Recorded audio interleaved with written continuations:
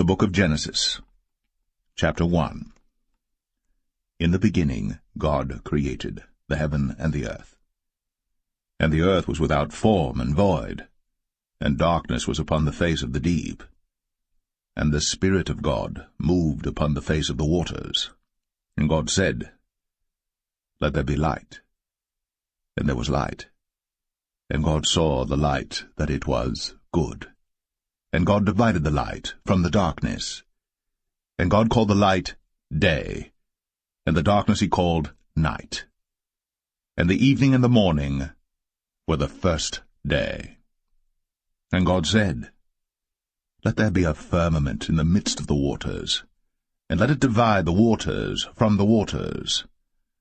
And God made the firmament, and divided the waters which were under the firmament from the waters which were above the firmament. And it was so.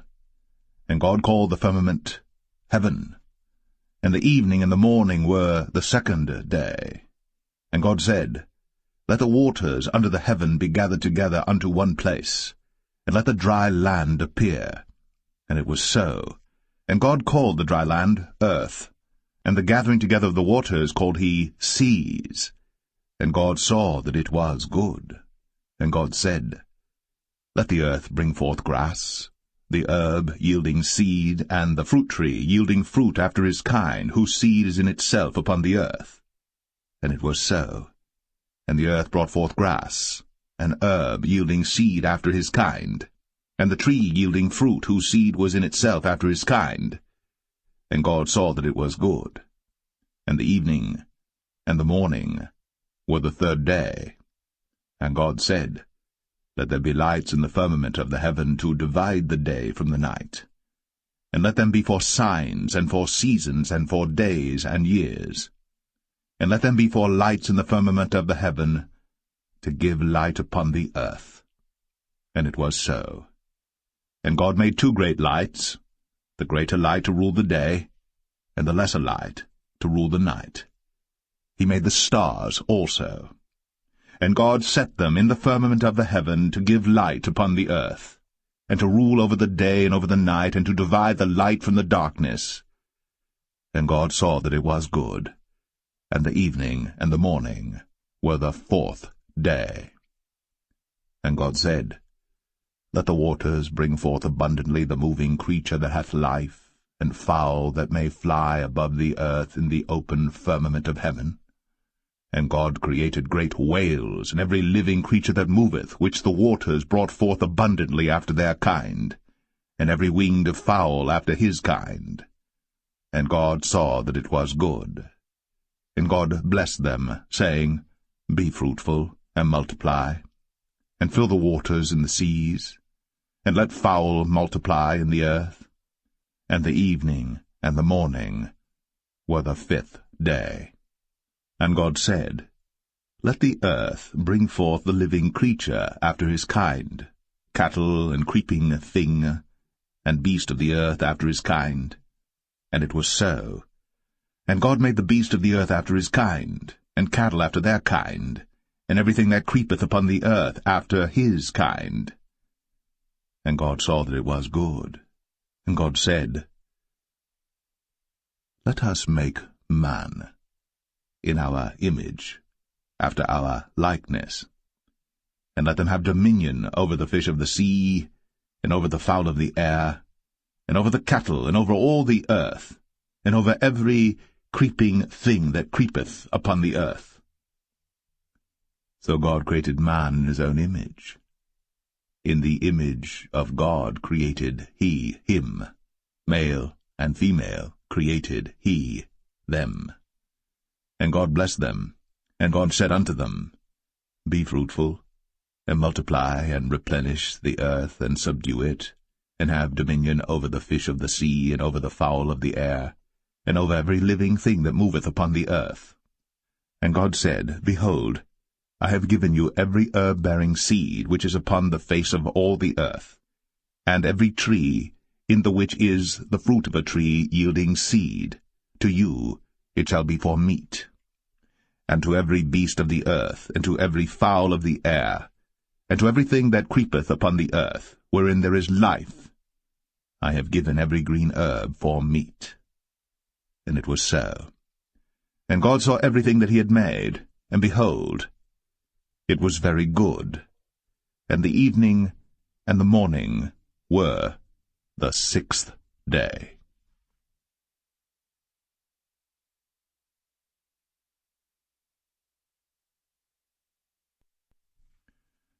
Genesis 2. Thus the heavens and the earth were finished, and all the host of them. And on the 7th day God ended his work which he had made, and he rested on the 7th day from all his work which he had made. And God blessed the 7th day, and sanctified it, because that in it he had rested from all his work which God created and made. These are the generations of the heavens and of the earth when they were created, in the day that the Lord God made the earth and the heavens. And every plant of the field before it was in the earth, and every herb of the field before it grew. For the Lord God had not caused it to rain upon the earth, and there was not a man to till the ground. But there went up a mist from the earth, and watered the whole face of the ground. And the Lord God formed man of the dust of the ground, and breathed into his nostrils the breath of life. And man became a living soul. And the Lord God planted a garden eastward in Eden, and there he put the man whom he had formed. And out of the ground made the Lord God to grow every tree that is pleasant to the sight, and good for food, the tree of life also in the midst of the garden, and the tree of knowledge of good and evil. And a river went out of Eden to water the garden, and from thence it was parted, and became into 4 heads. The name of the first is Pison. That is it which compasseth the whole land of Havilah, where there is gold. And the gold of that land is good. There is bdellium, and the onyx stone. And the name of the second river is Gihon.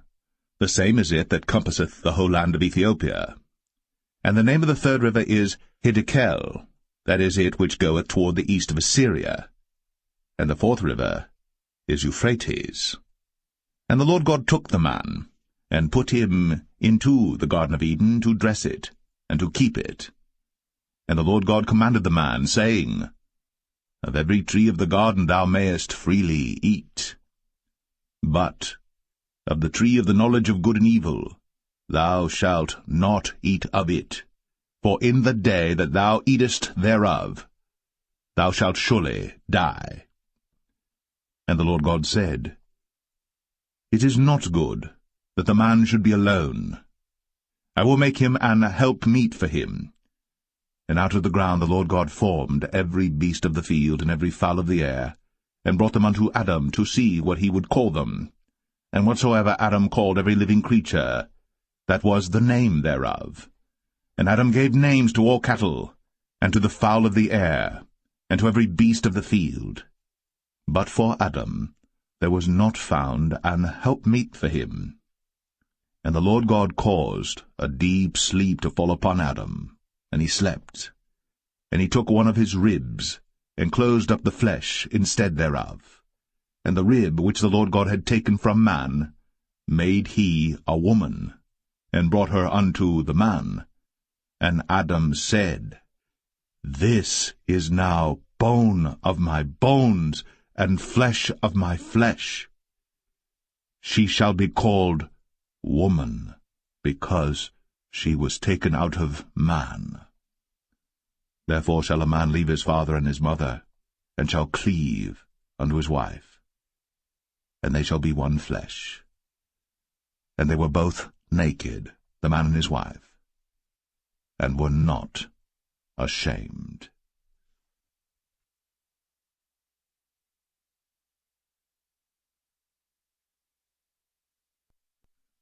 Genesis 3. Now the serpent was more subtle than any beast of the field which the Lord God had made. And he said unto the woman, Yea, hath God said, Ye shall not eat of every tree of the garden? And the woman said unto the serpent, We may eat of the fruit of the trees of the garden. But of the fruit of the tree which is in the midst of the garden, God hath said, Ye shall not eat of it, neither shall ye touch it, lest ye die. And the serpent said unto the woman, Ye shall not surely die. For God doth know that in the day ye eat thereof, then your eyes shall be opened, and ye shall be as gods, knowing good and evil. And when the woman saw that the tree was good for food, and that it was pleasant to the eyes, and a tree to be desired to make one wise, she took of the fruit thereof, and did eat, and gave also unto her husband with her, and he did eat. And the eyes of them both were opened, and they knew that they were naked. And they sewed fig leaves together, and made themselves aprons. And they heard the voice of the Lord God walking in the garden in the cool of the day. And Adam and his wife hid themselves from the presence of the Lord God amongst the trees of the garden. And the Lord God called unto Adam, and said unto him, Where art thou? And he said, I heard thy voice in the garden, and I was afraid, because I was naked, and I hid myself. And he said, Who told thee that thou wast naked? Hast thou eaten of the tree whereof I commanded thee that thou shouldest not eat? And the man said, The woman, whom thou gavest to be with me, she gave me of the tree, and I did eat. And the Lord God said unto the woman, What is this that thou hast done? And the woman said, The serpent beguiled me, and I did eat. And the Lord God said unto the serpent, Because thou hast done this, thou art cursed above all cattle, and above every beast of the field. Upon thy belly shalt thou go, and dust shalt thou eat all the days of thy life. And I will put enmity between thee and the woman, and between thy seed and her seed. It shall bruise thy head, and thou shalt bruise his heel. Unto the woman he said, I will greatly multiply thy sorrow, and thy conception. In sorrow thou shalt bring forth children, and thy desire shall be to thy husband, and he shall rule over thee. And unto Adam he said, Because thou hast hearkened unto the voice of thy wife, and hast eaten of the tree of which I commanded thee, saying, Thou shalt not eat of it, cursed is the ground for thy sake. In sorrow shalt thou eat of it all the days of thy life. Thorns also, and thistles shall it bring forth to thee, and thou shalt eat the herb of the field. In the sweat of thy face shalt thou eat bread, till thou return unto the ground. For out of it wast thou taken, for dust thou art, and unto dust shalt thou return. And Adam called his wife's name Eve, because she was the mother of all living. Unto Adam also and to his wife did the Lord God make coats of skins, and clothed them. And the Lord God said, Behold, the man is become as one of us, to know good and evil. And now, lest he put forth his hand, and take also of the tree of life, and eat, and live forever. Therefore the Lord God sent him forth from the Garden of Eden, to till the ground from whence he was taken. So he drove out the man, and he placed at the east of the Garden of Eden cherubims, and a flaming sword which turned every way, to keep the way of the tree of life.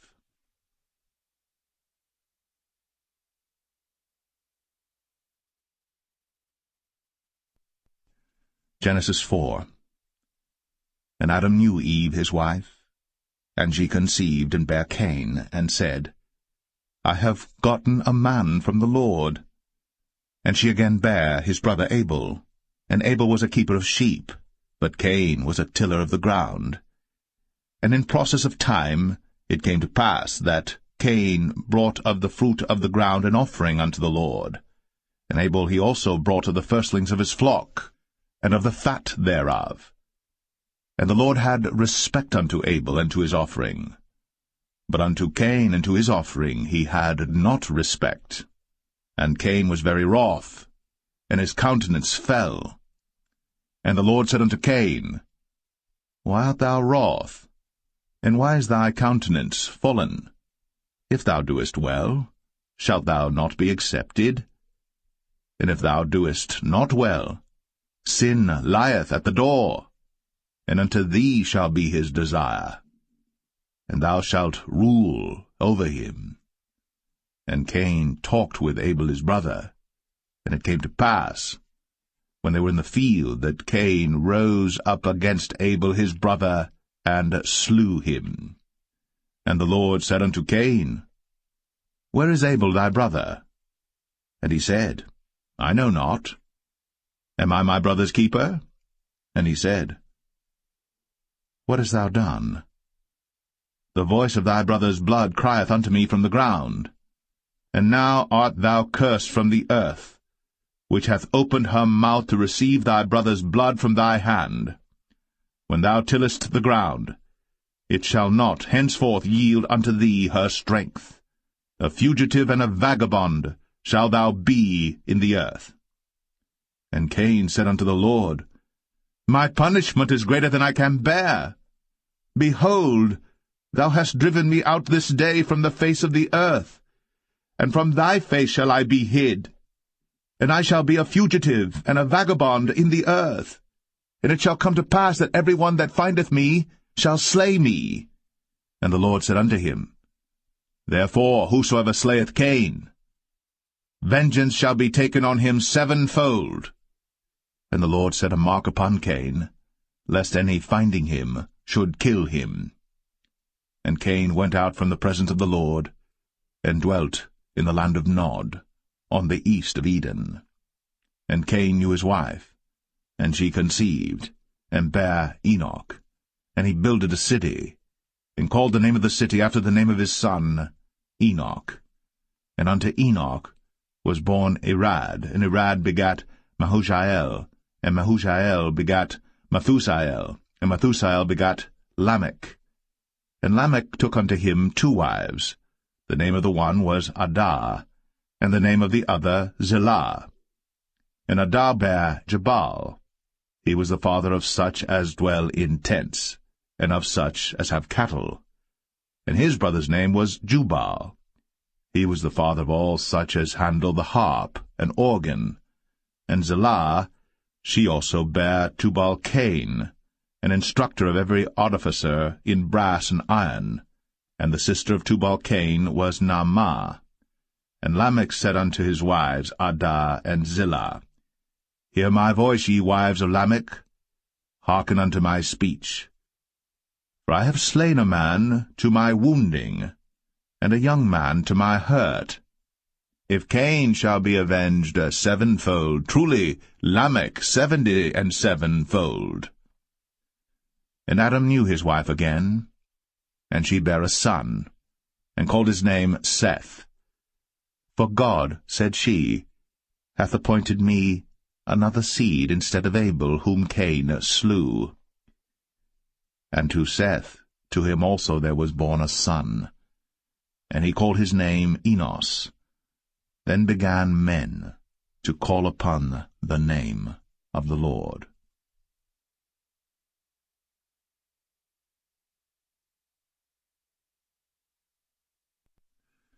Genesis 5. This is the book of the generations of Adam. In the day that God created man, in the likeness of God made he him. Male and female created he them, and blessed them, and called their name Adam, in the day when they were created. And Adam lived 130 years, and begat a son in his own likeness, after his image, and called his name Seth. And the days of Adam after he had begotten Seth were 800 years, and he begat sons and daughters. And all the days that Adam lived were 930 years, and he died. And Seth lived 105 years, and begat Enos. And Seth lived after he begat Enos 807 years, and begat sons and daughters. And all the days of Seth were 912 years, and he died. And Enos lived 90 years, and begat Canaan. And Enos lived after he begat Canaan 815 years, and begat sons and daughters. And all the days of Enos were 905 years, and he died. And Canaan lived 70 years, and begat Mahalaleel. And Canaan lived after he begat Mahalaleel 840 years, and begat sons and daughters. And all the days of Canaan were 910 years, and he died. And Mahalaleel lived 65 years, and begat Jared. And Mahalaleel lived, after he begat Jared, 830 years, and begat sons and daughters. And all the days of Mahalaleel were 895 years, and he died. And Jared lived 162 years, and he begat Enoch. And Jared lived after he begat Enoch 800 years, and begat sons and daughters. And all the days of Jared were 962 years, and he died. And Enoch lived 65 years, and begat Methuselah. And Enoch walked with God after he begat Methuselah 300 years, and begat sons and daughters. And all the days of Enoch were 365 years. And Enoch walked with God, and he was not, for God took him. And Methuselah lived 187 years, and begat Lamech. And Methuselah lived after he begat Lamech 782 years, and begat sons and daughters. And all the days of Methuselah were 969 years, and he died. And Lamech lived 182 years, and begat a son. And he called his name Noah, saying, This same shall comfort us concerning our work and toil of our hands, because of the ground, which the Lord hath cursed. And Lamech lived after he begat Noah 595 years, and begat sons and daughters. And all the days of Lamech were 777 years, and he died. And Noah was 500 years old, and Noah begat Shem, Ham, and Japheth.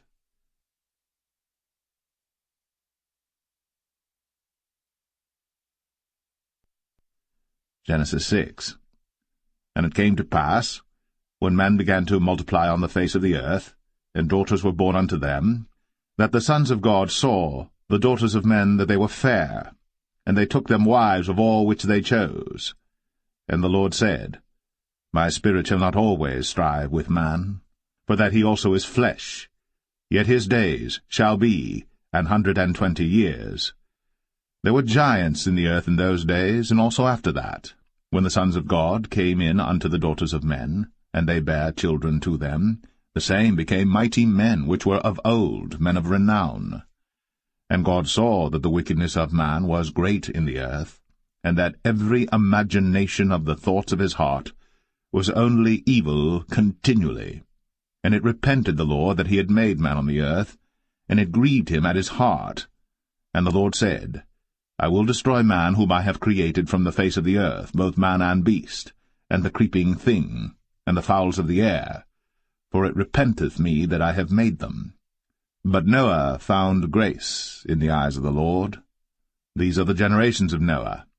Noah was a just man, and perfect in his generations. And Noah walked with God. And Noah begat 3 sons, Shem, Ham, and Japheth. The earth also was corrupt before God, and the earth was filled with violence. And God looked upon the earth, and behold, it was corrupt, for all flesh had corrupted his way upon the earth. And God said unto Noah, The end of all flesh is come before me, for the earth is filled with violence through them, and behold, I will destroy them with the earth. Make thee an ark of gopher wood. Rooms shalt thou make in the ark, and shalt pitch it within and without with pitch. And this is the fashion which thou shalt make it of.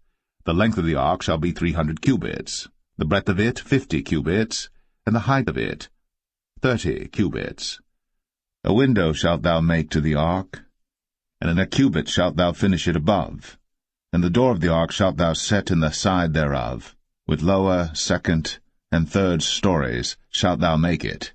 And behold, I, even I, do bring a flood of waters upon the earth to destroy all flesh wherein is the breath of life from under heaven, and everything that is in the earth shall die. But with thee will I establish my covenant, and thou shalt come into the ark, thou, and thy sons, and thy wife, and thy sons' wives with thee. And of every living thing of all flesh, 2 of every sort shalt thou bring into the ark, to keep them alive with thee. They shall be male and female. Of fowls after their kind, and of cattle after their kind, of every creeping thing of the earth after his kind, 2 of every sort shall come unto thee, to keep them alive. And take thou unto thee of all food that is eaten, and thou shalt gather it to thee, and it shall be for food for thee and for them. Thus did Noah. According to all that God commanded him, so did he.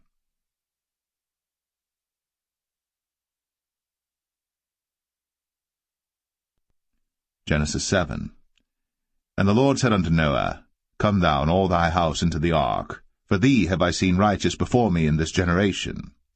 Of every clean beast thou shalt take to thee by 7s, the male and his female, and of beasts that are not clean by 2, the male and his female. Of fowls also of the air by 7s, the male and the female, to keep seed alive upon the face of all the earth. For yet 7 days, and I will cause it to rain upon the earth 40 days and 14 nights. And every living substance that I have made will I destroy from off the face of the earth. And Noah did according unto all that the Lord commanded him. And Noah was 600 years old when the flood of waters was upon the earth. And Noah went in, and his sons and his wife, and his sons' wives with him, into the ark because of the waters of the flood, of clean beasts, and of beasts that are not clean, and of fowls, and of everything that creepeth upon the earth. There went in 2 and 2 unto Noah into the ark, the male and the female, as God had commanded Noah. And it came to pass after 7 days, that the waters of the flood were upon the earth. In the 600th year of Noah's life, in the 2nd month, the 17th day of the month, the same day, were all the fountains of the great deep broken up. And the windows of heaven were opened, and the rain was upon the earth 40 days and 40 nights. In the selfsame day entered Noah and Shem and Ham and Japheth, the sons of Noah, and Noah's wife, and the 3 wives of his sons with them, into the ark, they and every beast after his kind, and all the cattle after their kind, and every creeping thing that creepeth upon the earth after his kind, and every fowl after his kind, every bird of every sort. And they went in unto Noah into the ark, 2 and 2 of all flesh, wherein is the breath of life. And they that went in male and female of all flesh, as God had commanded him. And the Lord shut him in. And the flood was 40 days upon the earth, and the waters increased and bare up the ark, and it was lift up above the earth. And the waters prevailed, and were increased greatly upon the earth, and the ark went upon the face of the waters. And the waters prevailed exceedingly upon the earth, and all the high hills that were under the whole heaven were covered. 15 cubits upward did the waters prevail, and the mountains were covered. And all flesh died that moved upon the earth, both of fowl, and of cattle, and of beast, and of every creeping thing that creepeth upon the earth. And every man, all in whose nostrils was the breath of life, of all that was in the dry land, died. And every living substance was destroyed which was upon the face of the ground, both man, and cattle, and the creeping things, and the fowl of the heaven, and they were destroyed from the earth. And Noah only remained alive, and they that were with him in the ark. And the waters prevailed upon the earth 150 days.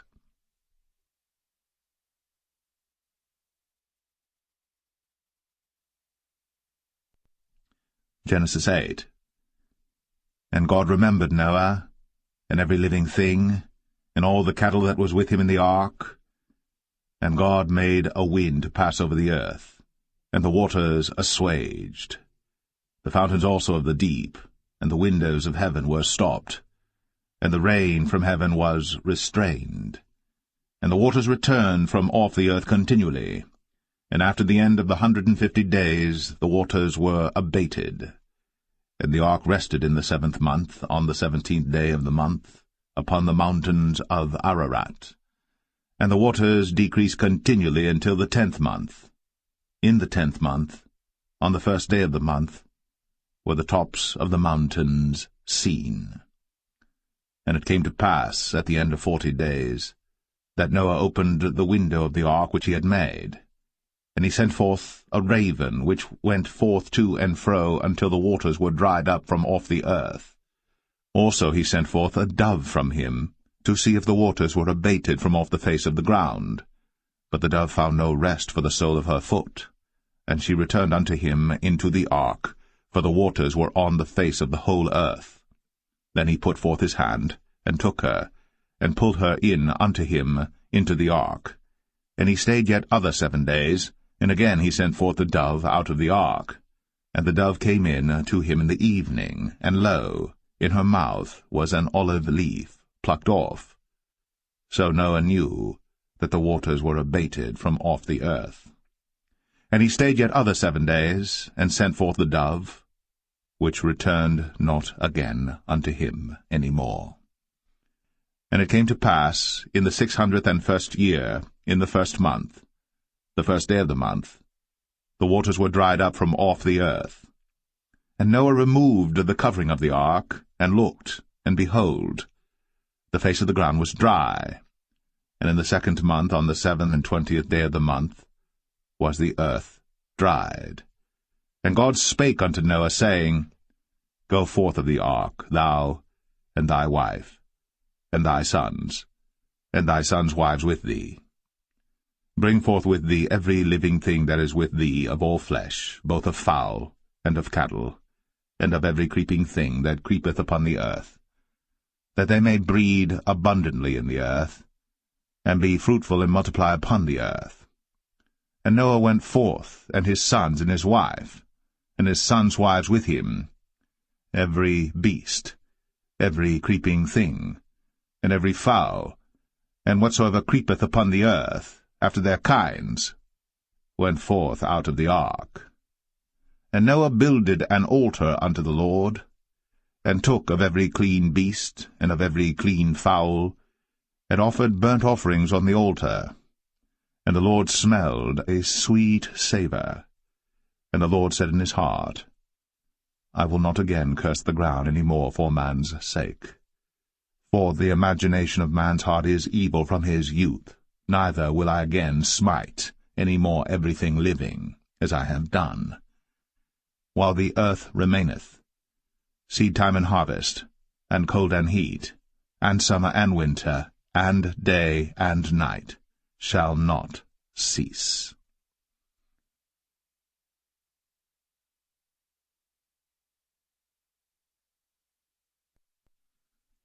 Genesis 9. And God blessed Noah and his sons, and said unto them, Be fruitful, and multiply, and replenish the earth. And the fear of you, and the dread of you shall be upon every beast of the earth, and upon every fowl of the air, upon all that moveth upon the earth, and upon all the fishes of the sea. Into your hand are they delivered. Every moving thing that liveth shall be meat for you, even as the green herb have I given you all things. But flesh, with the life thereof, which is the blood thereof, shall ye not eat. And surely your blood of your lives will I require. At the hand of every beast will I require it, and at the hand of man, at the hand of every man's brother will I require the life of man. Whoso sheddeth man's blood, by man shall his blood be shed. For in the image of God made he man. And you, be ye fruitful, and multiply, bring forth abundantly in the earth, and multiply therein. And God spake unto Noah, and to his sons with him, saying, And I, behold, I establish my covenant with you, and with your seed after you, and with every living creature that is with you, of the fowl, of the cattle, and of every beast of the earth with you, from all that go out of the ark to every beast of the earth. And I will establish my covenant with you. Neither shall all flesh be cut off any more by the waters of a flood, neither shall there any more be a flood to destroy the earth. And God said, This is the token of the covenant which I make between me and you, and every living creature that is with you, for perpetual generations. I do set my bow in the cloud, and it shall be for a token of a covenant between me and the earth. And it shall come to pass, when I bring a cloud over the earth, that the bow shall be seen in the cloud.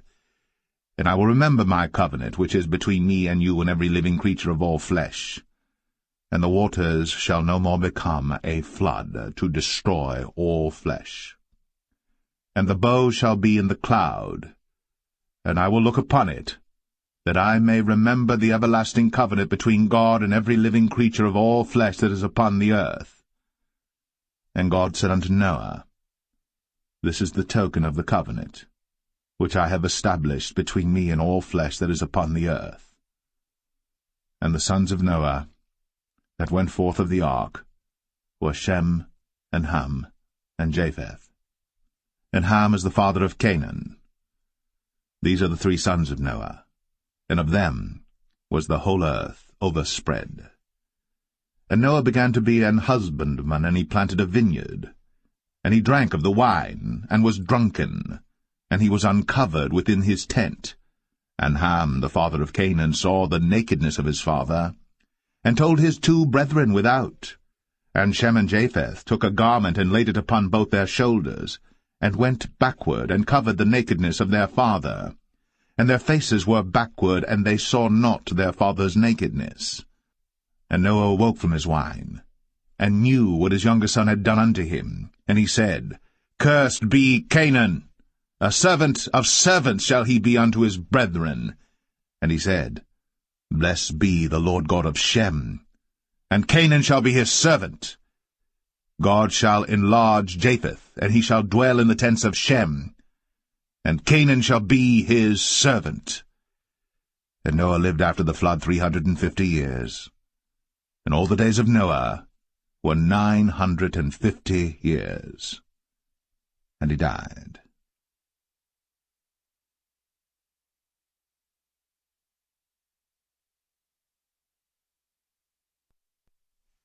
Genesis 10. Now these are the generations of the sons of Noah, Shem, Ham, and Japheth. And unto them were sons born after the flood. The sons of Japheth, Gomer, and Magog, and Madai, and Javan, and Tubal, and Meshech, and Taras. And the sons of Gomer, Ashkenaz, and Riphath, and Togarmah. And the sons of Javan, Elisha, and Tarshish, Kittim, and Dodanim. But these were the isles of the Gentiles divided in their lands, every one after his tongue, after their families, in their nations. And the sons of Ham, Cush, and Mizraim, and Phut, and Canaan. And the sons of Cush, Seba, and Havilah, and Sabta, and Ramah, and Sabteca. And the sons of Ramah, Sheba, and Dedan. And Cush begat Nimrod. He began to be a mighty one in the earth. He was a mighty hunter before the Lord. Wherefore it is said, Even as Nimrod the mighty hunter before the Lord. And the beginning of his kingdom was Babel, and Erech, and Akkad, and Calneh in the land of Shinar. Out of that land went forth Ashur, and builded Nineveh, and the city Rehoboth, and Calah. And Rezin between Nineveh and Calah, the same is a great city. And Mizraim begat Ludim, and Anamim, and Lehabim, and Naphtuhim, and Pathrozim, and Casluhim, out of whom came Philistim, and Caphtorim. And Canaan begat Sidon his firstborn, and Heth, and the Jebusite, and the Amorite, and the Girgashite, and the Hivite, and the Archite, and the Sinite, and the Arvadite, and the Zemarite, and the Hamathite. And afterward were the families of the Canaanites spread abroad. And the border of the Canaanites was from Sidon, as thou comest to Gerar, unto Gaza, as thou goest unto Sodom and Gomorrah, and Admah, and Zeboim, even unto Lasha. These are the sons of Ham, after their families, after their tongues, in their countries, and in their nations.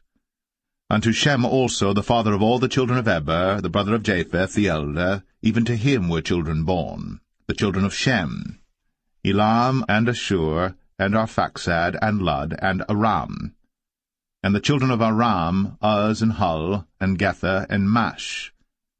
And Arphaxad begat Salah, and Salah begat Eber.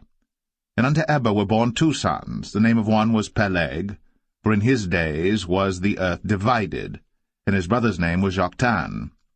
And Joktan begat Almadad, and Shelef, and Hazarmaveth, and Jerah, and Hadoram, and Uzal, and Diklah, and Obal, and Abimael, and Sheba, and Ophir, and Havilah, and Jobab. All these were the sons of Joktan. And their dwelling was from Mesha, as thou goest unto Sephar, a mount of the east. These are the sons of Shem, after their families, after their tongues, in their lands, after their nations. These are the families of the sons of Noah, after their generations, in their nations, and by these were the nations divided in the earth after the flood.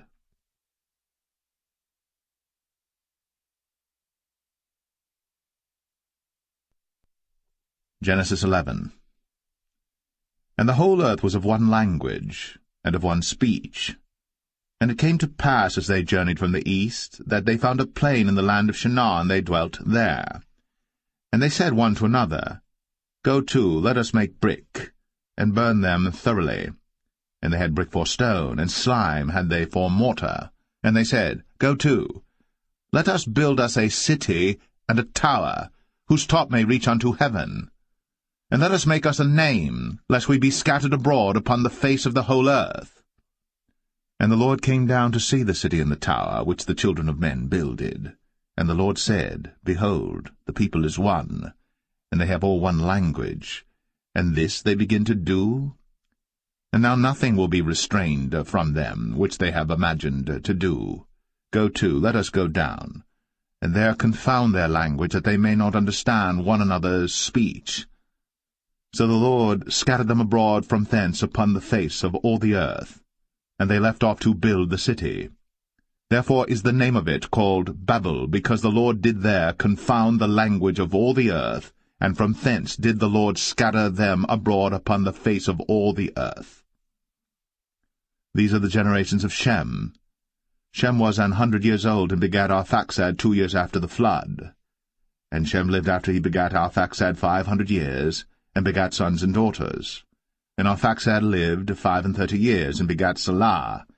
And Arphaxad lived after he begat Salah 403 years, and begat sons and daughters.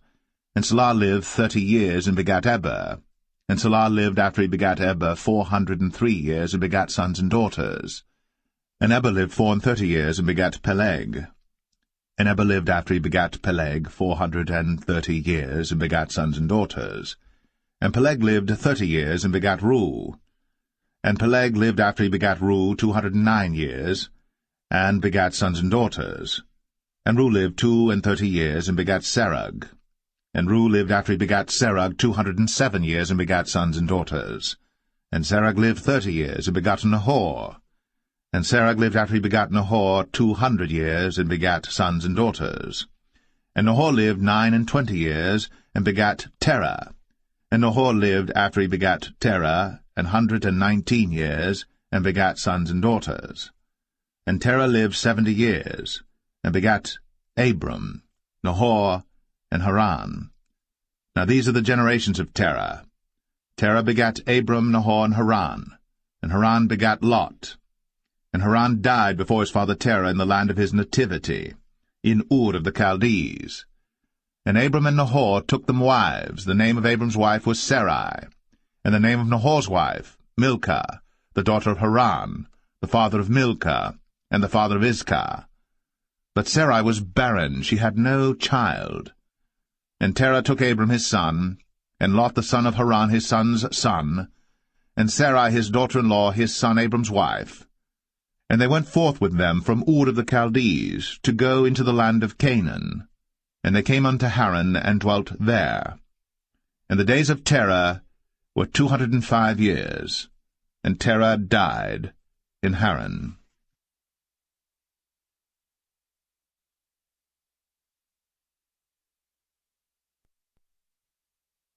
Genesis 12. Now the Lord had said unto Abram, Get thee out of thy country, and from thy kindred, and from thy father's house, unto a land that I will show thee. And I will make of thee a great nation, and I will bless thee, and make thy name great, and thou shalt be a blessing. And I will bless them that bless thee, and curse him that curseth thee. And in thee shall all families of the earth be blessed. So Abram departed, as the Lord had spoken unto him. And Lot went with him. And Abram was 75 years old, when he departed out of Haran. And Abram took Sarai his wife, and Lot his brother's son, and all their substance that they had gathered, and the souls that they had gotten in Haran. And they went forth to go into the land of Canaan, and into the land of Canaan they came. And Abram passed through the land unto the place of Sichem, unto the plain of Moreh, and the Canaanite was then in the land. And the Lord appeared unto Abram, and said, Unto thy seed will I give this land. And there builded he an altar unto the Lord, who appeared unto him. And he removed from thence unto a mountain on the east of Bethel, and pitched his tent, having Bethel on the west, and Ai on the east. And there he builded an altar unto the Lord, and called upon the name of the Lord. And Abram journeyed, going on still toward the south. And there was a famine in the land, and Abram went down into Egypt to sojourn there, for the famine was grievous in the land. And it came to pass, when he was come near to enter into Egypt, that he said unto Sarai his wife, Behold now, I know that thou art a fair woman to look upon. Therefore it shall come to pass, when the Egyptians shall see thee, that they shall say, This is his wife, and they will kill me, but they will save thee alive. Say, I pray thee, Thou art my sister, that it may be well with me for thy sake, and my soul shall live because of thee. And it came to pass, that when Abram was come into Egypt, the Egyptians beheld the woman that she was very fair. The princes also of Pharaoh saw her, and commended her before Pharaoh. And the woman was taken into Pharaoh's house. And he entreated Abram well for her sake. And he had sheep, and oxen, and he-asses, and menservants, and maidservants, and she-asses, and camels. And the Lord plagued Pharaoh, and his house with great plagues, because of Sarai, Abram's wife. And Pharaoh called Abram, and said, What is this that thou hast done unto me? Why didst thou not tell me that she was thy wife? Why saidst thou, She is my sister, so I might have taken her to be my wife? Now therefore behold thy wife, take her, and go thy way. And Pharaoh commanded his men concerning him, and they sent him away, and his wife, and all that he had.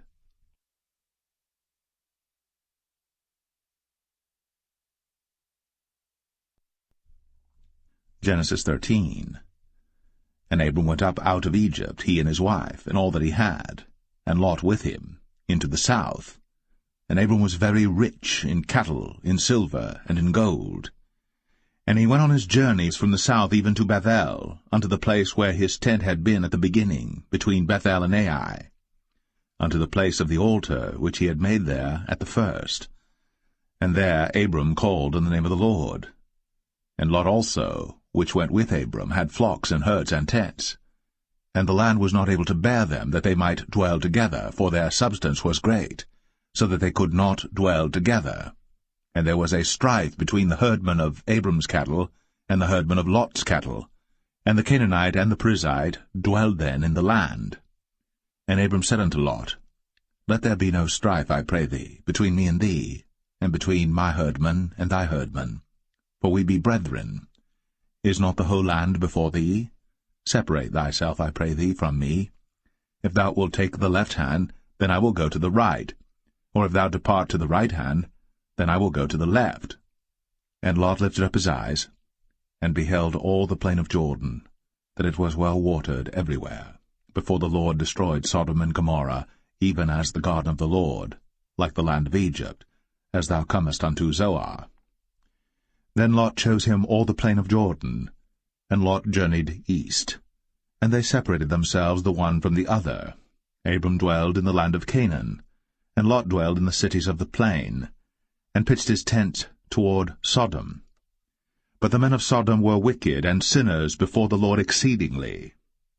And the Lord said unto Abram, after that Lot was separated from him, Lift up now thine eyes, and look from the place where thou art, northward and southward, and eastward and westward. For all the land which thou seest, to thee will I give it, and to thy seed for ever. And I will make thy seed as the dust of the earth, so that if a man can number the dust of the earth, then shall thy seed also be numbered. Arise, walk through the land in the length of it, and in the breadth of it, for I will give it unto thee. Then Abram removed his tent, and came and dwelt in the plain of Mamre, which is in Hebron, and built there an altar unto the Lord.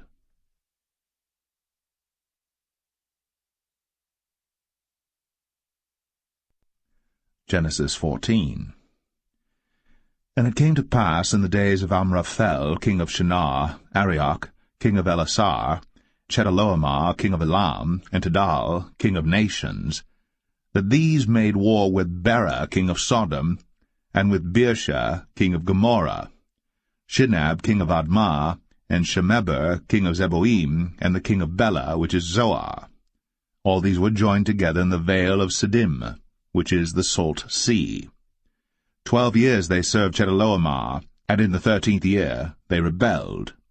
And in the 14th year came Chedorlaomer, and the kings that were with him, and smote the Rephaims in Ashtaroth, Karnaim, and the Zazims in Ham, and the Emims in Shaveh Kerathaim, and the Horites in their Mount Seir unto El Paran, which is by the wilderness. And they returned and came to En Mishpat, which is Kadesh, and smote all the country of the Amalekites, and also the Amorites, that dwelt in Hazazon Tamar. And there went out the king of Sodom, and the king of Gomorrah, and the king of Admah, and the king of Zeboim, and the king of Bela, the same as Zoar, and they joined battle with them in the vale of Siddim, with Chedorlaomer the king of Elam, and with Tidal king of nations, and Amraphel king of Shinar, and Arioch king of Elasar, 4 kings with 5. And the vale of Siddim was full of slime pits, and the kings of Sodom and Gomorrah fled, and fell there, and they that remained fled to the mountain.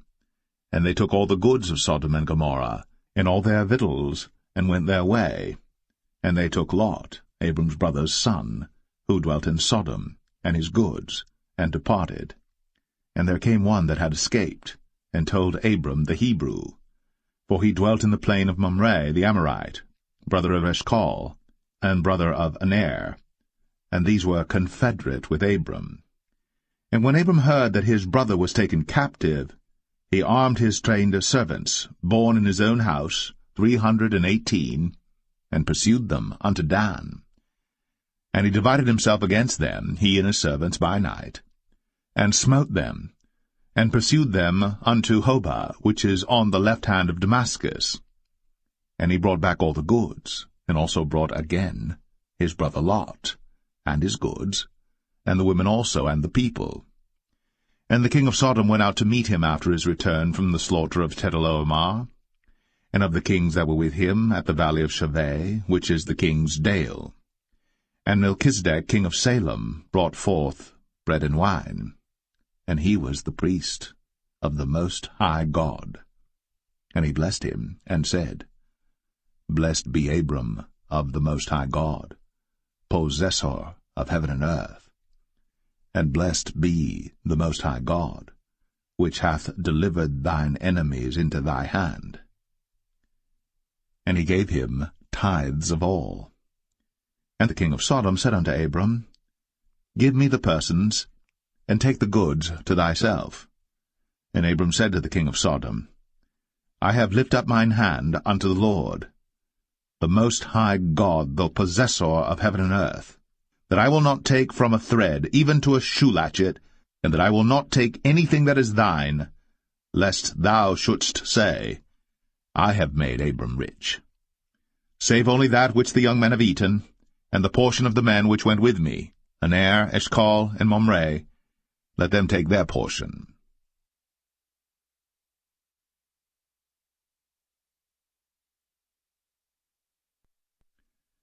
Genesis 15. After these things, the word of the Lord came unto Abram in a vision, saying, Fear not, Abram, I am thy shield, and thy exceeding great reward. And Abram said, Lord God, what wilt thou give me, seeing I go childless? And the steward of my house is this Eliezer of Damascus. And Abram said, Behold, to me thou hast given no seed, and lo, one born in my house is mine heir. And behold, the word of the Lord came unto him, saying, This shall not be thine heir, but he that shall come forth out of thine own bowels shall be thine heir. And he brought him forth abroad, and said, Look now toward heaven, and tell the stars, if thou be able to number them. And he said unto him, So shall thy seed be. And he believed in the Lord, and he counted it to him for righteousness. And he said unto him, I am the Lord that brought thee out of Ur of the Chaldees, to give thee this land to inherit it. And he said, Lord God, whereby shall I know that I shall inherit it? And he said unto him, Take me an heifer of 3 years old, and a she-goat of 3 years old, and a ram of 3 years old, and a turtle-dove, and a young pigeon. And he took unto him all these, and divided them in the midst, and laid each piece one against another. But the birds divided he not. And when the fowls came down upon the carcasses, Abram drove them away. And when the sun was going down, a deep sleep fell upon Abram, and lo, an horror of great darkness fell upon him. And he said unto Abram, Know of a surety that thy seed shall be a stranger in a land that is not theirs, and shall serve them, and they shall afflict them 400 years. And also that nation whom they shall serve will I judge, and afterward shall they come out with great substance.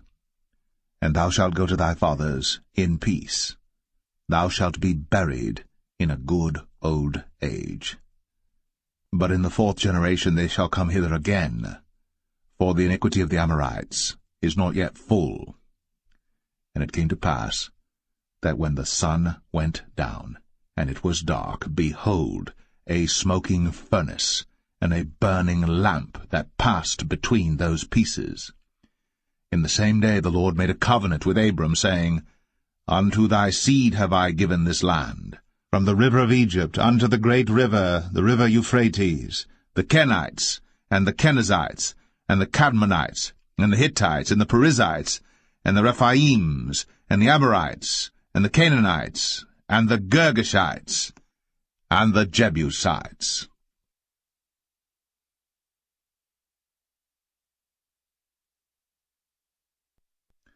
Genesis 16. Now Sarai, Abram's wife, bare him no children. And she had an handmaid, an Egyptian, whose name was Hagar. And Sarai said unto Abram, Behold now, the Lord hath restrained me from bearing. I pray thee, go in unto my maid. It may be that I may obtain children by her. And Abram hearkened to the voice of Sarai. And Sarai, Abram's wife, took Hagar her maid, the Egyptian, after Abram had dwelt 10 years in the land of Canaan, and gave her to her husband Abram to be his wife. And he went in unto Hagar, and she conceived. And when she saw that she had conceived, her mistress was despised in her eyes. And Sarai said unto Abram, My wrong be upon thee. I have given my maid into thy bosom, and when she saw that she had conceived, I was despised in her eyes. The Lord judge between me and thee. But Abram said unto Sarai, Behold, thy maid is in thy hand. Do to her as it pleaseth thee. And when Sarai dealt hardly with her, she fled from her face. And the angel of the Lord found her by a fountain of water in the wilderness, by the fountain in the way to Shur. And he said, Hagar, Sarai's maid, whence camest thou? And whither wilt thou go? And she said, I flee from the face of my mistress Sarai. And the angel of the Lord said unto her, Return to thy mistress, and submit thyself unto her hands. And the angel of the Lord said unto her, I will multiply thy seed exceedingly, that it shall not be numbered for multitude. And the angel of the Lord said unto her, Behold, thou art with child, and shalt bear a son, and shalt call his name Ishmael, because the Lord hath heard thy affliction. And he will be a wild man, his hand will be against every man, and every man's hand against him. And he shall dwell in the presence of all his brethren. And she called the name of the Lord that spake unto her, Thou God seest me. For she said, Have I also here looked after him that seeth me? Wherefore the well was called Beer Lohai Roi. Behold, it is between Kadesh and Bered. And Hagar bare Abram a son, and Abram called his son's name, which Hagar bare, Ishmael. And Abram was 86 years old, when Hagar bare Ishmael to Abram.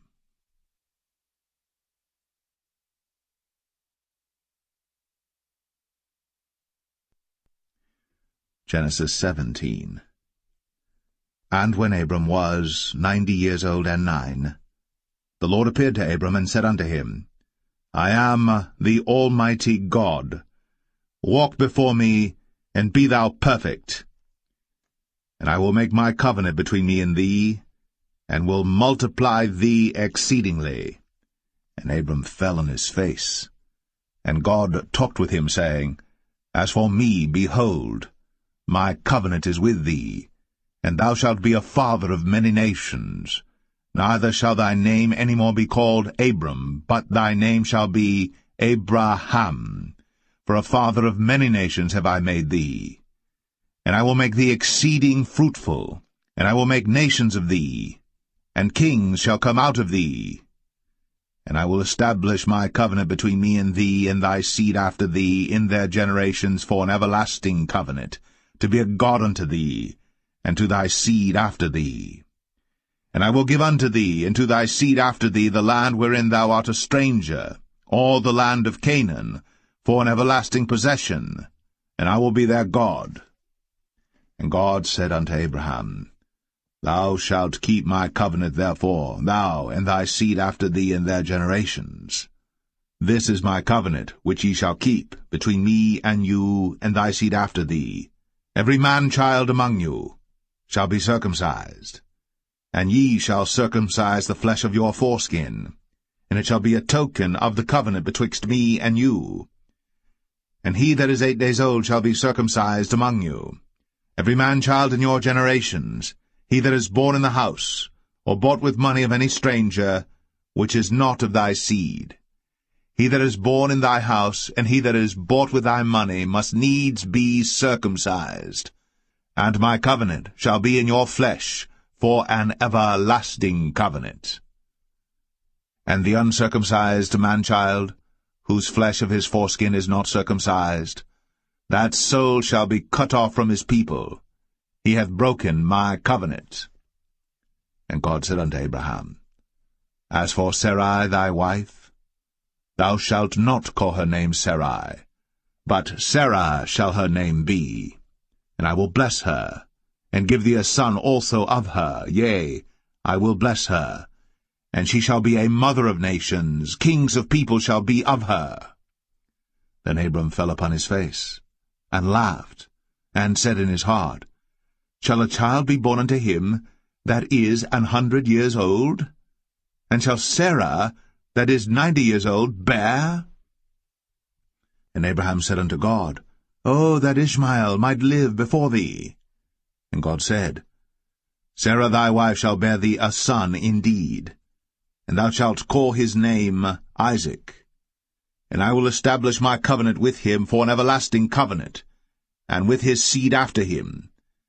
And as for Ishmael, I have heard thee. Behold, I have blessed him, and will make him fruitful, and will multiply him exceedingly. 12 princes shall he beget, and I will make him a great nation. But my covenant will I establish with Isaac, which Sarah shall bear unto thee, at this set time in the next year. And he left off talking with him, and God went up from Abraham. And Abraham took Ishmael his son, and all that were born in his house, and all that were bought with his money, every male among the men of Abraham's house, and circumcised the flesh of their foreskin in the selfsame day, as God had said unto him. And Abraham was 90 years old and 9, when he was circumcised in the flesh of his foreskin. And Ishmael his son was 13 years old, when he was circumcised in the flesh of his foreskin. In the selfsame day was Abraham circumcised, and Ishmael his son. And all the men of his house, born in the house, and bought with money of the stranger, were circumcised with him.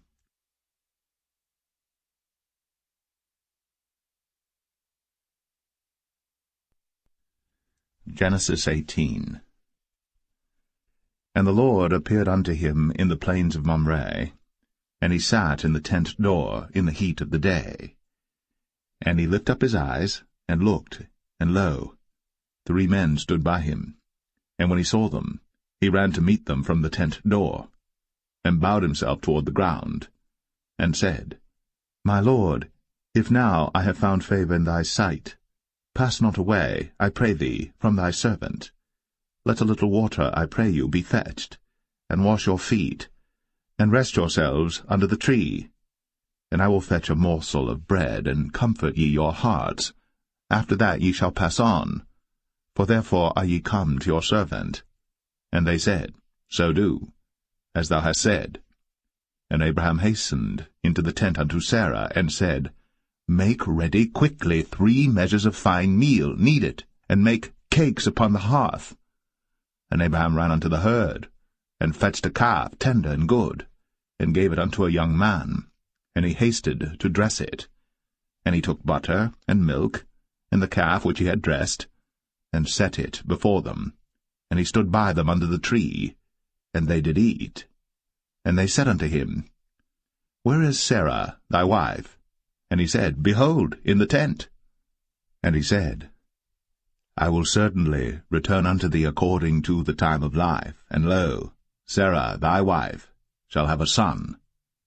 And Sarah heard it in the tent door, which was behind him. Now Abraham and Sarah were old, and well stricken in age, and it ceased to be with Sarah, after the manner of women. Therefore Sarah laughed within herself, saying, After I am waxed old shall I have pleasure, my Lord being old also? And the Lord said unto Abraham, Wherefore did Sarah laugh, saying, Shall I of a surety bear a child, which am old? Is anything too hard for the Lord? At the time appointed, I will return unto thee according to the time of life, and Sarah shall have a son. Then Sarah denied, saying, I laughed not, for she was afraid.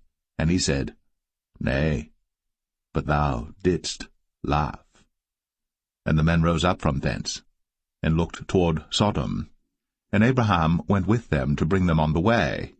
And the Lord said, Shall I hide from Abraham that thing which I do? Seeing that Abraham shall surely become a great and mighty nation, and all the nations of the earth shall be blessed in him. For I know him, that he will command his children and his household after him, and they shall keep the way of the Lord to do justice and judgment, that the Lord may bring upon Abraham that which he hath spoken of him.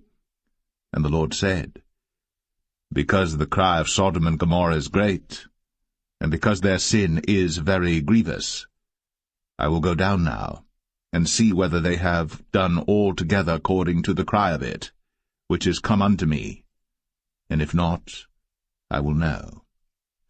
And the men turned their faces from thence, and went toward Sodom. But Abraham stood yet before the Lord. And Abraham drew near and said, Wilt thou also destroy the righteous with the wicked? Peradventure there be 50 righteous within the city. Wilt thou also destroy, and not spare the place, for the 50 righteous that are therein? That be far from thee to do after this manner, to slay the righteous with the wicked, and that the righteous should be as the wicked, that be far from thee. Shall not the judge of all the earth do right? And the Lord said, If I find in Sodom 50 righteous within the city, then I will spare all the place for their sakes. And Abraham answered and said, Behold now, I have taken upon me to speak unto the Lord, which am but dust and ashes. Peradventure, there shall lack 5 of the 50 righteous. Wilt thou destroy all the city for lack of 5? And he said, If I find there 40 and 5, I will not destroy it. And he spake unto him yet again, and said, Peradventure, there shall be 40 found there. And he said, I will not do it for 40's sake. And he said unto him, O, let not the Lord be angry, and I will speak. Peradventure, there shall 30 be found there.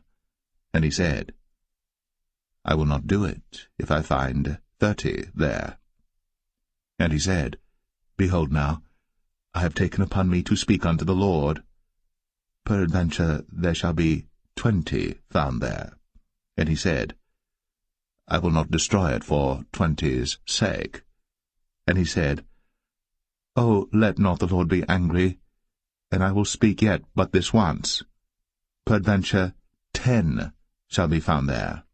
And he said, I will not destroy it for 10's sake. And the Lord went his way, as soon as he had left communing with Abraham. And Abraham returned unto his place.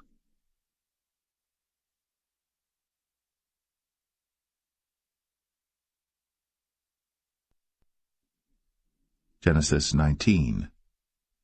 And there came 2 angels to Sodom at even, and Lot sat in the gate of Sodom.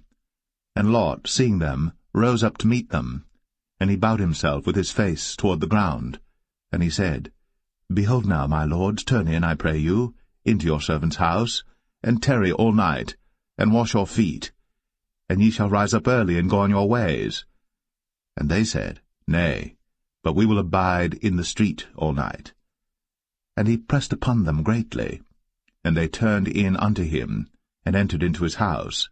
And he made them a feast, and did bake unleavened bread, and they did eat.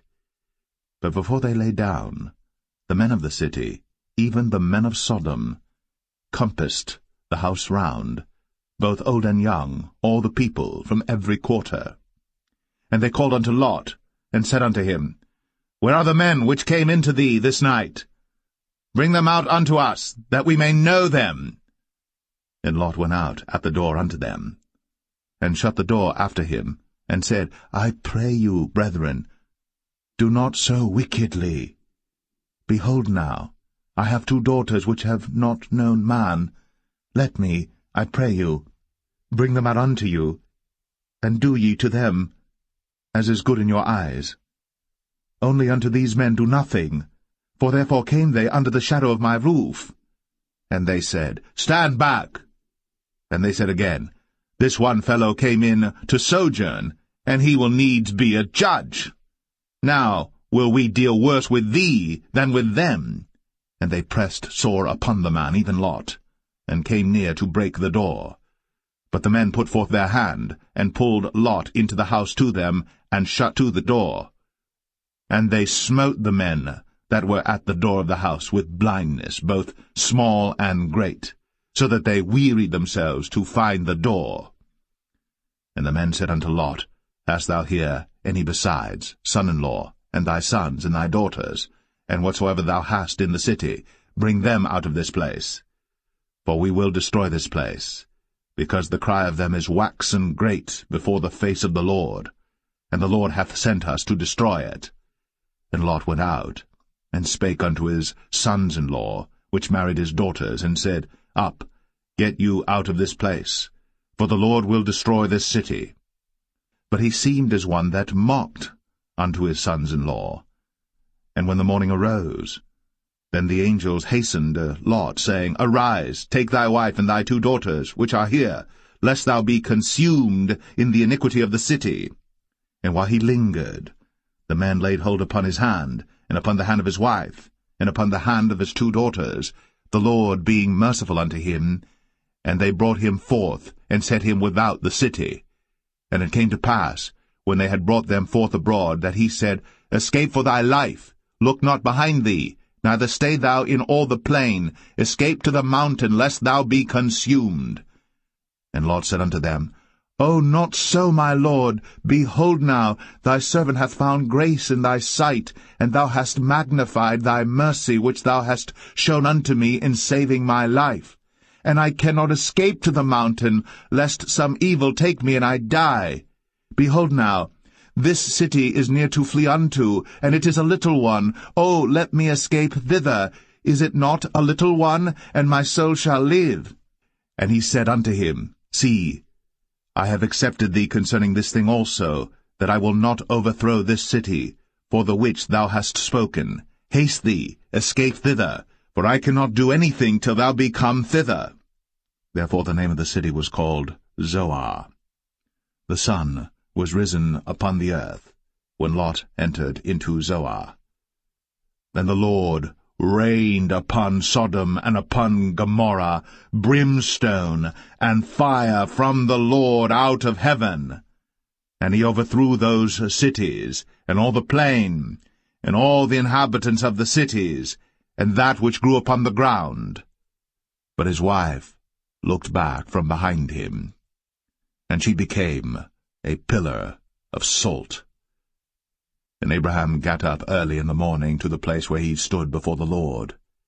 And he looked toward Sodom and Gomorrah, and toward all the land of the plain, and beheld, and lo, the smoke of the country went up as the smoke of a furnace.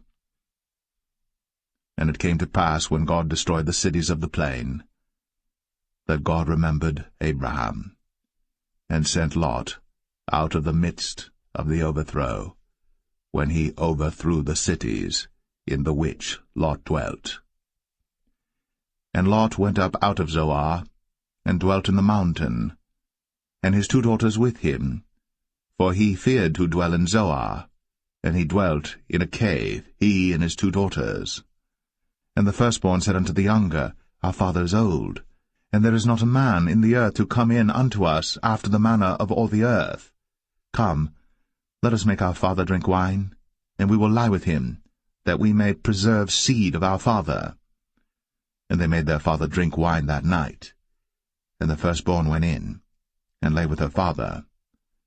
And he perceived not when she lay down, nor when she arose. And it came to pass on the morrow, that the firstborn said unto the younger, Behold, I lay yesternight with my father. Let us make him drink wine this night also, and go thou in, and lie with him, that we may preserve seed of our father. And they made their father drink wine that night also. And the younger arose, and lay with him. And he perceived not when she lay down, nor when she arose.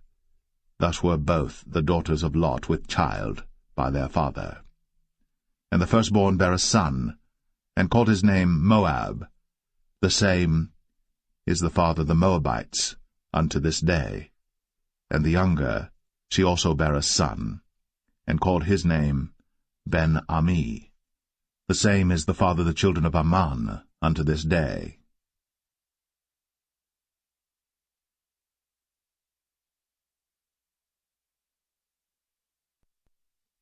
Genesis 20. And Abraham journeyed from thence toward the south country, and dwelled between Kadesh and Shur, and sojourned in Gerar. And Abraham said of Sarah his wife, She is my sister. And Abimelech king of Gerar sent and took Sarah. But God came to Abimelech in a dream by night, and said to him, Behold, thou art but a dead man, for the woman which thou hast taken, for she is a man's wife. But Abimelech had not come near her, and he said, Lord, wilt thou slay also a righteous nation? Said he not unto me, She is my sister? And she, even she herself, said, He is my brother? In the integrity of my heart, and innocency of my hands, have I done this. And God said unto him in a dream, Yea, I know that thou didst this in the integrity of thy heart. For I also withheld thee from sinning against me. Therefore suffered I thee not to touch her. Now therefore restore the man his wife, for he is a prophet, and he shall pray for thee, and thou shalt live. And if thou restore her not, know thou that thou shalt surely die, thou and all that are thine. Therefore Abimelech rose early in the morning, and called all his servants, and told all these things in their ears. And the men were sore afraid. Then Abimelech called Abraham, and said unto him, What hast thou done unto us? And what have I offended thee, that thou hast brought on me and on my kingdom a great sin? Thou hast done deeds unto me that ought not to be done. And Abimelech said unto Abraham, What sawest thou, that thou hast done this thing? And Abraham said, Because I thought, surely the fear of God is not in this place, and they will slay me for my wife's sake. And yet indeed she is my sister. She is the daughter of my father, but not the daughter of my mother. And she became my wife.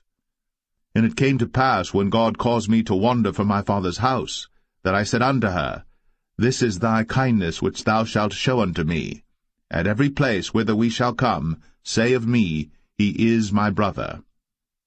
And Abimelech took sheep and oxen, and men servants, and women servants, and gave them unto Abraham, and restored him Sarah his wife. And Abimelech said, Behold, my land is before thee. Dwell where it pleaseth thee.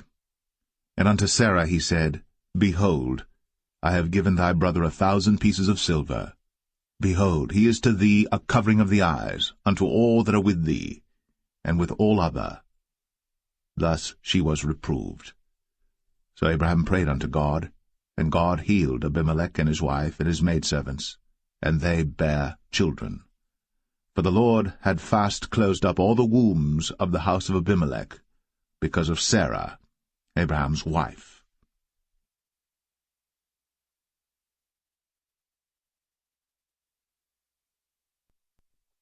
Genesis 21. And the Lord visited Sarah as he had said, and the Lord did unto Sarah as he had spoken. For Sarah conceived, and bare Abraham a son in his old age, at the set time of which God had spoken to him. And Abraham called the name of his son that was born unto him, whom Sarah bare to him, Isaac. And Abraham circumcised his son Isaac, being 8 days old, as God had commanded him. And Abraham was 100 years old when his son Isaac was born unto him. And Sarah said, God hath made me to laugh, so that all that hear will laugh with me. And she said, Who would have said unto Abraham, that Sarah should have given children suck? For I have borne him a son in his old age. And the child grew, and was weaned. And Abraham made a great feast, the same day that Isaac was weaned. And Sarah saw the son of Hagar the Egyptian, which she had borne unto Abraham, mocking. Wherefore she said unto Abraham, Cast out this bondwoman and her son, for the son of this bondwoman shall not be heir with my son, even with Isaac.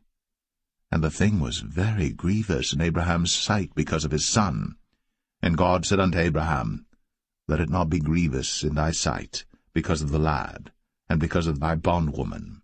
In all that Sarah hath said unto thee, hearken unto her voice, for in Isaac shall thy seed be called. And also of the son of the bondwoman will I make a nation, because he is thy seed.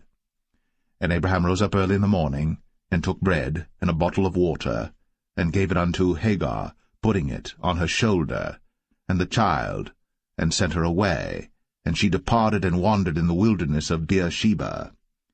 And the water was spent in the bottle, and she cast the child under one of the shrubs, and she went and sat her down over against him a good way off, as it were a bowshot, for she said, Let me not see the death of the child. And she sat over against him, and lift up her voice, and wept. And God heard the voice of the lad. And the angel of God called to Hagar out of heaven, and said unto her, What aileth thee, Hagar? Fear not. For God hath heard the voice of the lad where he is. Arise, lift up the lad, and hold him in thine hand, for I will make him a great nation. And God opened her eyes, and she saw a well of water, and she went and filled the bottle with water, and gave the lad drink. And God was with the lad, and he grew, and dwelt in the wilderness, and became an archer. And he dwelt in the wilderness of Paran, and his mother took him a wife out of the land of Egypt. And it came to pass at that time that Abimelech and Phicol, the chief captain of his host, spake unto Abraham, saying, God is with thee in all that thou doest. Now therefore swear unto me here by God that thou wilt not deal falsely with me, nor with my son, nor with my son's son, but according to the kindness that I have done unto thee, thou shalt do unto me, and to the land wherein thou hast sojourned. And Abraham said, I will swear. And Abraham reproved Abimelech because of a well of water, which Abimelech's servants had violently taken away. And Abimelech said, I wot not who hath done this thing, neither didst thou tell me, neither yet heard I of it, but today. And Abraham took sheep and oxen, and gave them unto Abimelech, and both of them made a covenant. And Abraham set 7 ewe lambs of the flock by themselves. And Abimelech said unto Abraham, What mean these 7 ewe lambs which thou hast set by themselves? And he said, For these 7 ewe lambs shalt thou take of my hand, that they may be a witness unto me that I have digged this well. Wherefore he called that place Beersheba, because there they sware both of them. Thus they made a covenant at Beersheba. Then Abimelech rose up, and Phicol the chief captain of his host, and they returned into the land of the Philistines. And Abraham planted a grove in Beersheba, and called there on the name of the Lord, the everlasting God. And Abraham sojourned in the Philistines' land many days.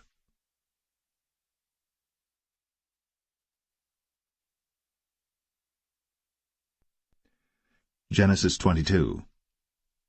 And it came to pass, after these things, that God did tempt Abraham, and said unto him, Abraham. And he said, Behold, here I am. And he said, Take now thy son, thine only son Isaac, whom thou lovest, and get thee into the land of Moriah, and offer him there for a burnt offering upon one of the mountains which I will tell thee of. And Abraham rose up early in the morning, and saddled his ass, and took 2 of his young men with him, and Isaac his son, and clave the wood for the burnt offering, and rose up, and went unto the place of which God had told him. Then on the 3rd day Abraham lifted up his eyes, and saw the place afar off. And Abraham said unto his young men, Abide ye here with the ass, and I and the lad will go yonder, and worship, and come again to you. And Abraham took the wood of the burnt offering, and laid it upon Isaac his son. And he took the fire in his hand, and a knife, and they went both of them together. And Isaac spake unto Abraham his father, and said, My father? And he said, Here am I, my son. And he said, Behold, the fire and the wood. But where is the lamb for a burnt offering? And Abraham said, My son, God will provide himself a lamb for a burnt offering.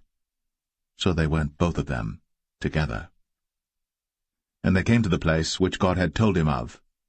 And Abraham built an altar there, and laid the wood in order, and bound Isaac his son, and laid him on the altar upon the wood. And Abraham stretched forth his hand, and took the knife to slay his son. And the angel of the Lord called unto him out of heaven, and said, Abraham, Abraham! And he said, Here am I. And he said, Lay not thine hand upon the lad, neither do thou anything unto him.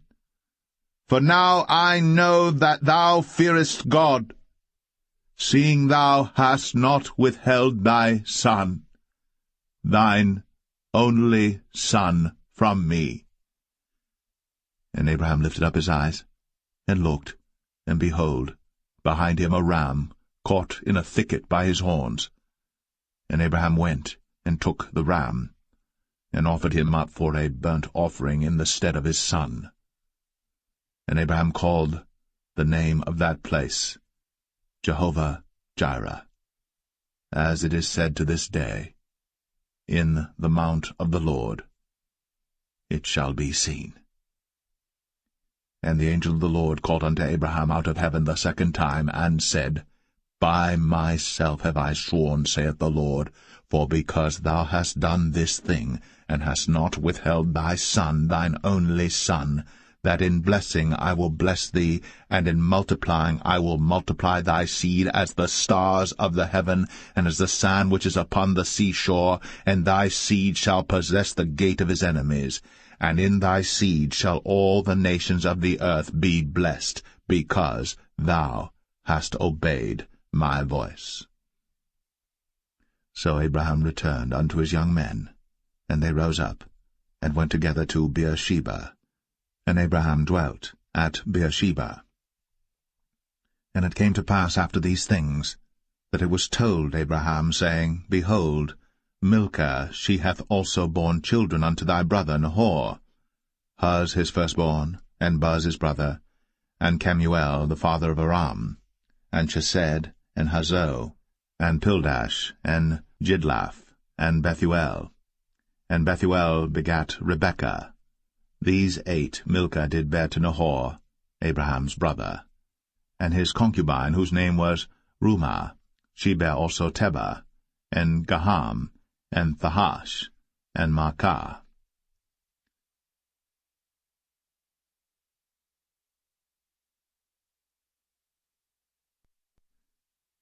Genesis 23. And Sarah was 127 years old. These were the years of the life of Sarah. And Sarah died in Kirjath-Arba, the same as Hebron in the land of Canaan. And Abraham came to mourn for Sarah, and to weep for her. And Abraham stood up from before his dead, and spake unto the sons of Heth, saying, I am a stranger, and a sojourner with you. Give me a possession of a burying place with you, that I may bury my dead out of my sight. And the children of Heth answered Abraham, saying unto him, Hear us, my lord.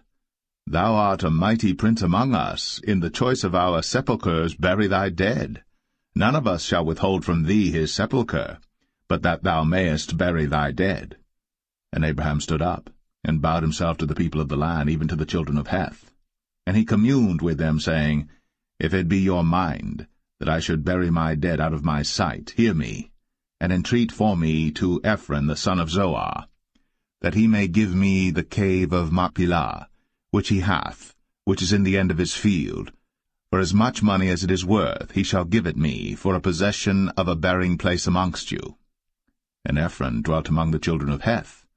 And Ephron the Hittite answered Abraham in the audience of the children of Heth, even of all that went in at the gate of his city, saying, Nay, my lord, hear me. The field give I thee, and the cave that is therein I give it thee. In the presence of the sons of my people give I it thee. Bury thy dead. And Abraham bowed down himself before the people of the land. And he spake unto Ephron in the audience of the people of the land, saying, But if thou wilt give it, I pray thee, hear me. I will give thee money for the field. Take it of me, and I will bury my dead there. And Ephron answered Abraham, saying unto him, My lord, hearken unto me.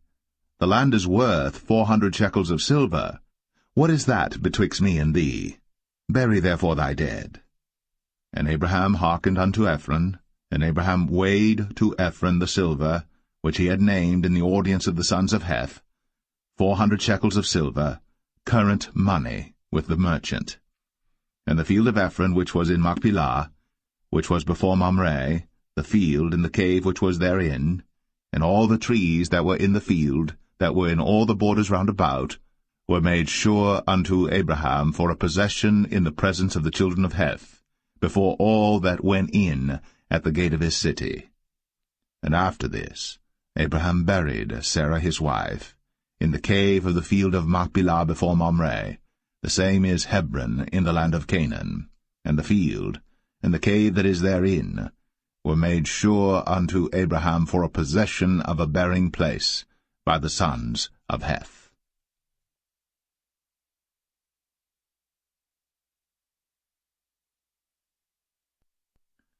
Genesis 24. And Abraham was old, and well stricken in age. And the Lord had blessed Abraham in all things.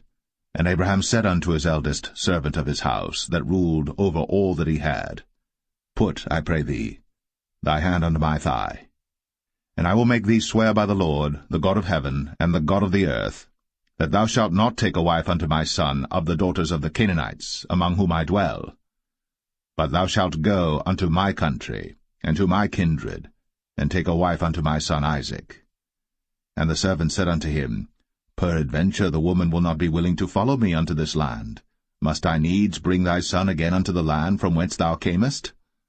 And Abraham said unto him, Beware thou, that thou bring not my son thither again. The Lord God of heaven, which took me from my father's house, and from the land of my kindred, and which spake unto me, and that sware unto me, saying, Unto thy seed will I give this land, he shall send his angel before thee, and thou shalt take a wife unto my son from thence. And if the woman will not be willing to follow thee, then thou shalt be clear from this my oath, only bring not my son thither again. And the servant put his hand under the thigh of Abraham his master, and sware to him concerning that matter. And the servant took 10 camels of the camels of his master, and departed, for all the goods of his master were in his hand.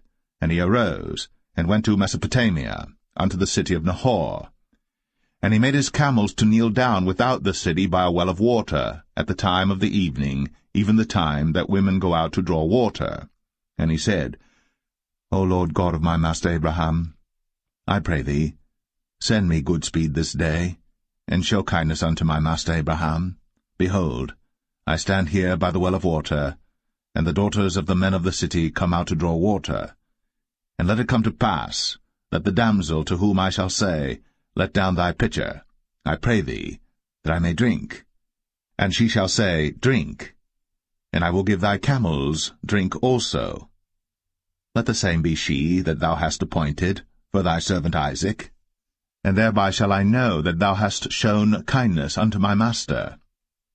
And it came to pass, before he had done speaking, that, behold, Rebekah came out, who was born to Bethuel, son of Milcah, the wife of Nahor, Abraham's brother, with her pitcher upon her shoulder. And the damsel was very fair to look upon, a virgin, neither had any man known her. And she went down to the well, and filled her pitcher, and came up. And the servant ran to meet her, and said, Let me, I pray thee, drink a little water of thy pitcher. And she said, Drink, my lord. And she hasted, and let down her pitcher upon her hand, and gave him drink. And when she had done giving him drink, she said, I will draw water for thy camels also, until they have done drinking.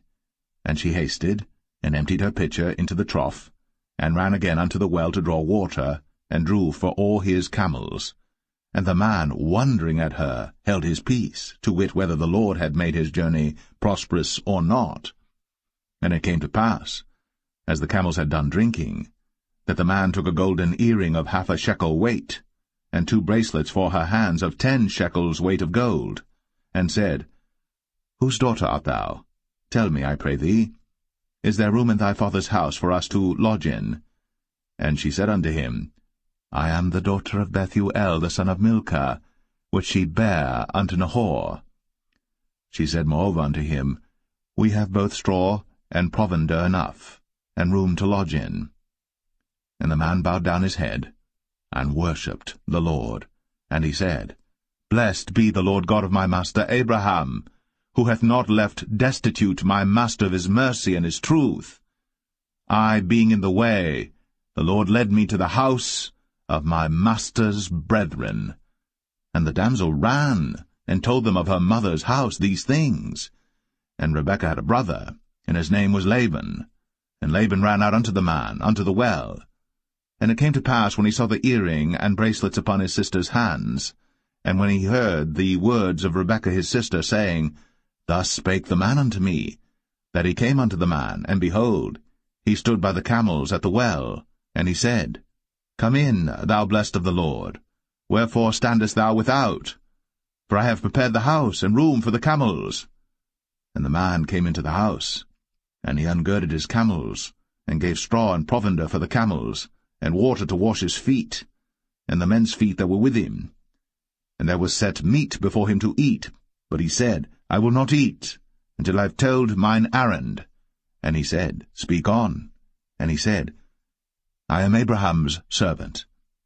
And the Lord hath blessed my master greatly, and he is become great, and he hath given him flocks, and herds, and silver, and gold, and menservants, and maidservants, and camels, and asses.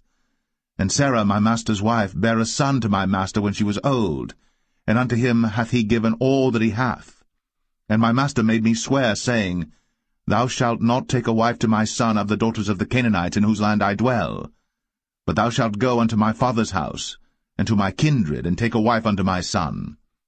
And I said unto my master, Peradventure the woman will not follow me. And he said unto me, The Lord before whom I walk will send his angel with thee, and prosper thy way. And thou shalt take a wife for my son of my kindred, and of my father's house. Then shalt thou be clear from this my oath, when thou comest to my kindred. And if they give not thee one, thou shalt be clear from my oath. And I came this day unto the well, and said, O Lord God of my master Abraham, if now thou do prosper my way which I go, behold, I stand by the well of water. And it shall come to pass that when the virgin cometh forth to draw water, and I say to her, Give me, I pray thee, a little water of thy pitcher to drink, and she say to me, Both drink thou, and I will also draw for thy camels, let the same be the woman whom the Lord hath appointed out for my master's son.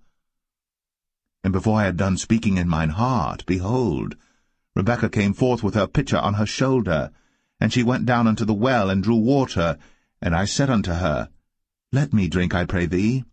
And she made haste, and let down her pitcher from her shoulder, and said, Drink, and I will give thy camels drink also. So I drank, and she made the camels drink also. And I asked her, and said, Whose daughter art thou? And she said, The daughter of Bethuel, Nahor's son, whom Milcah bare unto him. And I put the earring upon her face, and the bracelets upon her hands. And I bowed down my head, and worshipped the Lord, and blessed the Lord God of my master Abraham, which had led me in the right way to take my master's brother's daughter unto his son. And now, if ye will deal kindly and truly with my master, tell me, and if not, tell me, that I may turn to the right hand or to the left. Then Laban and Bethuel answered and said, The thing proceedeth from the Lord. We cannot speak unto thee bad or good. Behold, Rebekah is before thee. Take her, and go, and let her be thy master's son's wife, as the Lord hath spoken. And it came to pass that when Abraham's servant heard their words, he worshipped the Lord, bowing himself to the earth. And the servant brought forth jewels of silver, and jewels of gold, and raiment, and gave them to Rebekah. He gave also to her brother and to her mother precious things. And they did eat and drink, he and the men that were with him, and tarried all night. And they rose up in the morning, and he said, Send me away unto my master. And her brother and her mother said, Let the damsel abide with us a few days, at the least 10. After that she shall go. And he said unto them, Hinder me not, seeing the Lord hath prospered my way. Send me away, that I may go to my master. And they said, We will call the damsel, and inquire at her mouth. And they called Rebekah, and said unto her, Wilt thou go with this man? And she said, I will go. And they sent away Rebekah, their sister, and her nurse, and Abraham's servant, and his men. And they blessed Rebekah, and said unto her, Thou art our sister. Be thou the mother of thousands of millions, and let thy seed possess the gate of those which hate them. And Rebekah arose, and her damsels, and they rode upon the camels, and followed the man. And the servant took Rebekah, and went his way. And Isaac came from the way of the well Lahai-roi, for he dwelt in the south country. And Isaac went out to meditate in the field at the eventide. And he lifted up his eyes, and saw, and behold, the camels were coming. And Rebekah lifted up her eyes, and when she saw Isaac, she lighted off the camel. For she had said unto the servant, What man is this that walketh in the field to meet us? And the servant had said, It is my master. Therefore she took a veil, and covered herself. And the servant told Isaac all things that he had done. And Isaac brought her into his mother Sarah's tent, and took Rebekah, and she became his wife, and he loved her. And Isaac was comforted after his mother's death.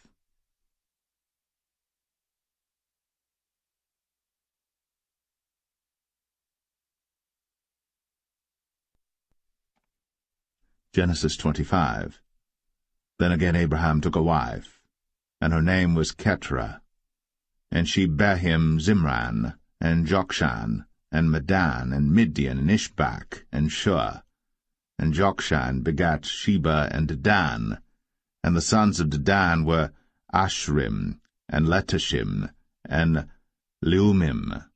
And the sons of Midian, Ephah, and Epher, and Hanok, and Abidah, and Eldaah.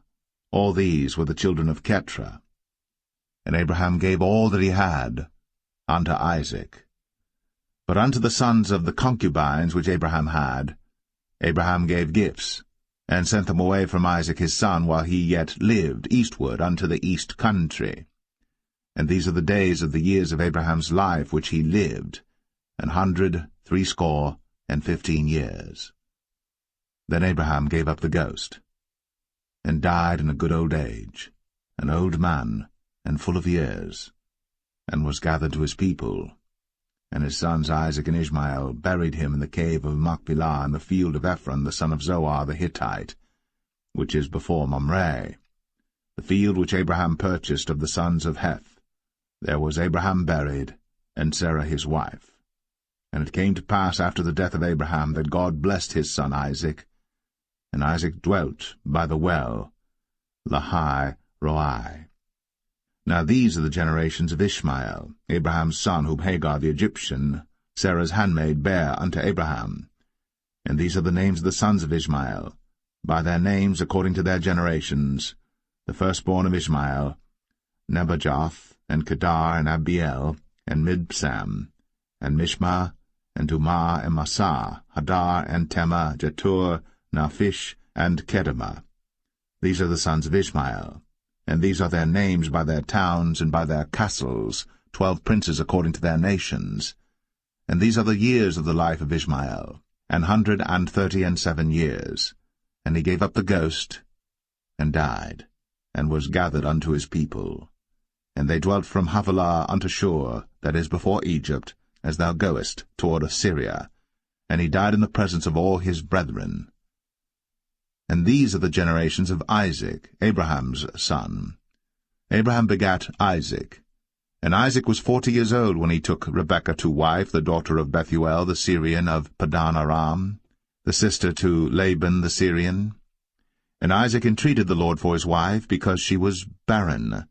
And the Lord was entreated of him, and Rebekah his wife conceived. And the children struggled together within her. And she said, If it be so, why am I thus? And she went to inquire of the Lord. And the Lord said unto her, 2 nations are in thy womb, and 2 manner of people shall be separated from thy bowels. And the one people shall be stronger than the other people, and the elder shall serve the younger. And when her days to be delivered were fulfilled, behold, there were twins in her womb. And the first came out red, all over, like an hairy garment. And they called his name Esau. And after that came his brother out, and his hand took hold on Esau's heel, and his name was called Jacob. And Isaac was 80 years old when she bare them. And the boys grew, and Esau was a cunning hunter, a man of the field, and Jacob was a plain man, dwelling in tents. And Isaac loved Esau because he did eat of his venison, but Rebekah loved Jacob. And Jacob sawed pottage, and Esau came from the field, and he was faint. And Esau said to Jacob, Feed me, I pray thee, with that same red pottage, for I am faint. Therefore was his name called Edom. And Jacob said, Sell me this day thy birthright. And Esau said, Behold, I am at the point to die, and what profit shall this birthright do to me? And Jacob said, Swear to me this day. And he sware unto him. and he sold his birthright unto Jacob. Then Jacob gave Esau bread and pottage of lentils, and he did eat and drink, and rose up, and went his way. Thus Esau despised his birthright.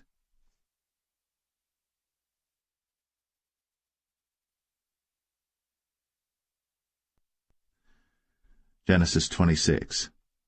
And there was a famine in the land beside the first famine that was in the days of Abraham. And Isaac went unto Abimelech king of the Philistines unto Gerar. And the Lord appeared unto him, and said, Go not down into Egypt. Dwell in the land which I shall tell thee of. Sojourn in this land, and I will be with thee, and will bless thee.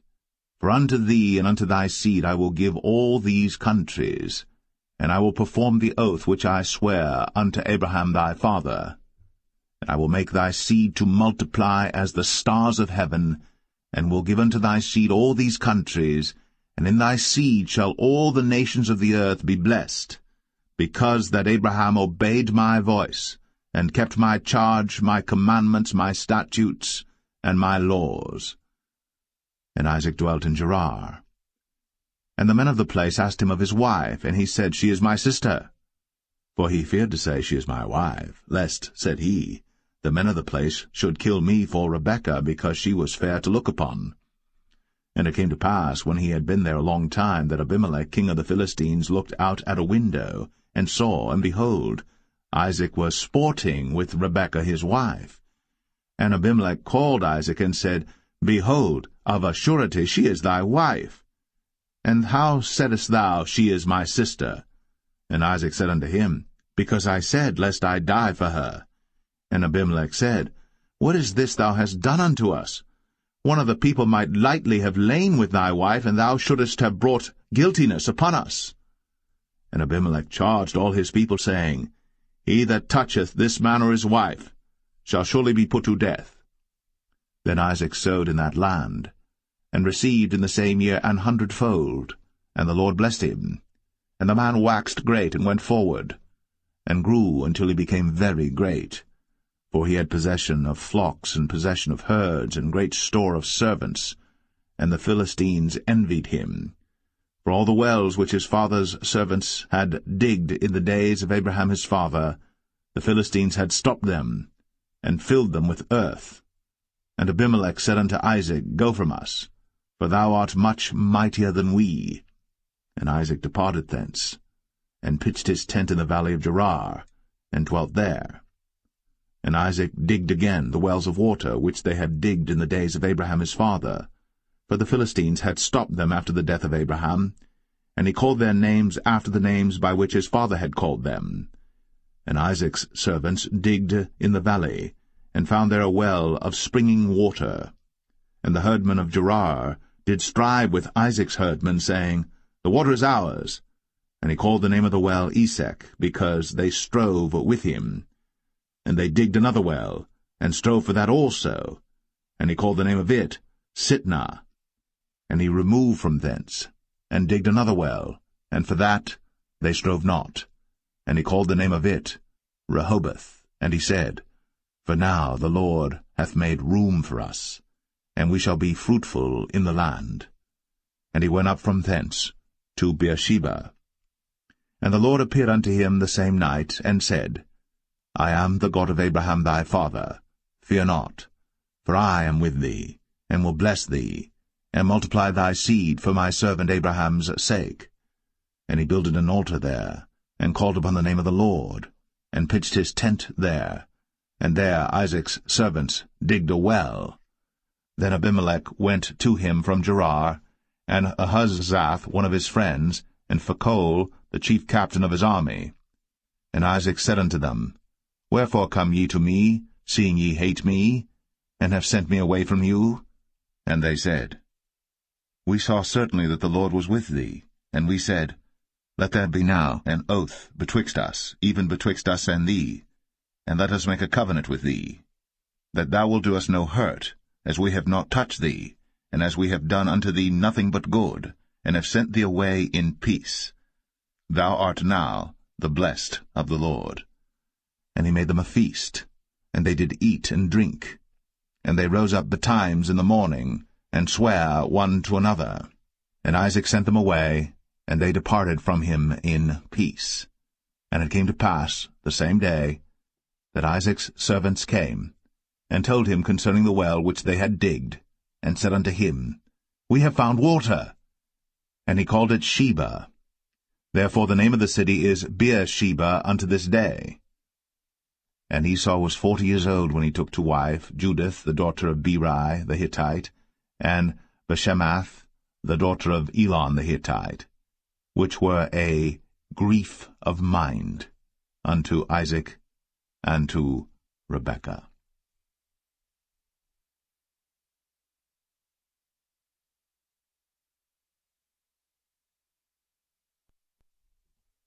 Genesis 27. And it came to pass that when Isaac was old, and his eyes were dim, so that he could not see, he called Esau his eldest son, and said unto him, My son. And he said unto him, Behold, here am I. And he said, Behold now, I am old, I know not the day of my death. Now therefore, take, I pray thee, thy weapons, thy quiver and thy bow, and go out to the field, and take me some venison, and make me savory meat, such as I love, and bring it to me, that I may eat, that my soul may bless thee before I die. And Rebekah heard when Isaac spake to Esau his son, and Esau went to the field to hunt for venison, and to bring it. And Rebekah spake unto Jacob her son, saying, Behold, I heard thy father speak unto Esau thy brother, saying, Bring me venison, and make me savory meat, that I may eat, and bless thee before the Lord, before my death. Now therefore, my son, obey my voice according to that which I command thee. Go now to the flock, and fetch me from thence 2 good kids of the goats, and I will make them savory meat for thy father, such as he loveth. And thou shalt bring it to thy father, that he may eat, and that he may bless thee before his death. And Jacob said to Rebekah his mother, Behold, Esau my brother is a hairy man, and I am a smooth man. My father peradventure will feel me, and I shall seem to him as a deceiver, and I shall bring a curse upon me, and not a blessing. And his mother said unto him, Upon me be thy curse, my son, only obey my voice, and go fetch me them. And he went, and fetched, and brought them to his mother. And his mother made savory meat such as his father loved. And Rebekah took goodly raiment of her eldest son Esau, which were with her in the house, and put them upon Jacob her younger son. And she put the skins of the kids of the goats upon his hands, and upon the smooth of his neck. And she gave the savory meat, and the bread, which she had prepared, into the hand of her son Jacob. And he came unto his father, and said, My father. And he said, Here am I. Who art thou, my son? And Jacob said unto his father, I am Esau thy firstborn. I have done according as thou badest me. Arise, I pray thee, sit and eat of my venison, that thy soul may bless me. And Isaac said unto his son, How is it that thou hast found it so quickly, my son? And he said, Because the Lord thy God brought it to me. And Isaac said unto Jacob, Come near, I pray thee, that I may feel thee, my son, whether thou be my very son Esau, or not. And Jacob went near unto Isaac his father, and he felt him, and said, The voice is Jacob's voice, but the hands are the hands of Esau. And he discerned him not, because his hands were hairy, as his brother Esau's hands. So he blessed him. And he said, Art thou my very son Esau? And he said, I am. And he said, Bring it near to me, and I will eat of my son's venison, that my soul may bless thee. And he brought it near to him, and he did eat. And he brought him wine, and he drank. And his father Isaac said unto him, Come near now, and kiss me, my son. And he came near, and kissed him. And he smelled the smell of his raiment, and blessed him, and said, See, the smell of my son is as the smell of a field which the Lord hath blessed. Therefore God give thee of the dew of heaven, and the fatness of the earth, and plenty of corn and wine. Let people serve thee, and nations bow down to thee. Be lord over thy brethren, and let thy mother's sons bow down to thee. Cursed be every one that curseth thee, and blessed be he that blesseth thee. And it came to pass, as soon as Isaac had made an end of blessing Jacob, and Jacob was yet scarce gone out from the presence of Isaac his father, that Esau his brother came in from his hunting. And he also had made savory meat, and brought it unto his father, and said unto his father, Let my father arise, and eat of his son's venison, that thy soul may bless me. And Isaac his father said unto him, Who art thou?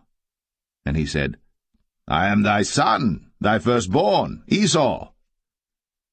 And Isaac trembled very exceedingly, and said, Who? Where is he that hath taken venison and brought it me? And I have eaten of all before thou camest, and have blessed him, yea, and he shall be blessed. And when Esau heard the words of his father, he cried with a great and exceeding bitter cry, and said unto his father, Bless me, even me also, O my father. And he said, Thy brother came with subtlety, and hath taken away thy blessing. And he said, Is not he rightly named Jacob? For he hath supplanted me these 2 times. He took away my birthright, and behold, now he hath taken away my blessing. And he said, Hast thou not reserved a blessing for me? And Isaac answered and said unto Esau, Behold, I have made him thy lord, and all his brethren have I given to him for servants, and with corn and wine have I sustained him. And what shall I do now unto thee, my son? And Esau said unto his father, Hast thou but one blessing, my father? Bless me, even me also, O my father. And Esau lifted up his voice and wept. And Isaac his father answered and said unto him, Behold, thy dwelling shall be the fatness of the earth, and of the dew of heaven from above. And by thy sword shalt thou live, and shalt serve thy brother. And it shall come to pass that when thou shalt have the dominion, that thou shalt break his yoke from off thy neck. And Esau hated Jacob, because of the blessing wherewith his father blessed him. And Esau said in his heart, The days of mourning for my father are at hand. Then will I slay my brother Jacob. And these words of Esau her elder son were told to Rebekah, and she sent and called Jacob her younger son, and said unto him, Behold, thy brother Esau, as touching thee, doth comfort himself, purposing to kill thee. Now therefore, my son, obey my voice, and arise. Flee thou to Laban my brother, to Haran, and tarry with him a few days, until thy brother's fury turn away, until thy brother's anger turn away from thee, and he forget that which thou hast done to him. Then I will send and fetch thee from thence. Why should I be deprived also of you both in one day? And Rebekah said to Isaac, I am weary of my life because of the daughters of Heth. If Jacob take a wife of the daughters of Heth, such as these which are of the daughters of the land, what good shall my life do me?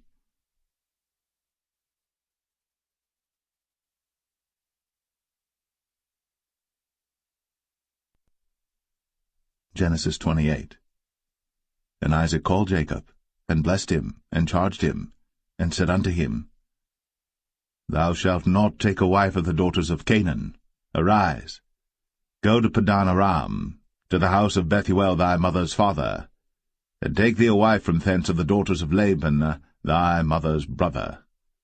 And God Almighty bless thee, and make thee fruitful, and multiply thee, that thou mayest be a multitude of people, and give thee the blessing of Abraham to thee, and to thy seed with thee, that thou mayest inherit the land wherein thou art a stranger, which God gave unto Abraham.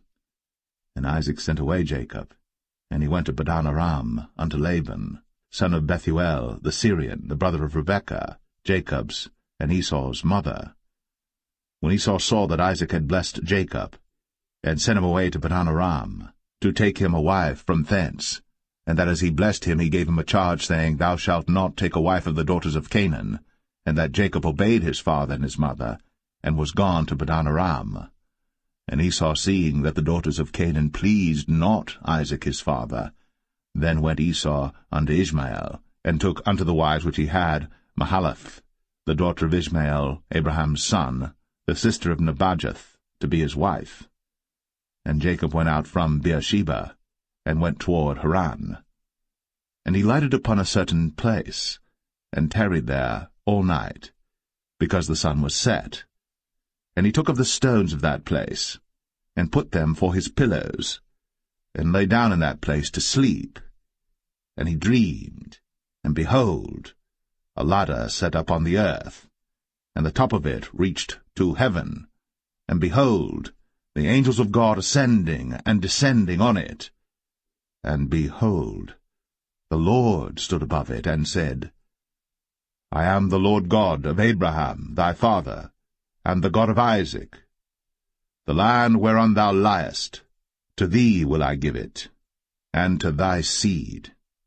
And thy seed shall be as the dust of the earth, and thou shalt spread abroad to the west, and to the east, and to the north, and to the south. And in thee and in thy seed shall all the families of the earth be blessed.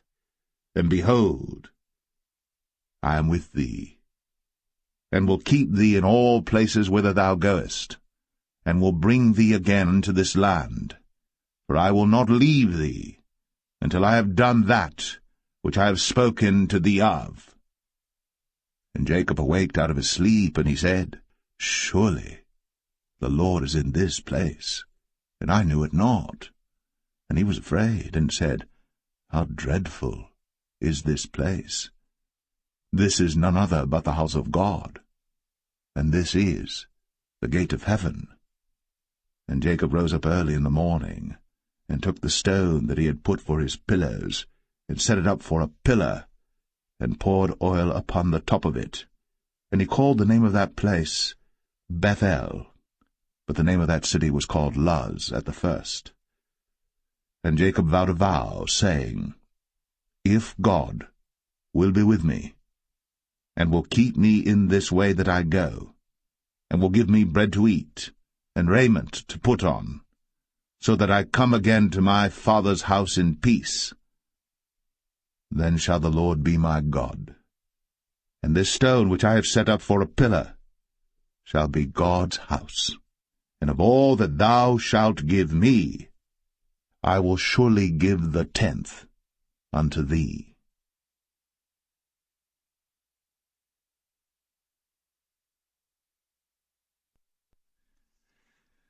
Genesis 29.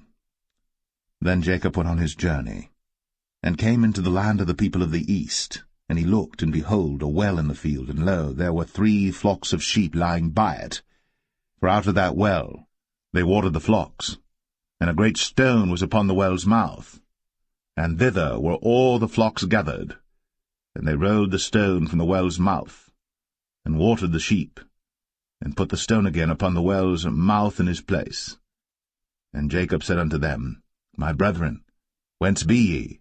And they said, Of Haran are we. And he said unto them, Know ye Laban the son of Nahor? And they said, We know him. And he said unto them, Is he well? And they said, He is well. And behold, Rachel his daughter cometh with the sheep. And he said, Lo, it is yet high day, neither is it time that the cattle should be gathered together. Water ye the sheep, and go and feed them. And they said, We cannot until all the flocks be gathered together, until they roll the stone from the well's mouth. Then we water the sheep. And while he yet spake with them, Rachel came with her father's sheep, for she kept them. And it came to pass, when Jacob saw Rachel the daughter of Laban his mother's brother, and the sheep of Laban his mother's brother, that Jacob went near, and rolled the stone from the well's mouth, and watered the flock of Laban his mother's brother. And Jacob kissed Rachel, and lifted up his voice and wept. And Jacob told Rachel that he was her father's brother, and that he was Rebekah's son. And she ran and told her father. And it came to pass, when Laban heard the tidings of Jacob his sister's son, that he ran to meet him, and embraced him, and kissed him, and brought him to his house. And he told Laban all these things. And Laban said to him, Surely thou art my bone and my flesh. And he abode with him the space of a month. And Laban said unto Jacob, Because thou art my brother, shouldest thou therefore serve me for naught? Tell me, what shall thy wages be? And Laban had 2 daughters. The name of the elder was Leah, and the name of the younger was Rachel. Leah was tender-eyed, but Rachel was beautiful and well-favored. And Jacob loved Rachel, and said, I will serve thee 7 years for Rachel thy younger daughter. And Laban said, It is better that I give her to thee, than that I should give her to another man. Abide with me. And Jacob served 7 years for Rachel. And they seemed unto him but a few days, for the love he had to her. And Jacob said unto Laban, Give me my wife, for my days are fulfilled, that I may go in unto her. And Laban gathered together all the men of the place, and made a feast. And it came to pass in the evening that he took Leah his daughter, and brought her to him, and he went in unto her. And Laban gave unto his daughter Leah Zilpah his maid for an handmaid. And it came to pass that in the morning, behold, it was Leah. And he said to Laban, What is this thou hast done unto me? Did not I serve with thee for Rachel? Wherefore then hast thou beguiled me? And Laban said, It must not be so done in our country to give the younger before the firstborn. Fulfill her week, and we will give thee this also for the service which thou shalt serve with me yet 7 other years. And Jacob did so, and fulfilled her week, and he gave him Rachel his daughter to wife also. And Laban gave to Rachel his daughter Bilhah his handmaid to be her maid. And he went in also unto Rachel. And he loved also Rachel more than Leah, and served with him yet 7 other years. And when the Lord saw that Leah was hated, he opened her womb. But Rachel was barren, and Leah conceived, and bare a son. And she called his name Reuben, for she said, Surely the Lord hath looked upon my affliction, now therefore my husband will love me.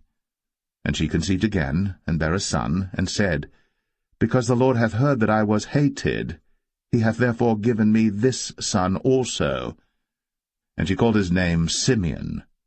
And she conceived again, and bare a son, and said, Now this time will my husband be joined unto me, because I have borne him 3 sons. Therefore was his name called Levi.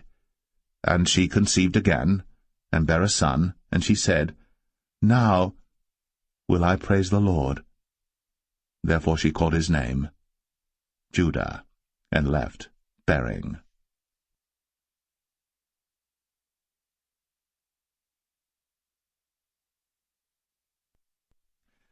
Genesis 30.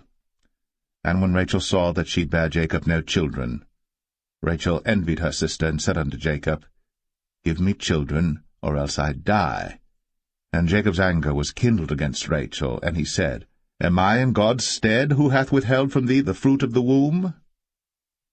And she said, Behold my maid Bilhah, go in unto her, and she shall bear upon my knees, that I may also have children by her. And she gave him Bilhah her handmaid to wife, and Jacob went in unto her. And Bilhah conceived, and bare Jacob a son. And Rachel said, God hath judged me, and hath also heard my voice, and hath given me a son. Therefore called she his name Dan. And Bilhah Rachel's maid conceived again, and bare Jacob a second son. And Rachel said, With great wrestlings have I wrestled with my sister, and I have prevailed. And she called his name Naphtali. When Leah saw that she had left bearing, she took Zilpah her maid, and gave her Jacob to wife. And Zilpah, Leah's maid, bare Jacob a son. And Leah said, A troop cometh.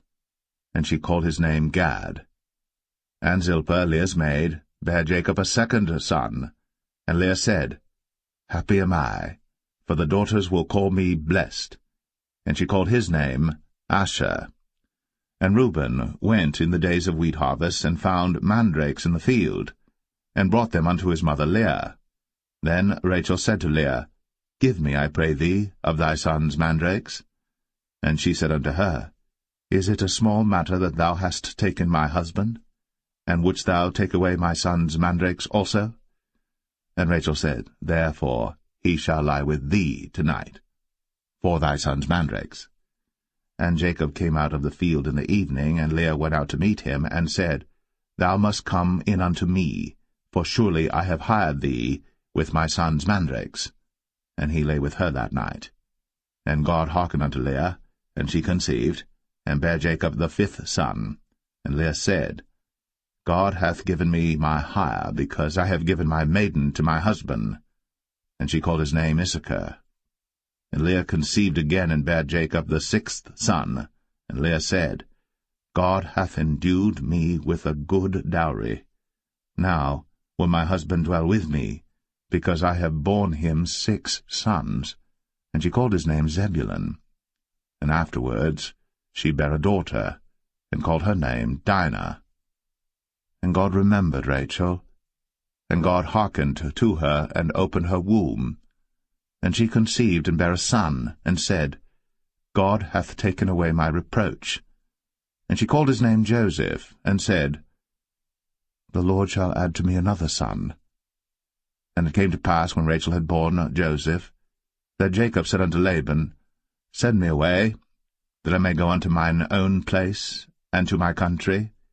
Give me my wives and my children, for whom I have served thee, and let me go, for thou knowest my service which I have done thee. And Laban said unto him, I pray thee, if I have found favour in thine eyes, tarry, for I have learned by experience that the Lord hath blessed me for thy sake. And he said, Appoint me thy wages, and I will give it. And he said unto him, Thou knowest how I have served thee, and how thy cattle was with me. For it was little which thou hadst before I came, and it is now increased unto a multitude. And the Lord hath blessed thee since my coming. And now, when shall I provide for mine own house also? And he said, What shall I give thee? And Jacob said, Thou shalt not give me anything. If thou wilt do this thing for me, I will again feed and keep thy flock. I will pass through all thy flock today, removing from thence all the speckled and spotted cattle, and all the brown cattle among the sheep, and the spotted and speckled among the goats, and of such shall be my hire. So shall my righteousness answer for me in time to come, when it shall come for my hire before thy face, every one that is not speckled and spotted among the goats, and brown among the sheep, that shall be counted stolen with me. And Laban said, Behold, I would it might be according to thy word. And he removed that day the he-goats that were ring-straked and spotted, and all the she-goats that were speckled and spotted, and every one that had some white in it, and all the brown among the sheep, and gave them into the hand of his sons. And he set 3 days' journey betwixt himself and Jacob fed the rest of Laban's flocks. And Jacob took him rods of green poplar, and of the hazel and chestnut tree, and pilled white strakes in them, and made the white appear which was in the rods. And he set the rods which he had pilled before the flocks in the gutters, in the watering troughs, when the flocks came to drink, that they should conceive when they came to drink. And the flocks conceived before the rods, and brought forth cattle, ring-straked, speckled, and spotted. And Jacob did separate the lambs, and set the faces of the flocks toward the ring-straked, and all the brown in the flock of Laban. And he put his own flocks by themselves, and put them not unto Laban's cattle. And it came to pass, whensoever the stronger cattle did conceive, that Jacob laid the rods before the eyes of the cattle in the gutters, that they might conceive among the rods. But when the cattle were feeble, he he put them not in. So the feebler were Laban's, and the stronger Jacob's. And the man increased exceedingly, and had much cattle, and maidservants, and menservants, and camels, and asses.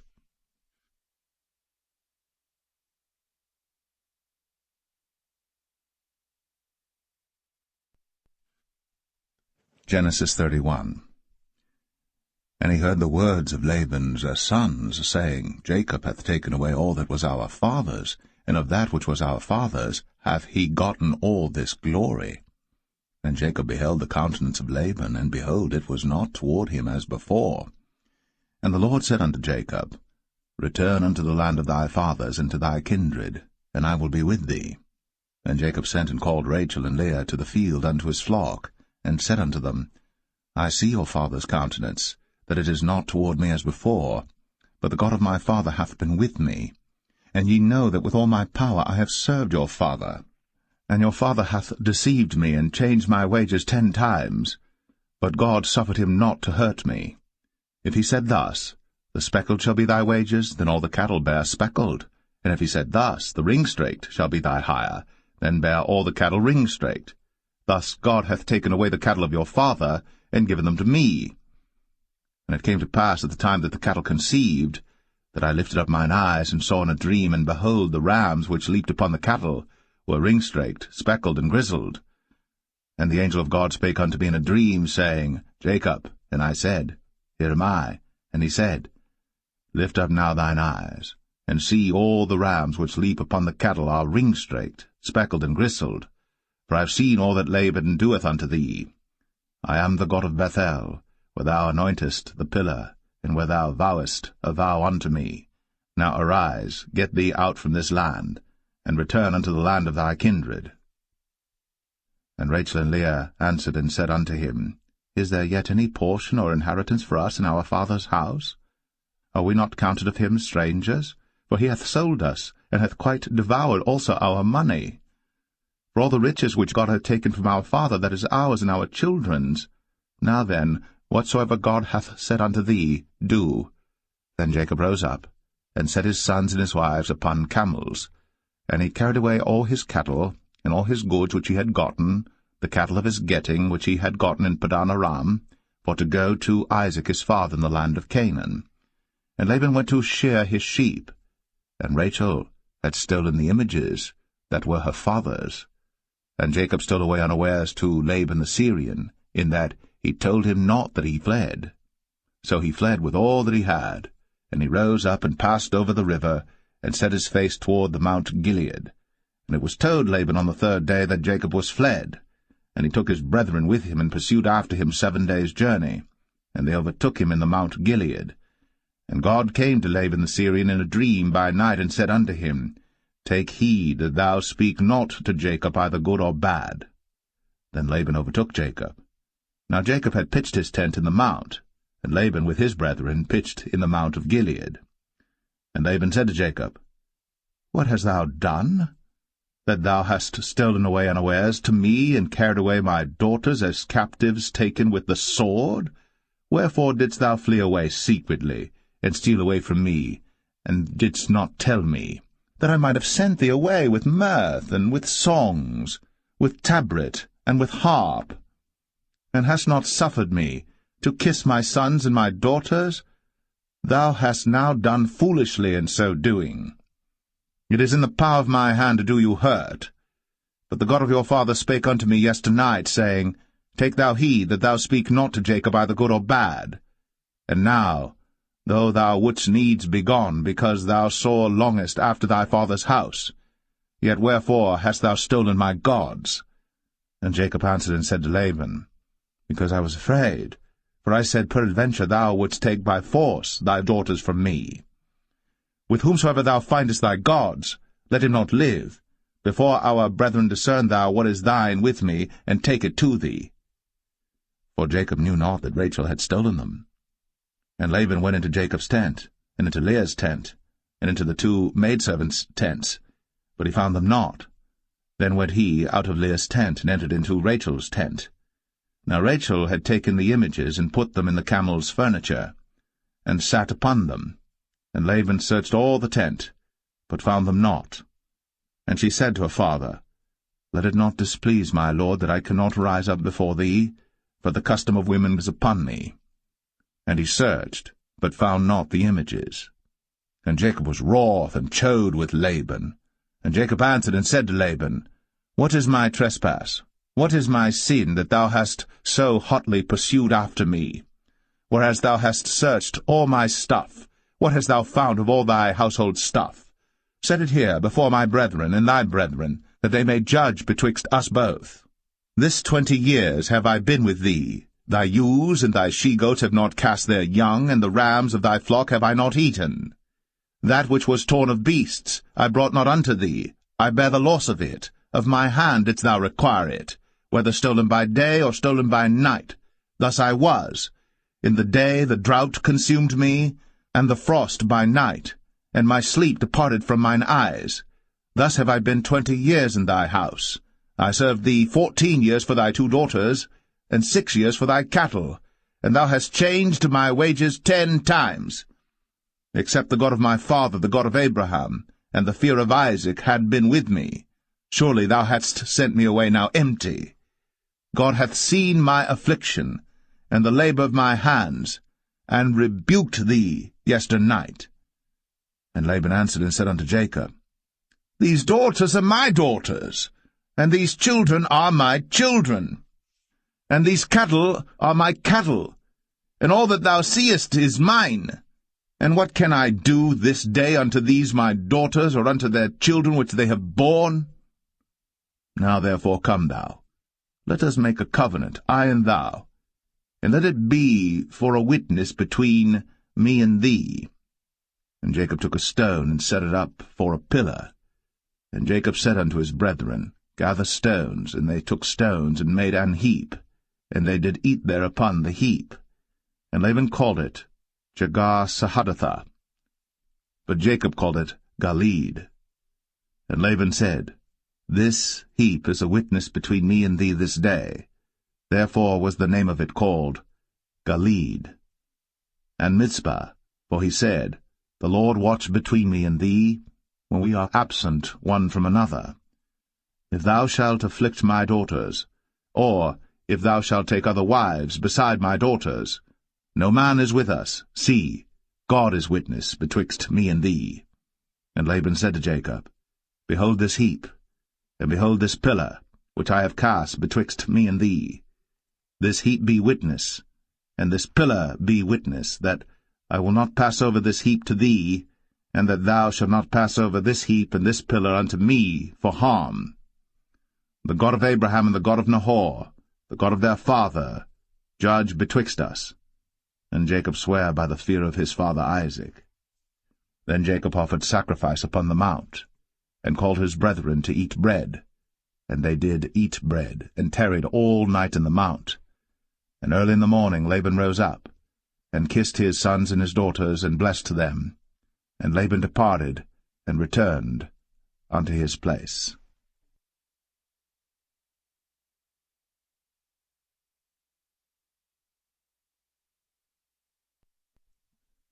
Genesis 32. And Jacob went on his way, and the angels of God met him. And when Jacob saw them, he said, This is God's host. And he called the name of that place Mahanaim. And Jacob sent messengers before him to Esau his brother unto the land of Seir, the country of Edom. And he commanded them, saying, Thus shall ye speak unto my lord Esau. Thy servant Jacob saith thus, I have sojourned with Laban, and stayed there until now, and I have oxen and asses, flocks and men-servants and women-servants, and I have sent to tell my lord that I may find grace in thy sight. And the messengers returned to Jacob, saying, We came to thy brother Esau, and also he cometh to meet thee, and 400 men with him. Then Jacob was greatly afraid and distressed. And he divided the people that was with him, and the flocks and herds, and the camels, into 2 bands, and said, If Esau come to the one company and smite it, then the other company which is left shall escape. And Jacob said, O God of my father Abraham, and God of my father Isaac, the Lord which saidest unto me, Return unto thy country, and to thy kindred, and I will deal well with thee. I am not worthy of the least of all the mercies, and of all the truth which thou hast shown unto thy servant. For with my staff I passed over this Jordan, and now I am become 2 bands. Deliver me, I pray thee, from the hand of my brother, from the hand of Esau, for I fear him, lest he will come and smite me, and the mother with the children. And thou saidest, I will surely do thee good, and make thy seed as the sand of the sea, which cannot be numbered for multitude. And he lodged there that same night, and took of that which came to his hand a present for Esau his brother, 200 she-goats, and 20 he-goats, 200 ewes, and 20 rams, 30 milch camels with their coats, 40 kine, and 10 bulls, 20 she-asses, and 10 foals. And he delivered them into the hand of his servants, every drove by themselves, and said unto his servants, Pass over before me, and put a space betwixt drove and drove. And he commanded the foremost, saying, When Esau my brother meeteth thee, and asketh thee, saying, Whose art thou? And whither goest thou? And whose are these before thee? Then thou shalt say, They be thy servant Jacob's. It is a present sent unto my lord Esau, and behold, also he is behind us. And so commanded he the second and the third, and all that followed the drove, saying, On this manner shall ye speak unto Esau, when ye find him. And say ye moreover, Behold, thy servant Jacob is behind us. For he said, I will appease him with the present that goeth before me, and afterward I will see his face. Peradventure he will accept of me. So went the present over before him, and himself lodged that night in the company. And he rose up that night, and took his 2 wives, and his 2 women servants, and his 11 sons, and passed over the ford Jabbok. And he took them, and sent them over the brook, and sent over that he had. And Jacob was left alone. And there wrestled a man with him until the breaking of the day.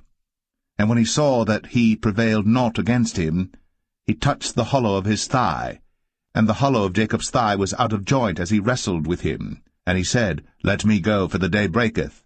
And he said, I will not let thee go, except thou bless me. And he said unto him, What is thy name? And he said, Jacob. And he said, Thy name shall be called no more Jacob, but Israel. For as a prince hast thou power with God and with men, and hast prevailed. And Jacob asked him, and said, Tell me, I pray thee, thy name. And he said, Wherefore is it that thou dost ask after my name? And he blessed him there. And Jacob called the name of the place Peniel, for I have seen God face to face, and my life is preserved. And as he passed over Penuel, the sun rose upon him, and he halted upon his thigh. Therefore the children of Israel eat not of the sinew which shrank, which is upon the hollow of the thigh, unto this day, because he touched the hollow of Jacob's thigh in the sinew that shrank.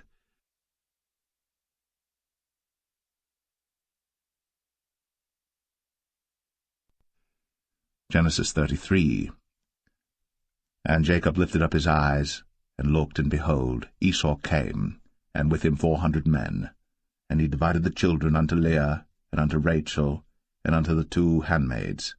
And he put the handmaids and their children foremost, and Leah and her children after, and Rachel and Joseph hindermost.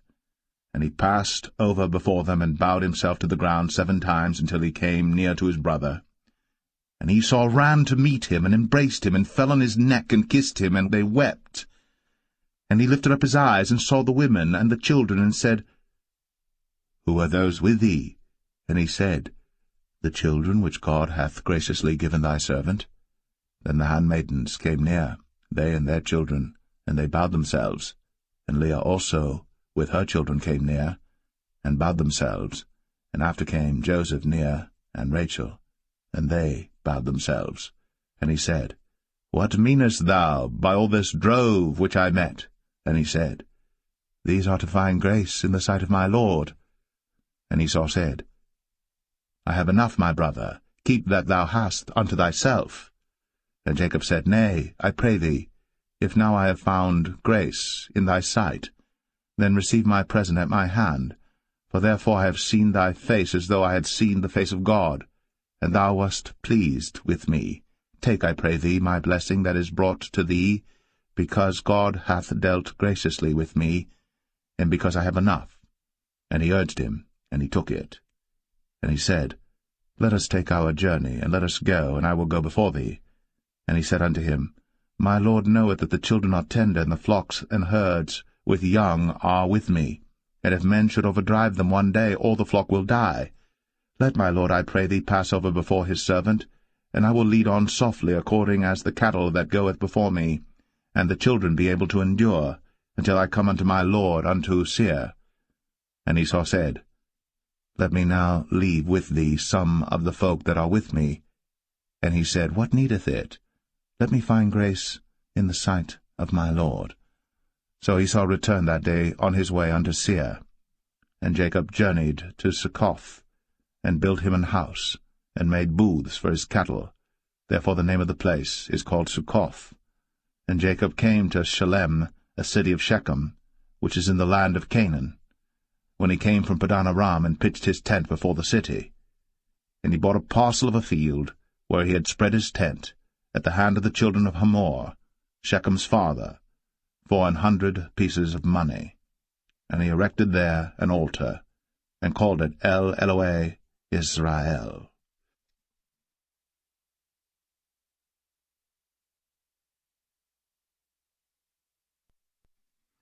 Genesis 34. And Dinah the daughter of Leah, which she bare unto Jacob, went out to see the daughters of the land. And when Shechem, the son of Hamor the Hivite, prince of the country, saw her, he took her, and lay with her, and defiled her. And his soul clave unto Dinah the daughter of Jacob, and he loved the damsel, and spake kindly unto the damsel. And Shechem spake unto his father Hamor, saying, Get me this damsel to wife. And Jacob heard that he had defiled Dinah his daughter. Now his sons were with his cattle in the field, and Jacob held his peace until they were come. And Hamor the father of Shechem went out unto Jacob to commune with him. And the sons of Jacob came out of the field when they heard it, and the men were grieved, and they were very wroth, because he had wrought folly in Israel, in lying with Jacob's daughter, which thing ought not to be done. And Hamor communed with them, saying, The soul of my son Shechem longeth for your daughter. I pray you, give her him to wife. And make ye marriages with us, and give your daughters unto us, and take our daughters unto you. And ye shall dwell with us, and the land shall be before you. Dwell and trade ye therein, and get you possessions therein.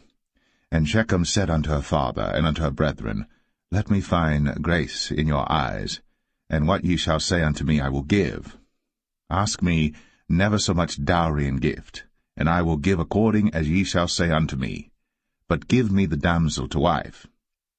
And the sons of Jacob answered Shechem and Hamor his father deceitfully, and said, because he had defiled Dinah their sister, and they said unto them, We cannot do this thing to give our sister to one that is uncircumcised, for that were a reproach unto us. But in this will we consent unto you. If ye will be as we be, that every male of you be circumcised, then will we give our daughters unto you, and we will take your daughters to us, and we will dwell with you, and we will become one people. But if ye will not hearken unto us to be circumcised, then we will take our daughter, and we will be gone. And their words pleased Hamor and Shechem Hamor's son. And the young man deferred not to do the thing, because he had delight in Jacob's daughter, and he was more honorable than all the house of his father. And Hamor and Shechem his son came unto the gate of their city, and communed with the men of their city, saying, These men are peaceable with us. Therefore let them dwell in the land, and trade therein. For the land, behold, it is large enough for them. Let us take their daughters to us for wives, and let us give them our daughters. Only herein will the men consent unto us, for to dwell with us, to be one people, if every male among us be circumcised, as they are circumcised. Shall not their cattle and their substance and every beast of theirs be ours? Only let us consent unto them, and they will dwell with us. And unto Hamor, and unto Shechem his son, hearken all that went out of the gate of his city, and every male was circumcised, all that went out of the gate of his city. And it came to pass on the 3rd day, when they were sore, that 2 of the sons of Jacob, Simeon and Levi, Dinah's brethren, took each man his sword, and came upon the city boldly, and slew all the males. And they slew Hamor and Shechem his son with the edge of the sword, and took Dinah out of Shechem's house, and went out. The sons of Jacob came upon the slain, and spoiled the city, because they had defiled their sister. They took their sheep and their oxen, and their asses, and that which was in the city, and that which was in the field, and all their wealth, and all their little ones, and their wives took they captive, and spoiled even all that was in the house. And Jacob said to Simeon and Levi, Ye have troubled me to make me to stink among the inhabitants of the land, among the Canaanites and the Perizzites. And I, being few in number, they shall gather themselves together against me, and slay me, and I shall be destroyed, I and my house. And they said, Should he deal with our sister as with an harlot?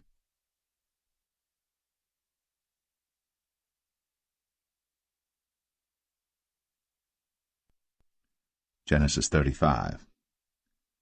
And God said unto Jacob, Arise, go up to Bethel, and dwell there, and make there an altar unto God, that appeared unto thee when thou fleddest from the face of Esau thy brother. Then Jacob said unto his household, and to all that were with him, Put away the strange gods that are among you, and be clean, and change your garments, and let us arise, and go up to Bethel. And I will make there an altar unto God, who answered me in the day of my distress, and was with me in the way which I went. And they gave unto Jacob all the strange gods which were in their hand, and all their earrings which were in their ears. And Jacob hid them under the oak which was by Shechem. And they journeyed, and the terror of God was upon the cities that were round about them, and they did not pursue after the sons of Jacob.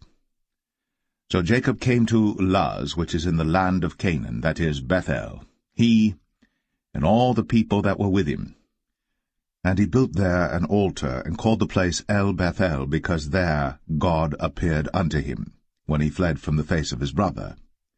But Deborah, Rebekah's nurse, died, and she was buried beneath Bethel, under an oak. And the name of it was called Allon-Bachuth. And God appeared unto Jacob again when he came out of Padan Aram, and blessed him. And God said unto him, Thy name is Jacob. Thy name shall not be called any more Jacob, but Israel shall be thy name. And he called his name Israel. And God said unto him, I am God Almighty. Be fruitful and multiply. A nation and a company of nations shall be of thee, and kings shall come out of thy loins. And the land which I gave Abraham and Isaac, to thee I will give it, and to thy seed after thee will I give the land. And God went up from him in the place where he talked with him. And Jacob set up a pillar in the place where he talked with him, even a pillar of stone. And he poured a drink offering thereon, and he poured oil thereon. And Jacob called the name of the place where God spake with him, Bethel.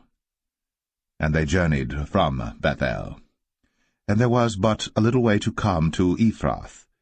And Rachel travailed, and she had hard labor. And it came to pass, when she was in hard labor, that the midwife said unto her, Fear not, thou shalt have this son also.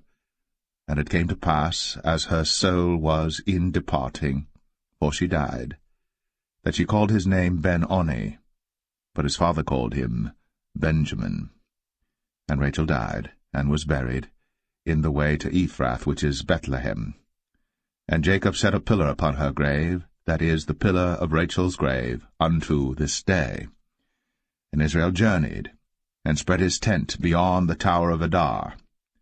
And it came to pass, when Israel dwelt in that land, that Reuben went and lay with Bilhah his father's concubine, and Israel heard it.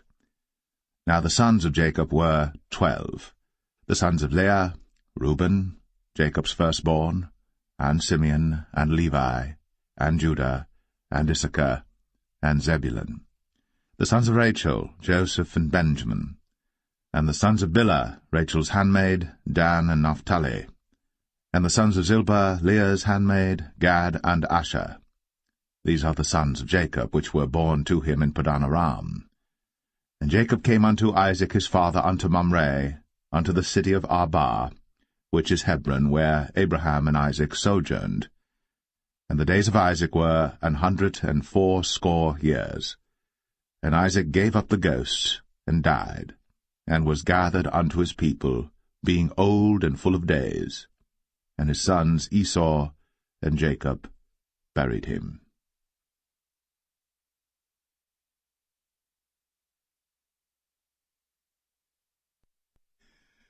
Genesis 36. Now these are the generations of Esau, who is Edom. Esau took his wives of the daughters of Canaan, Adah the daughter of Elon the Hittite, and Aholibamah the daughter of Anah the daughter of Zibeon the Hivite, and Bashemath, Ishmael's daughter, sister of Nebajoth. And Adah bare to Esau Eliphaz, and Bashemath bare Ruel. And Aholibamah bare Jeush, and Jalam, and Korah. These are the sons of Esau, which were born unto him in the land of Canaan.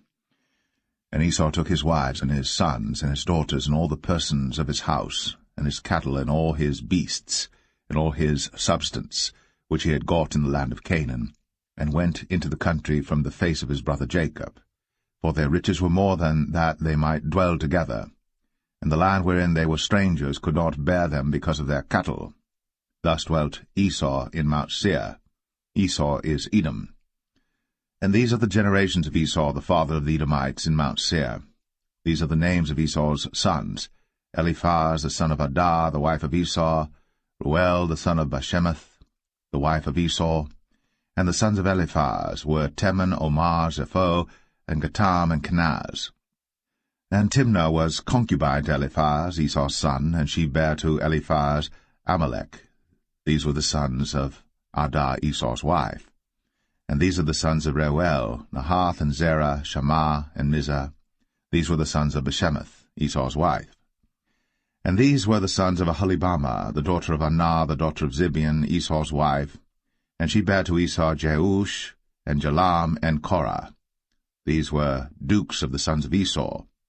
The sons of Eliphaz, the firstborn son of Esau: Duke Teman, Duke Omar, Duke Zepho, Duke Kenaz, Duke Korah, Duke Gatam, and Duke Amalek.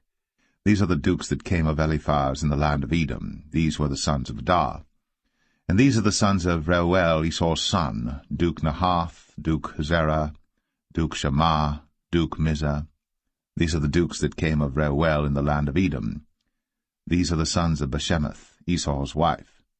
And these are the sons of Aholibamah, Esau's wife: Duke Jeush, Duke Jalam, Duke Korah. These were the dukes that came of Aholibamah, the daughter of Anah, Esau's wife.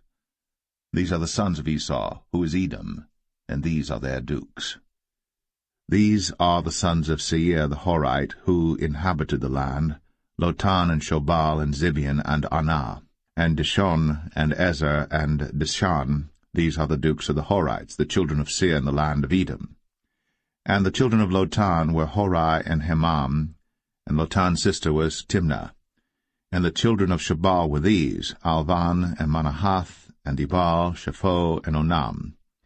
And these are the children of Zibeon, both Ajah and Anah. This was that Anah that found the mules in the wilderness, as he fed the asses of Zibeon his father. And the children of Anah were these: Dishon, and Aholibamah the daughter of Anah. And these are the children of Dishon: Hemdan, and Eshban, and Ithran, and Cheran. The children of Ezer are these: Bilhan, and Zavan, and Akan. The children of Dishan are these: Uz and Aran. These are the dukes that came of the Horites: Duke Lotan, Duke Shobal, Duke Zibeon, Duke Anah, Duke Dishon, Duke Ezer, Duke Dishan. These are the dukes that came of Horai among their dukes in the land of Seir. And these are the kings that reigned in the land of Edom, before there reigned any king over the children of Israel. And Bela the son of Beor reigned in Edom, and the name of his city was Dinhabah. And Bela died, and Jobab the son of Zerah of Bozrah reigned in his stead. And Jobab died, and Husham of the land of Temani reigned in his stead. And Husham died, and Hadad the son of Bedad, who smote Midian in the field of Moab, reigned in his stead. And the name of his city was Avith. And Hadad died, and Samlah of Masrekah reigned in his stead. And Samlah died, and Saul of Rehoboth by the river reigned in his stead. And Saul died, and Baal-Hanan the son of Achbor reigned in his stead. And Baal-Hanan the son of Achbor died, and Hadar reigned in his stead. And the name of his city was Pau, and his wife's name was Mehetabel, and the daughter of Matred, the daughter of Mezahab. And these are the names of the dukes that came of Esau, according to their families after their places, by their names: Duke Timnah, Duke Alvah, Duke Jetheth, Duke Aholibama, Duke Elah, Duke Pinon, Duke Kenaz, Duke Taman, Duke Mibsar, Duke Magdiel, Duke Aram. These be the dukes of Edom, according to their habitations in the land of their possession. He is Esau, the father of the Edomites.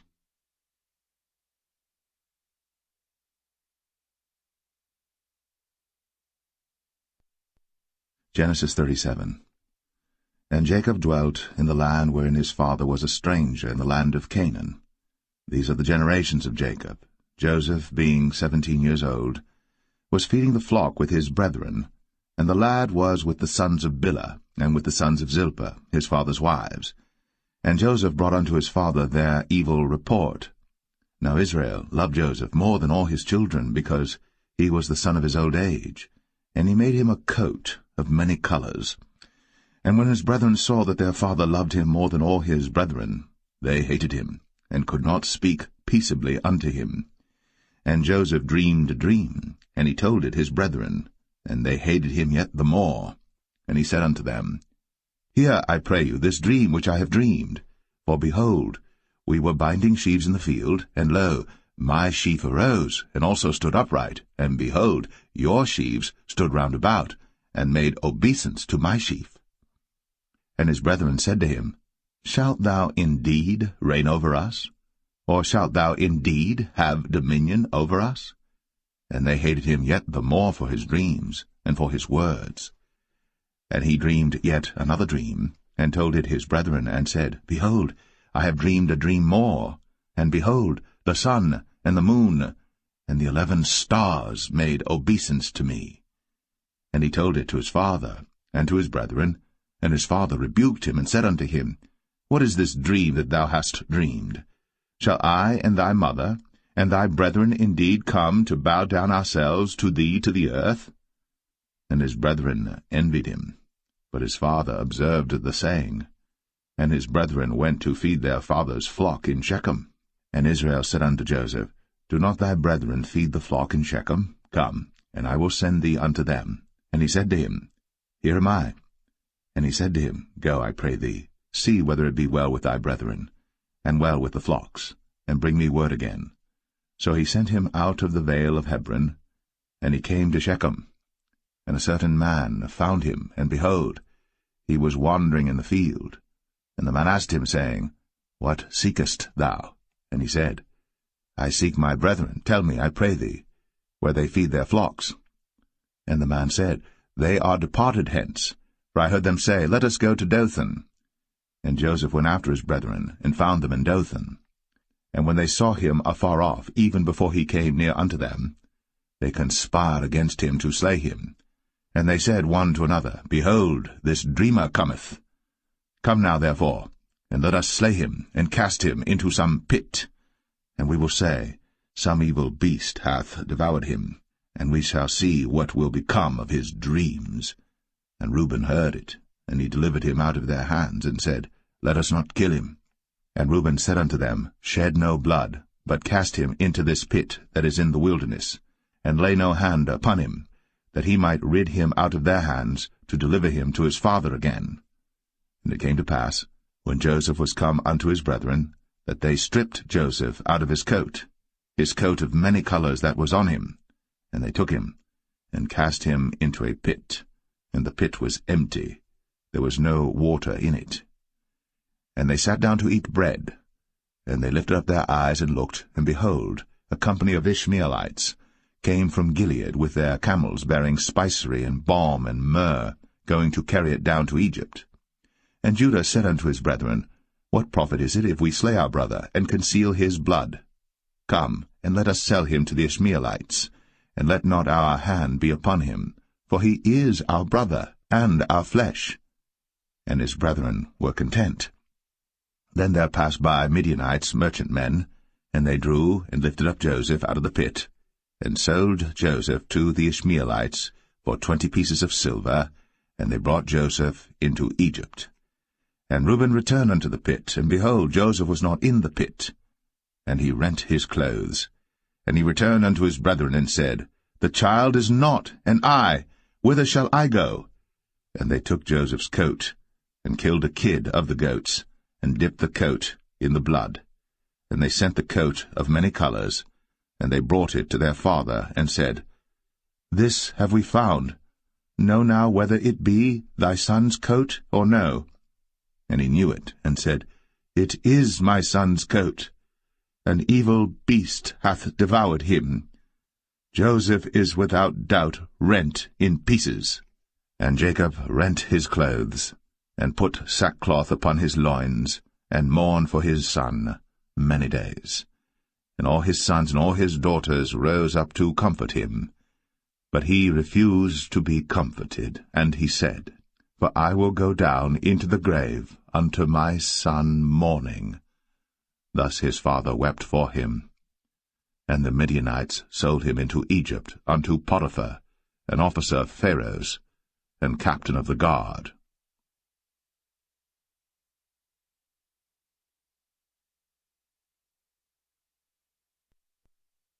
Genesis 38. And it came to pass at that time that Judah went down from his brethren, and turned in to a certain Adulamite, whose name was Hira. And Judah saw there a daughter of a certain Canaanite, whose name was Shua. And he took her, and went in unto her.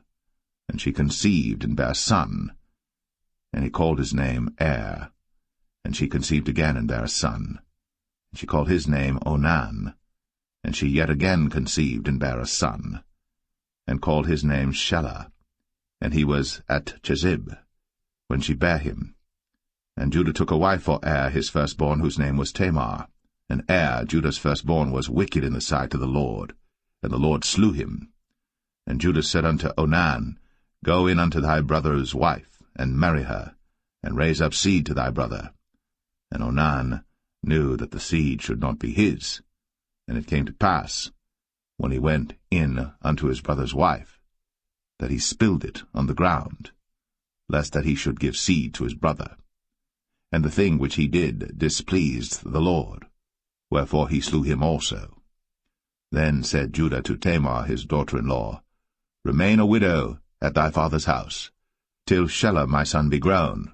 For he said, Lest peradventure he die also, as his brethren did. And Tamar went and dwelt in her father's house. And in process of time the daughter of Shua, Judah's wife, died. And Judah was comforted, and went up unto his sheep-shearers to Timnath, he and his friend Hira, the Adulamite. And it was told Tamar, saying, Behold, thy father-in-law goeth up to Timnath to shear his sheep. And she put her widow's garments off from her, and covered her with a veil, and wrapped herself, and sat in an open place, which is by the way to Timnath. For she saw that Shelah was grown, and she was not given unto him to wife. When Judah saw her, he thought her to be an harlot, because she had covered her face. And he turned unto her by the way, and said, Go to, I pray thee, let me come in unto thee. For he knew not that she was his daughter-in-law. And she said, What wilt thou give me, that thou mayest come in unto me? And he said, I will send thee a kid from the flock. And she said, Wilt thou give me a pledge, till thou send it? And he said, What pledge shall I give thee? And she said, Thy signet, and thy bracelets, and thy staff that is in thine hand. And he gave it her, and came in unto her. And she conceived by him. And she arose and went away, and laid by her veil from her, and put on the garments of her widowhood. And Judah sent the kid by the hand of his friend the Adulamite, to receive his pledge from the woman's hand, but he found her not. Then he asked the men of that place, saying, Where is the harlot that was openly by the wayside? And they said, There was no harlot in this place. And he returned to Judah, and said, I cannot find her. And also the men of the place said that there was no harlot in this place. And Judah said, Let her take it to her, lest we be shamed. Behold, I sent this kid, and thou hast not found her. And it came to pass about 3 months after that it was told Judah, saying, Tamar, thy daughter-in-law, hath played the harlot, and also, behold, she is with child by whoredom. And Judah said, Bring her forth, and let her be burnt. When she was brought forth, she sent to her father-in-law, saying, By the man whose these are am I with child.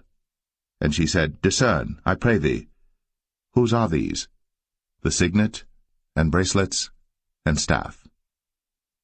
And Judah acknowledged them, and said, She hath been more righteous than I, because that I gave her not to Shelah my son.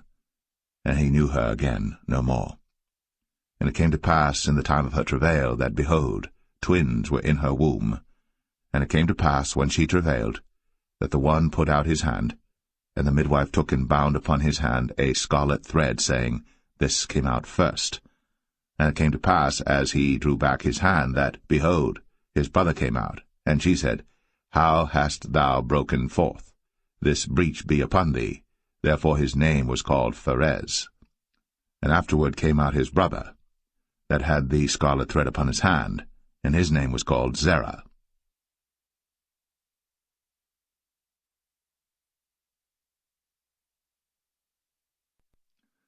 Genesis 39. And Joseph was brought down to Egypt, and Potiphar, an officer of Pharaoh, captain of the guard, an Egyptian, bought him of the hands of the Ishmaelites, which had brought him down thither. And the Lord was with Joseph, and he was a prosperous man, and he was in the house of his master the Egyptian. And his master saw that the Lord was with him, and that the Lord made all that he did to prosper in his hand. And Joseph found grace in his sight, and he served him, and he made him overseer over his house. And all that he had he put into his hand. And it came to pass from the time that he had made him overseer in his house, and over all that he had, that the Lord blessed the Egyptian's house for Joseph's sake. And the blessing of the Lord was upon all that he had in the house and in the field. And he left all that he had in Joseph's hand.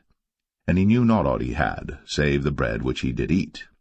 And Joseph was a goodly person, and well-favored. And it came to pass after these things, that his master's wife cast her eyes upon Joseph, and she said, Lie with me. But he refused, and said unto his master's wife, Behold, my master wotteth not what is with me in the house, and he hath committed all that he hath to my hand. There is none greater in this house than I, neither hath he kept back anything from me but thee, because thou art his wife. How then can I do this great wickedness and sin against God? And it came to pass, as she spake to Joseph day by day, that he hearkened not unto her, to lie by her, or to be with her. And it came to pass about this time, that Joseph went into the house to do his business, and there was none of the men of the house there within. And she caught him by his garment, saying, Lie with me. And he left his garment in her hand, and fled, and got him out. And it came to pass, when she saw that he had left his garment in her hand, and was fled forth, that she called unto the men of her house, and spake unto them, saying, See, he hath brought in an Hebrew unto us to mock us. He came in unto me to lie with me, and I cried with a loud voice. And it came to pass, when he heard that I lifted up my voice and cried, that he left his garment with me, and fled, and got him out. And she laid up his garment by her, until his lord came home. And she spake unto him according to these words, saying, The Hebrew servant which thou hast brought unto us came in unto me to mock me. And it came to pass, as I lifted up my voice and cried, that he left his garment with me, and fled out. And it came to pass, when his master heard the words of his wife, which she spake unto him, saying, After this manner did thy servant to me, that his wrath was kindled. And Joseph's master took him, and put him into the prison, a place where the king's prisoners were bound. And he was there in the prison. But the Lord was with Joseph, and showed him mercy, and gave him favor in the sight of the keeper of the prison. And the keeper of the prison committed to Joseph's hand all the prisoners that were in the prison. And whatsoever they did there, he was the doer of it. The keeper of the prison looked not to anything that was under his hand, because the Lord was with him. And that which he did, the Lord made it to prosper.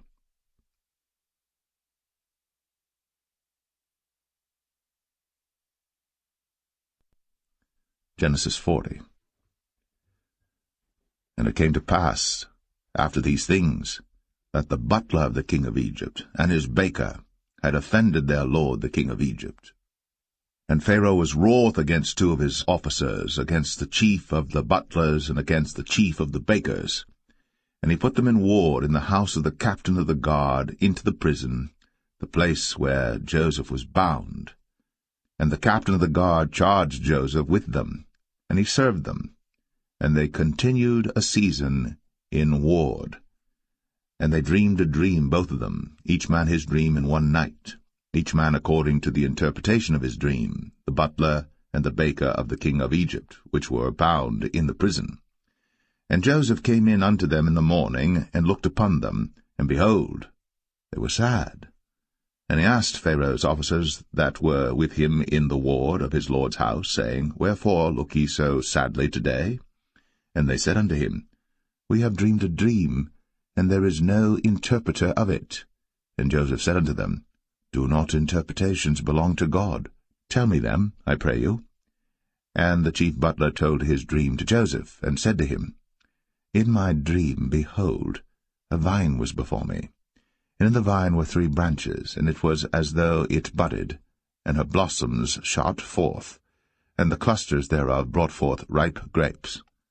And Pharaoh's cup was in my hand, and I took the grapes, and pressed them into Pharaoh's cup, and I gave the cup into Pharaoh's hand. And Joseph said unto him, This is the interpretation of it. The 3 branches are 3 days.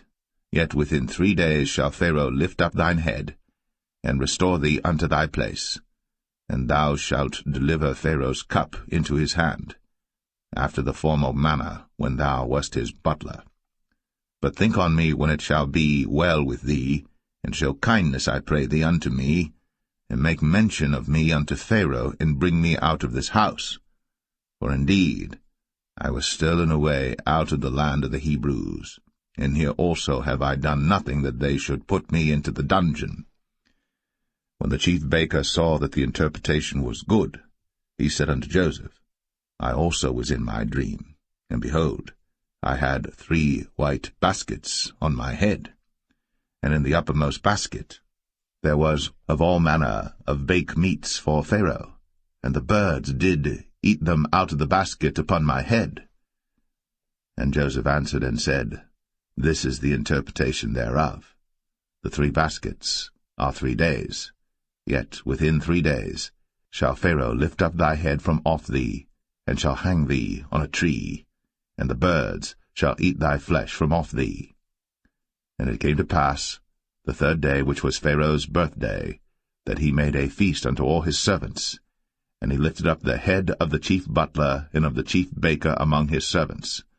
And he restored the chief butler unto his butlership again, and he gave the cup into Pharaoh's hand. But he hanged the chief baker, as Joseph had interpreted to them. Yet did not the chief butler remember Joseph, but forgat him.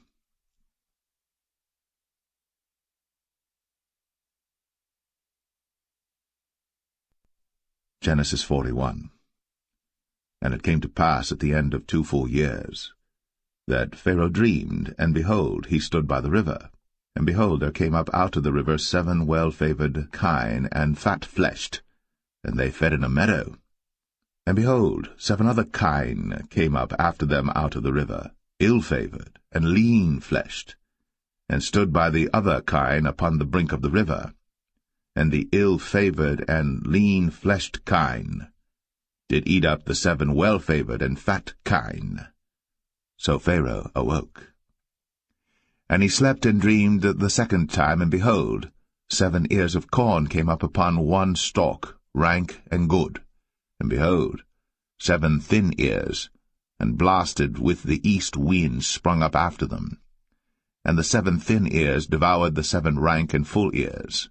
And Pharaoh awoke, and behold, it was a dream. And it came to pass in the morning that his spirit was troubled, and he sent and called for all the magicians of Egypt, and all the wise men thereof. And Pharaoh told them his dream, but there was none that could interpret them unto Pharaoh. Then spake the chief butler unto Pharaoh, saying, I do remember my faults this day. Pharaoh was wroth with his servants, and put me in ward of the captain of the guard's house, both me and the chief baker. And we dreamed a dream in one night, I and he. We dreamed each man according to the interpretation of his dream. And there was there with us a young man, an Hebrew, servant to the captain of the guard. And we told him, and he interpreted to us our dreams. To each man according to his dream he did interpret. And it came to pass, as he interpreted to us, so it was. Me he restored unto mine office, and him he hanged. Then Pharaoh sent and called Joseph, and they brought him hastily out of the dungeon. And he shaved himself, and changed his raiment, and came in unto Pharaoh. And Pharaoh said unto Joseph, I have dreamed a dream, and there is none that can interpret it. And I have heard say of thee, that thou canst understand a dream to interpret it. And Joseph answered Pharaoh, saying, It is not in me. God shall give Pharaoh an answer of peace. And Pharaoh said unto Joseph, In my dream, behold, I stood upon the bank of the river, and behold, there came up out of the river 7 kine, fat-fleshed, and well-favoured, and they fed in a meadow, and behold, 7 other kine came up after them, poor, and very ill-favoured, and lean-fleshed, such as I never saw in all the land of Egypt for badness. And the lean and the ill-favoured kine did eat up the first 7 fat kine. And when they had eaten them up, it could not be known that they had eaten them, but they were still ill-favoured, as at the beginning. So I awoke. And I saw in my dream, and behold, 7 ears came up in one stalk, full and good. And behold, 7 ears withered, thin, and blasted with the east wind, sprung up after them. And the thin ears devoured the 7 good ears. And I told this unto the magicians, but there was none that could declare it to me. And Joseph said unto Pharaoh, The dream of Pharaoh is one. God hath shown Pharaoh what he is about to do. The 7 good kine are 7 years, and the 7 good ears are 7 years. The dream is one. And the 7 thin and ill-favoured kine that came up after them are 7 years, and the 7 empty ears blasted with the east wind shall be 7 years of famine. This is the thing which I have spoken unto Pharaoh. What God is about to do, he showeth unto Pharaoh. Behold, there come 7 years of great plenty throughout all the land of Egypt. And there shall arise after them 7 years of famine, and all the plenty shall be forgotten in the land of Egypt, and the famine shall consume the land, and the plenty shall not be known in the land by reason of that famine following, for it shall be very grievous. And for that the dream was doubled unto Pharaoh twice. It is because the thing is established by God, and God will shortly bring it to pass. Now therefore let Pharaoh look out a man discreet and wise, and set him over the land of Egypt. Let Pharaoh do this, and let him appoint officers over the land, and take up the 5th part of the land of Egypt in the 7 plenteous years, and let them gather all the food of those good years that come, and lay up corn under the hand of Pharaoh, and let them keep food in the cities. And that food shall be for store to the land against the 7 years of famine, which shall be in the land of Egypt, that the land perish not through the famine. And the thing was good in the eyes of Pharaoh, and in the eyes of all his servants. And Pharaoh said unto his servants, Can we find such a one as this is, a man in whom the Spirit of God is? And Pharaoh said unto Joseph, Forasmuch as God hath shown thee all this, there is none so discreet and wise as thou art. Thou shalt be over my house, and according unto thy word shall all my people be ruled. Only in the throne will I be greater than thou. And Pharaoh said unto Joseph, See, I have set thee over all the land of Egypt. And Pharaoh took off his ring from his hand, and put it upon Joseph's hand, and arrayed him in vestures of fine linen, and put a gold chain about his neck. And he made him to ride in the second chariot which he had. And they cried before him, Bow the knee. And he made him ruler over all the land of Egypt. And Pharaoh said unto Joseph, I am Pharaoh, and without thee shall no man lift up his hand or foot in all the land of Egypt. And Pharaoh called Joseph's name Zaphnath-Paneah, and he gave him to wife Asenath, the daughter of Potipharah, priest of On. And Joseph went out over all the land of Egypt. And Joseph was 30 years old when he stood before Pharaoh king of Egypt. And Joseph went out from the presence of Pharaoh, and went throughout all the land of Egypt. And in the 7 plenteous years the earth brought forth by handfuls. And he gathered up all the food of the 7 years which were in the land of Egypt, and laid up the food in the cities, the food of the field, which was round about every city, laid he up in the same. And Joseph gathered corn, as the sand of the sea, very much, until he left numbering, for it was without number. And unto Joseph were born 2 sons before the years of famine came, which Asenath, the daughter of Potipharah, priest of On, bare unto him. And Joseph called the name of the firstborn Manasseh, for God, said he, hath made me forget all my toil, and all my father's house. And the name of the second called he Ephraim, for God hath caused me to be fruitful in the land of my affliction. And the 7 years of plenteousness that was in the land of Egypt were ended, and the 7 years of dearth began to come, according as Joseph had said. And the dearth was in all lands, but in all the land of Egypt there was bread. And when all the land of Egypt was famished, the people cried to Pharaoh for bread. And Pharaoh said unto all the Egyptians, Go unto Joseph. What he saith to you, do. And the famine was over all the face of the earth.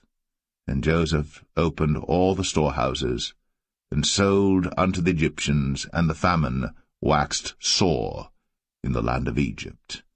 And all countries came into Egypt to Joseph for to buy corn, because that the famine was so sore in all lands.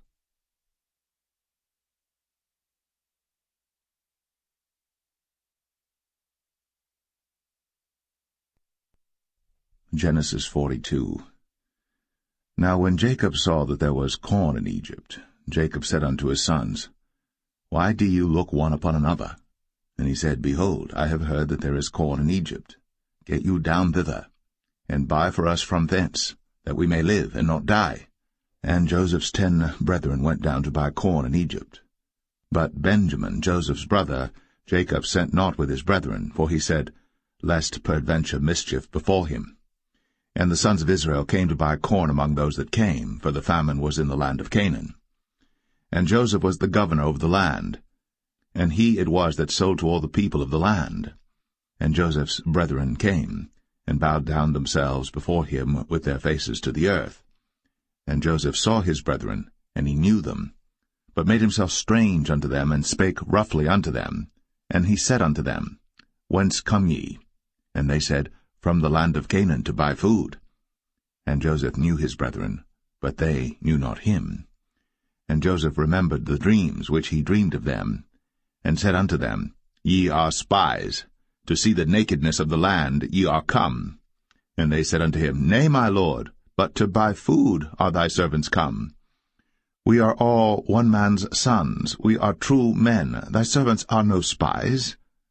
And he said unto them, Nay, but to see the nakedness of the land ye are come.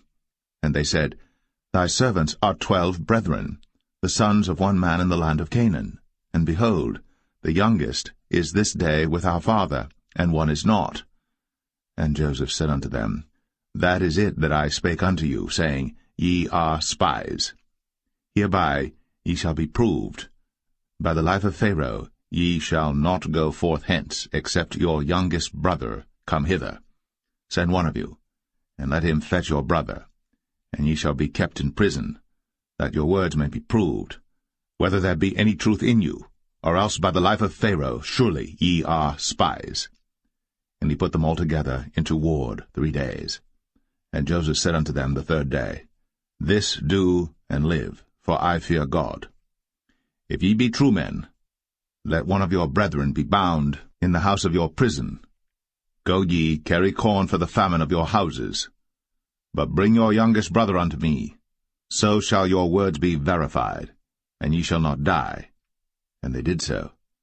And they said one to another, We are verily guilty concerning our brother, in that we saw the anguish of his soul when he besought us, and we would not hear. Therefore is this distress come upon us. And Reuben answered them, saying, Spake I not unto you, saying, Do not sin against the child? And ye would not hear. Therefore, behold, also his blood is required. And they knew not that Joseph understood them, for he spake unto them by an interpreter. And he turned himself about from them, and wept, and returned to them again, and communed with them, and took from them Simeon, and bound him before their eyes. Then Joseph commanded to fill their sacks with corn, and to restore every man's money into his sack, and to give them provision for the way.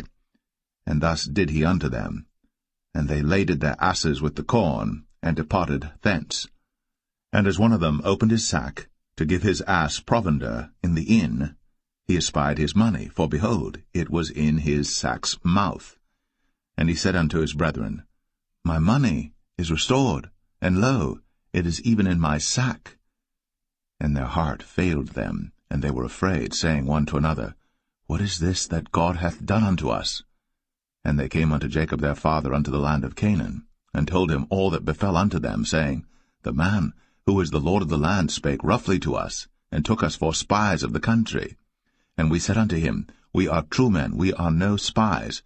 We be 12 brethren, sons of our father, one is not, and the youngest is this day with our father in the land of Canaan.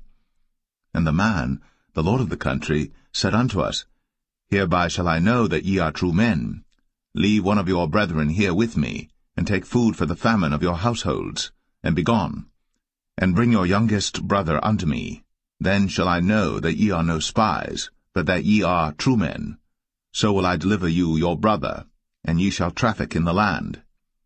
And it came to pass, as they emptied their sacks, that, behold, every man's bundle of money was in his sack.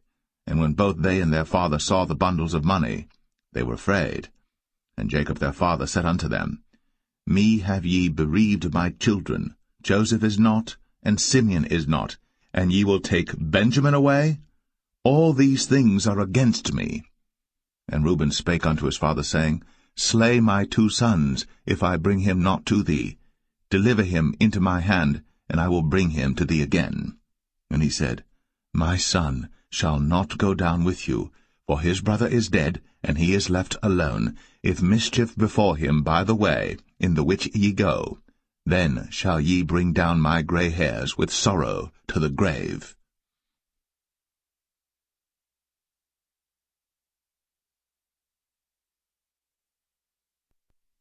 Genesis 43.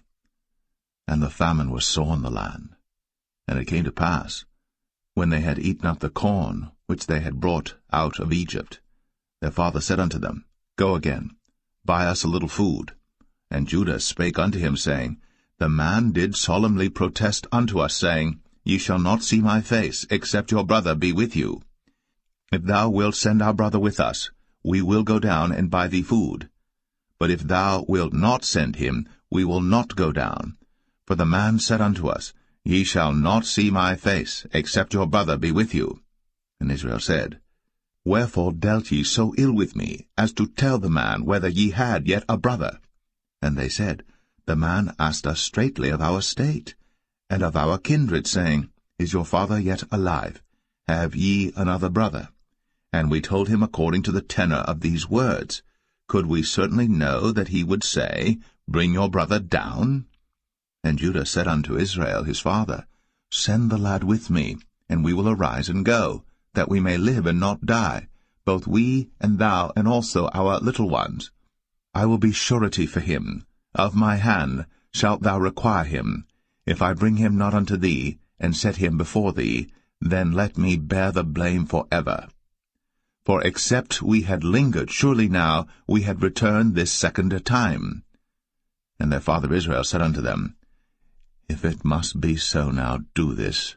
Take of the best fruits in the land in your vessels, and carry down the man a present, a little balm, and a little honey, spices, and myrrh, nuts, and almonds.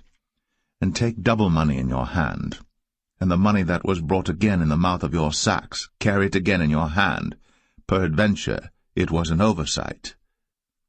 Take also your brother, and arise, go again unto the man. And God Almighty give you mercy before the man, that he may send away your other brother and Benjamin. If I be bereaved of my children, I am bereaved. And the men took that present, and they took double money in their hand, and Benjamin, and rose up, and went down to Egypt, and stood before Joseph. And when Joseph saw Benjamin with them, he said to the ruler of his house, Bring these men home, and slay, and make ready, for these men shall dine with me at noon. And the man did as Joseph bade, and the man brought the men into Joseph's house. And the men were afraid, because they were brought into Joseph's house. And they said, Because of the money that was returned in our sacks at the first time are we brought in, that he may seek occasion against us, and fall upon us, and take us for bondmen and our asses. And they came near to the steward of Joseph's house, and they communed with him at the door of the house, and said, O sir, we came indeed down at the first time to buy food, and it came to pass, when we came to the inn, that we opened our sacks, and behold, every man's money was in the mouth of his sack, our money in full weight, and we have brought it again in our hand, and other money have we brought down in our hands to buy food. We cannot tell who put our money in our sacks. And he said, Peace be to you, fear not. Your God, and the God of your father, hath given you treasure in your sacks. I had your money. And he brought Simeon out unto them. And the man brought the men into Joseph's house, and gave them water, and they washed their feet, and he gave their asses provender. And they made ready the present against Joseph came at noon, for they heard that they should eat bread there. And when Joseph came home, they brought him the present which was in their hand into the house, and bowed themselves to him to the earth. And he asked them of their welfare, and said, Is your father well? The old man of whom ye spake, is he yet alive? And they answered, Thy servant our father is in good health, he is yet alive. And they bowed down their heads, and made obeisance. And he lifted up his eyes, and saw his brother Benjamin, his mother's son, and said, Is this your younger brother, of whom ye spake unto me? And he said, God be gracious unto thee, my son. And Joseph made haste, for his bowels did yearn upon his brother, and he sought where to weep. And he entered into his chamber, and wept there. And he washed his face, and went out, and refrained himself, and said, Set on bread.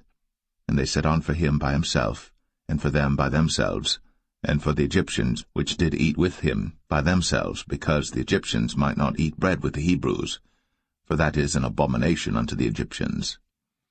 And they sat before him, the firstborn according to his birthright, and the youngest according to his youth. And the men marveled one at another. And he took and sent messes unto them from before him. But Benjamin's mess was 5 times so much as any of theirs. And they drank, and were merry with him.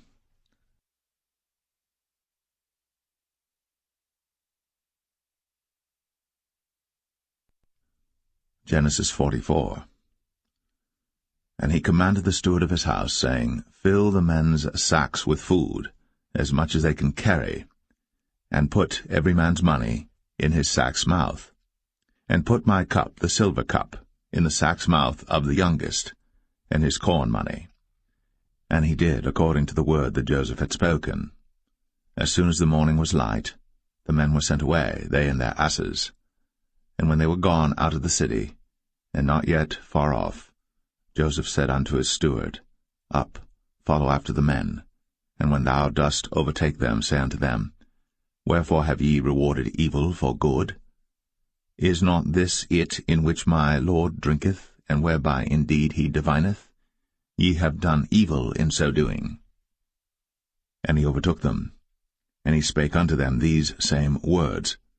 And they said unto him, Wherefore saith my Lord these words? God forbid that thy servants should do according to this thing. Behold, the money which we found in our sacks' mouths, we brought again unto thee out of the land of Canaan. How then should we steal out of thy Lord's house silver or gold?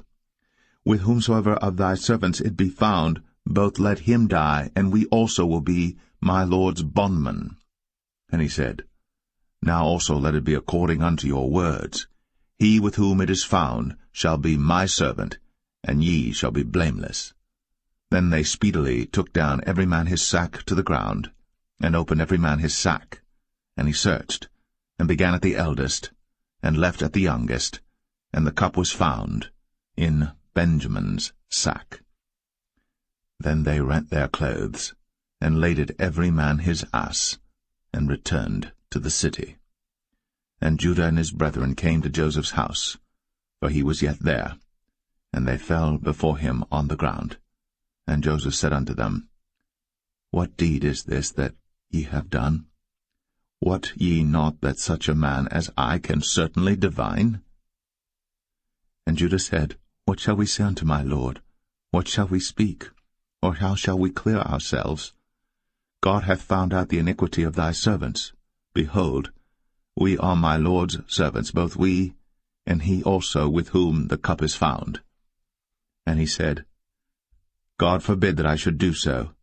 But the man in whose hand the cup is found, he shall be my servant. And as for you, get you up in peace unto your father. Then Judah came near unto him, and said, O my lord, let thy servant, I pray thee, speak a word in my lord's ears, and let not thine anger burn against thy servant, for thou art even as Pharaoh. My lord asked his servants, saying, Have ye a father or a brother? And we said unto my lord, We have a father, an old man, and a child of his old age, a little one. And his brother is dead, and he alone is left of his mother, and his father loveth him. And thou saidst unto thy servants, Bring him down unto me, that I may set mine eyes upon him. And we said unto my lord, The lad cannot leave his father, for if he should leave his father would die. And thou saidst unto thy servants, Except your youngest brother come down with you, ye shall see my face no more. And it came to pass, when we came up unto thy servant my father, we told him the words of my lord. And our father said, Go again, and buy us a little food. And we said, We cannot go down. If our youngest brother be with us, then we will go down. For we may not see the man's face, except our youngest brother be with us. And thy servant my father said unto us, Ye know that my wife bare me 2 sons, and the one went out from me, and I said, Surely he is torn in pieces, and I saw him not since. And if ye take this also from me, and mischief before him, ye shall bring down my gray hairs with sorrow to the grave. Now therefore, when I come to thy servant my father, and the lad be not with us, seeing that his life is bound up in the lad's life, it shall come to pass, when he seeth that the lad is not with us, that he will die. And thy servants shall bring down the gray hairs of thy servant our father with sorrow to the grave. For thy servant became surety for the lad unto my father, saying, If I bring him not unto thee, then I shall bear the blame to my father for ever. Now therefore, I pray thee, let thy servant abide instead of the lad, a bondman to my lord, and let the lad go up with his brethren. For how shall I go up to my father, and the lad be not with me, lest peradventure I see the evil that shall come on my father?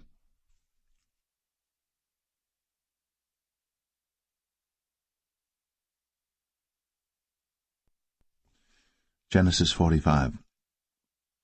Then Joseph could not refrain himself before all them that stood by him. And he cried, Cause every man to go out from me. And there stood no man with him, while Joseph made himself known unto his brethren. And he wept aloud. And the Egyptians in the house of Pharaoh heard. And Joseph said unto his brethren, I am Joseph. Doth my father yet live? And his brethren could not answer him, for they were troubled at his presence. And Joseph said unto his brethren, Come near to me, I pray you. And they came near, and he said, I am Joseph your brother, whom ye sold into Egypt. Now therefore be not grieved, nor angry with yourselves, that ye sold me hither, for God did send me before you to preserve life. For these 2 years hath the famine been in the land, and yet there are 5 years, in the which there shall neither be earing nor harvest. And God sent me before you to preserve you a posterity in the earth, and to save your lives by a great deliverance. So now it was not you that sent me hither, but God. And he hath made me a father to Pharaoh, and lord of all his house, and a ruler throughout all the land of Egypt. Haste ye, and go up to my father, and say unto him, Thus saith thy son Joseph, God hath made me lord of all Egypt. Come down unto me, tarry not. And thou shalt dwell in the land of Goshen. And thou shalt be near unto me, thou and thy children, and thy children's children, and thy flocks and thy herds, and all that thou hast. And there will I nourish thee. For yet there are 5 years of famine, lest thou and thy household, and all that thou hast, come to poverty. And behold, your eyes see, in the eyes of my brother Benjamin, that it is my mouth that speaketh unto you. And ye shall tell my father of all my glory in Egypt, and of all that ye have seen. And ye shall haste, and bring down my father hither. And he fell upon his brother Benjamin's neck, and wept. And Benjamin wept upon his neck. Moreover he kissed all his brethren, and wept upon them, and after that his brethren talked with him. And the fame thereof was heard in Pharaoh's house, saying, Joseph's brethren are come. And it pleased Pharaoh well, and his servants. And Pharaoh said unto Joseph, Say unto thy brethren, This do ye, lade your beasts, and go, get you unto the land of Canaan. And take your father and your households, and come unto me, and I will give you the good of the land of Egypt, and ye shall eat the fat of the land. Now thou art commanded, this do ye, take you wagons out of the land of Egypt, for your little ones, and for your wives, and bring your father, and come. Also regard not your stuff, for the good of all the land of Egypt is yours. And the children of Israel did so. And Joseph gave them wagons according to the commandment of Pharaoh, and gave them provision for the way. To all of them he gave each man changes of raiment, but to Benjamin he gave 300 pieces of silver, and 5 changes of raiment. And to his father he sent after this manner, 10 asses laden with the good things of Egypt, and 10 she-asses laden with corn and bread and meat for his father by the way. So he sent his brethren away, and they departed. And he said unto them, See that ye fall not out by the way. And they went up out of Egypt, and came into the land of Canaan unto Jacob their father, and told him, saying, Joseph is yet alive, and he is governor over all the land of Egypt. And Jacob's heart fainted, for he believed them not. And they told him all the words of Joseph, which he had said unto them. And when he saw the wagons which Joseph had sent to carry him, the spirit of Jacob their father revived. And Israel said, It is enough. Joseph my son is yet alive. I will go and see him before I die.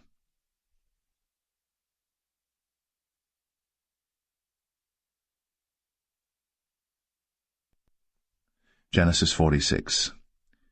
And Israel took his journey with all that he had, and came to Beersheba, and offered sacrifices unto the God of his father Isaac. And God spake unto Israel in the visions of the night, and said, Jacob, Jacob. And he said, Here am I. And he said, I am God, the God of thy father. Fear not to go down into Egypt, for I will there make of thee a great nation. I will go down with thee into Egypt, and I will also surely bring thee up again, and Joseph shall put his hand upon thine eyes. And Jacob rose up from Beersheba, and the sons of Israel carried Jacob their father, and their little ones, and their wives, in the wagons which Pharaoh had sent to carry him. And they took their cattle and their goods which they had gotten in the land of Canaan, and came into Egypt, Jacob and all his seed with him, his sons, and his sons' sons with him, his daughters, and his sons' daughters, and all his seed brought he with him into Egypt. And these are the names of the children of Israel, which came into Egypt, Jacob and his sons, Reuben, Jacob's firstborn, and the sons of Reuben, Hanok and Phalu, and Hezron and Carmi, and the sons of Simeon, Jemuel, and Jamin, and Ohad, and Jachin, and Zohar, and Shaul the son of a Canaanitish woman, and the sons of Levi, Gershon, Kohath, and Merari, and the sons of Judah, Er, and Onan, and Shelah, and Pharez, and Zerah. But Er and Onan died in the land of Canaan. And the sons of Pharez were Hezron and Hamul. And the sons of Issachar, Tola, and Phuvah, and Job, and Shimron. And the sons of Zebulun, Sered, and Elon, and Jaleel. These be the sons of Leah, which he bare unto Jacob in Padan Aram, with his daughter Dinah. All the souls of his sons and his daughters were 33. And the sons of Gad, Ziphion, and Haggai, Shunai, and Esbon, Eri, and Aradai, and Arali. And the sons of Asher, Jimnah, and Ishua, and Isui, and Beriah, and Sarah their sister. And the sons of Beriah, Heber, and Malchiel. These are the sons of Zilpah, whom Laban gave to Leah his daughter, and these she bare unto Jacob, even 16 souls. The sons of Rachel, Jacob's wife, Joseph and Benjamin. And unto Joseph in the land of Egypt were born Manasseh and Ephraim, which Asenath, the daughter of Potipharah, priest of On, bare unto him. And the sons of Benjamin were Bela, and Becher, and Ashbel, Gera, and Naaman, Ehi, and Rosh, Mupim, and Hupim, and Ard. These are the sons of Rachel, which were born to Jacob. All the souls were 14. And the sons of Dan, Hushim. And the sons of Naphtali, Jaziel, and Gunai, and Jezer, and Shillem. These are the sons of Bilhah, which Laban gave unto Rachel his daughter, and she bare these unto Jacob. All the souls were 7. All the souls that came with Jacob into Egypt, which came out of his loins, besides Jacob's sons' wives, all the souls were 66. And the sons of Joseph, which were born him in Egypt, were 2 souls. All the souls of the house of Jacob, which came into Egypt, were 70. And he sent Judah before him unto Joseph, to direct his face unto Goshen. And they came into the land of Goshen. And Joseph made ready his chariot, and went up to meet Israel his father to Goshen, and presented himself unto him. And he fell on his neck, and wept on his neck a good while. And Israel said unto Joseph, Now let me die, since I have seen thy face, because thou art yet alive. And Joseph said unto his brethren, and unto his father's house, I will go up and show Pharaoh, and say unto him, My brethren, and my father's house, which were in the land of Canaan, are come unto me. And the men are shepherds, for their trade hath been to feed cattle, and they have brought their flocks, and their herds, and all that they have. And it shall come to pass, when Pharaoh shall call you, and shall say, What is your occupation? That ye shall say, Thy servant's trade hath been about cattle from our youth, even until now, both we and also our fathers, that ye may dwell in the land of Goshen. For every shepherd is an abomination unto the Egyptians.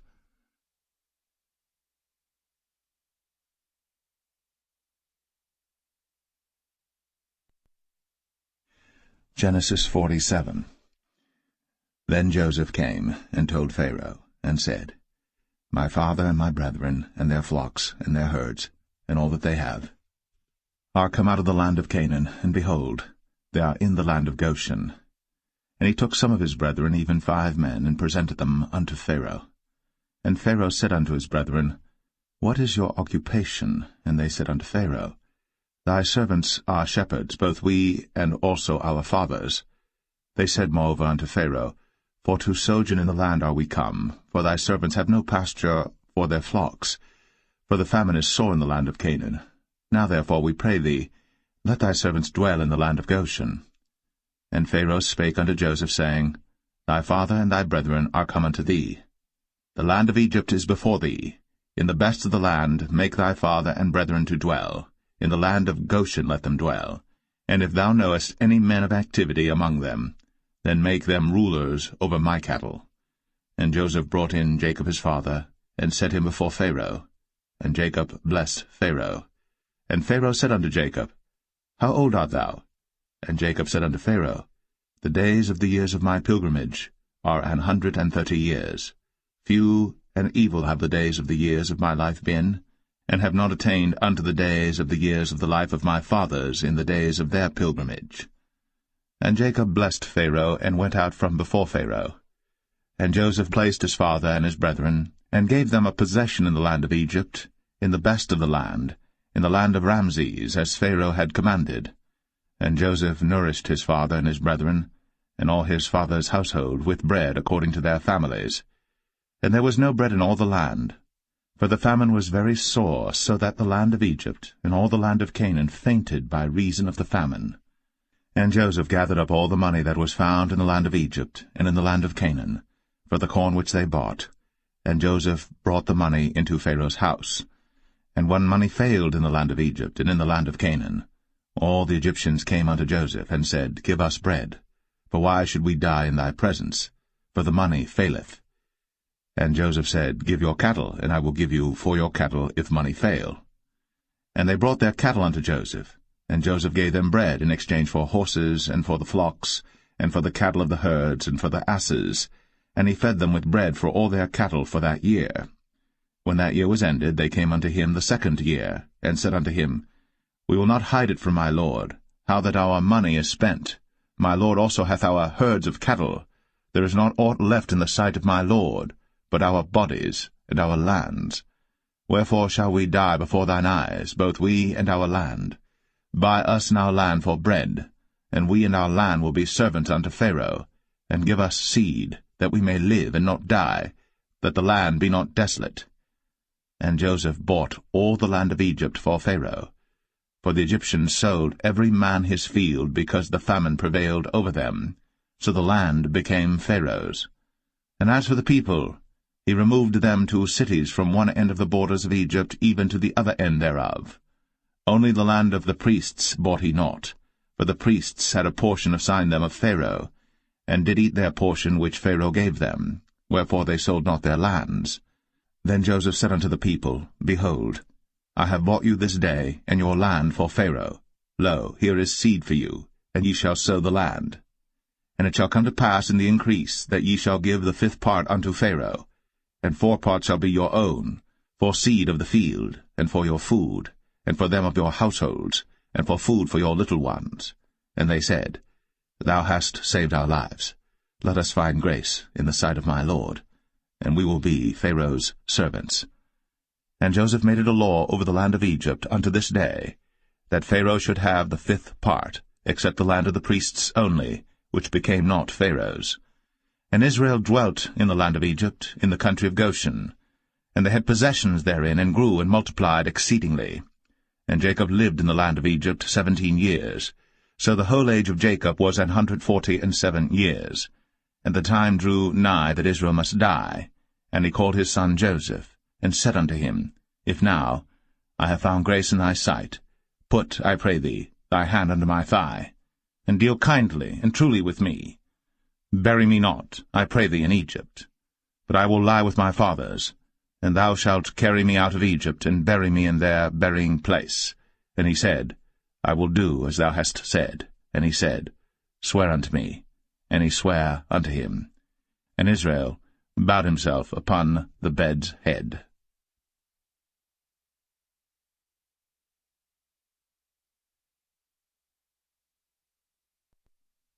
Genesis 48.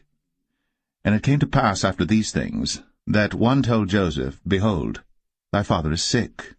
And he took with him his 2 sons, Manasseh and Ephraim. And one told Jacob, and said, Behold, thy son Joseph cometh unto thee. And Israel strengthened himself, and sat upon the bed. And Jacob said unto Joseph, God Almighty appeared unto me at Luz in the land of Canaan, and blessed me. And said unto me, Behold, I will make thee fruitful, and multiply thee, and I will make of thee a multitude of people, and will give this land to thy seed after thee for an everlasting possession. And now thy 2 sons, Ephraim and Manasseh, which were born unto thee in the land of Egypt before I came unto thee into Egypt, are mine. As Reuben and Simeon they shall be mine. And thy issue which thou begettest after them shall be thine, and shall be called after the name of their brethren in their inheritance. And as for me, when I came from Padan, Rachel died by me in the land of Canaan in the way, when yet there was but a little way to come unto Ephrath. And I buried her there in the way of Ephrath, the same as Bethlehem. And Israel beheld Joseph's sons, and said, Who are these? And Joseph said unto his father, They are my sons, whom God hath given me in this place. And he said, Bring them, I pray thee, unto me, and I will bless them. Now the eyes of Israel were dim for age, so that he could not see. And he brought them near unto him. And he kissed them, and embraced them. And Israel said unto Joseph, I had not thought to see thy face, and lo, God hath shown me also thy seed. And Joseph brought them out from between his knees, and he bowed himself with his face to the earth. And Joseph took them both, Ephraim in his right hand toward Israel's left hand, and Manasseh in his left hand toward Israel's right hand, and brought them near unto him. And Israel stretched out his right hand, and laid it upon Ephraim's head, who was the younger, and his left hand upon Manasseh's head, guiding his hands wittingly, for Manasseh was the firstborn. And he blessed Joseph, and said, God, before whom my fathers Abraham and Isaac did walk, the God which fed me all my life long unto this day, the angel which redeemed me from all evil, bless the lads, and let my name be named on them, and the name of my fathers Abraham and Isaac, and let them grow into a multitude in the midst of the earth.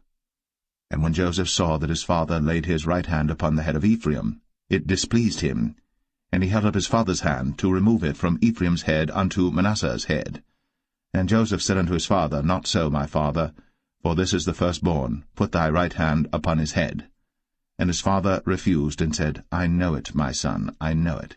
He also shall become a people, and he also shall be great. But truly his younger brother shall be greater than he, and his seed shall become a multitude of nations. And he blessed them that day, saying, In thee shall Israel bless, saying, God make thee as Ephraim and as Manasseh. And he set Ephraim before Manasseh. And Israel said unto Joseph, Behold, I die, but God shall be with you, and bring you again unto the land of your fathers. Moreover, I have given to thee one portion above thy brethren, which I took out of the hand of the Amorite with my sword and with my bow.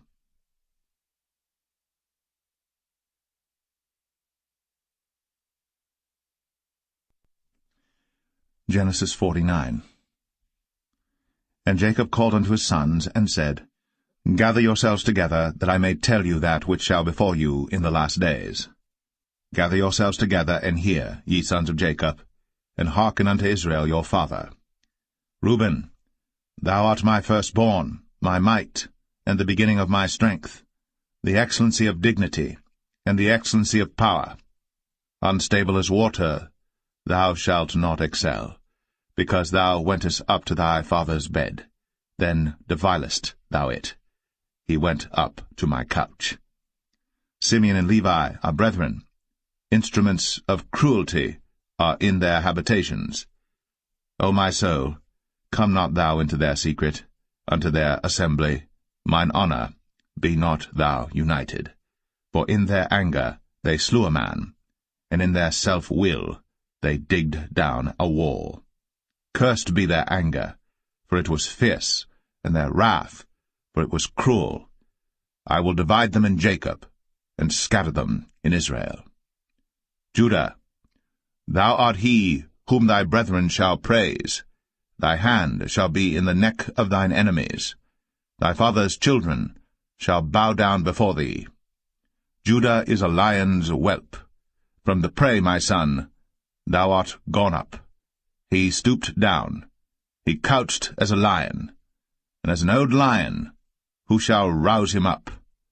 The scepter shall not depart from Judah, nor a lawgiver from between his feet, until Shiloh come, and unto him shall the gathering of the people be. Binding his foal unto the vine, and his ass's colt unto the choice vine, he washed his garments in wine, and his clothes in the blood of grapes. His eyes shall be red with wine, and his teeth white with milk. Zebulun shall dwell at the haven of the sea, and he shall be for an haven of ships, and his border shall be unto Zidon. Issachar is a strong ass couching down between two burdens. And he saw that rest was good, and the land that it was pleasant, and bowed his shoulder to bear, and became a servant unto tribute. Dan shall judge his people, as one of the tribes of Israel. Dan shall be a serpent by the way, an adder in the path, that biteth the horse heels, so that his rider shall fall backward. I have waited for thy salvation, O Lord. Gad, a troop shall overcome him, but he shall overcome at the last. Out of Asher his bread shall be fat, and he shall yield royal dainties. Naphtali is a hind let loose, he giveth goodly words. Joseph is a fruitful bough, even a fruitful bough by a well, whose branches run over the wall. The archers have sorely grieved him, and shot at him, and hated him. But his bow abode in strength, and the arms of his hands were made strong by the hands of the mighty God of Jacob. From thence is the shepherd, the stone of Israel. Even by the God of thy father, who shall help thee, and by the Almighty, who shall bless thee with blessings of heaven above, blessings of the deep that lieth under, blessings of the breasts, and of the womb. The blessings of thy father have prevailed above the blessings of my progenitors, unto the utmost bound of the everlasting hills. They shall be on the head of Joseph, and on the crown of the head of him that was separate from his brethren. Benjamin shall raven as a wolf.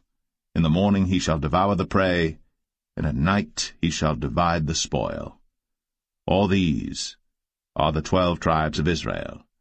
And this is it that their father spake unto them, and blessed them, every one, according to his blessing, he blessed them. And he charged them, and said unto them, I am to be gathered unto my people.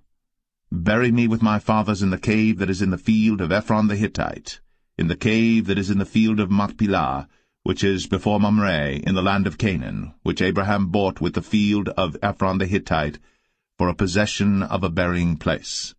There they buried Abraham and Sarah his wife. There they buried Isaac and Rebekah his wife, and there I buried Leah.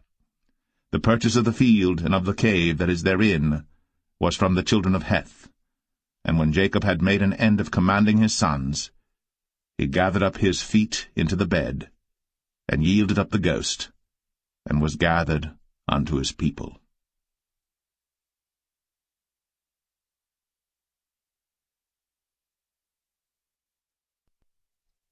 Genesis 50. And Joseph fell upon his father's face, and wept upon him, and kissed him.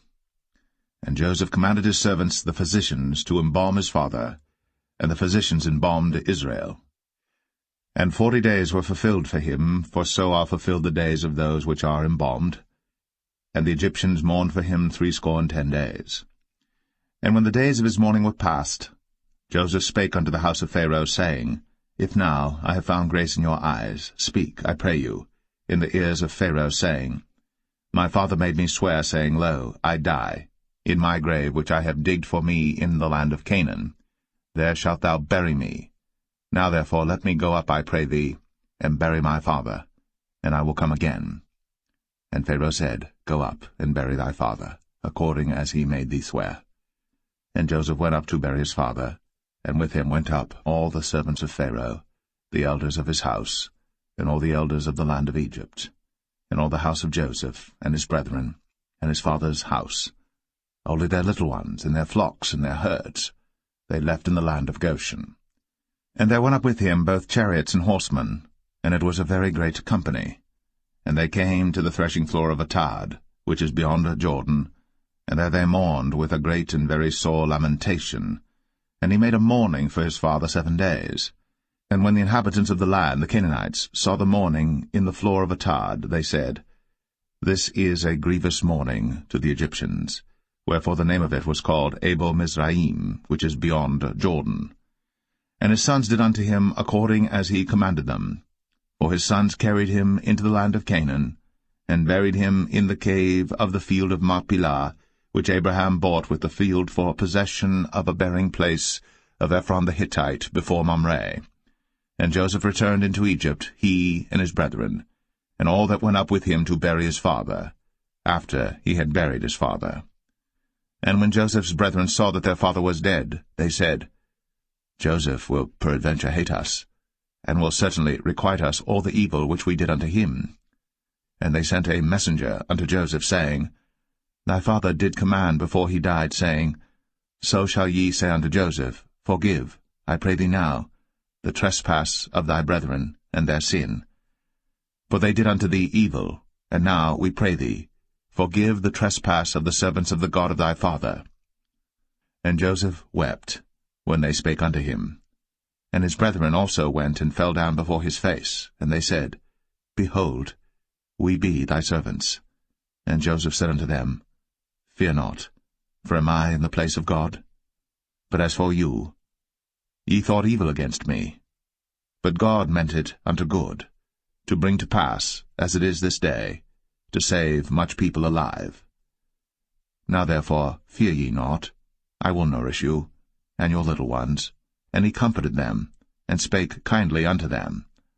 And Joseph dwelt in Egypt, he and his father's house. And Joseph lived 110 years. And Joseph saw Ephraim's children of the 3rd generation. The children also of Machir, the son of Manasseh, were brought up upon Joseph's knees. And Joseph said unto his brethren, I die. And God will surely visit you, and bring you out of this land unto the land which he sware to Abraham, to Isaac, and to Jacob. And Joseph took an oath of the children of Israel, saying, God will surely visit you, and ye shall carry up my bones from hence. So Joseph died, being 110 years old, and they embalmed him, and he was put in a coffin in Egypt.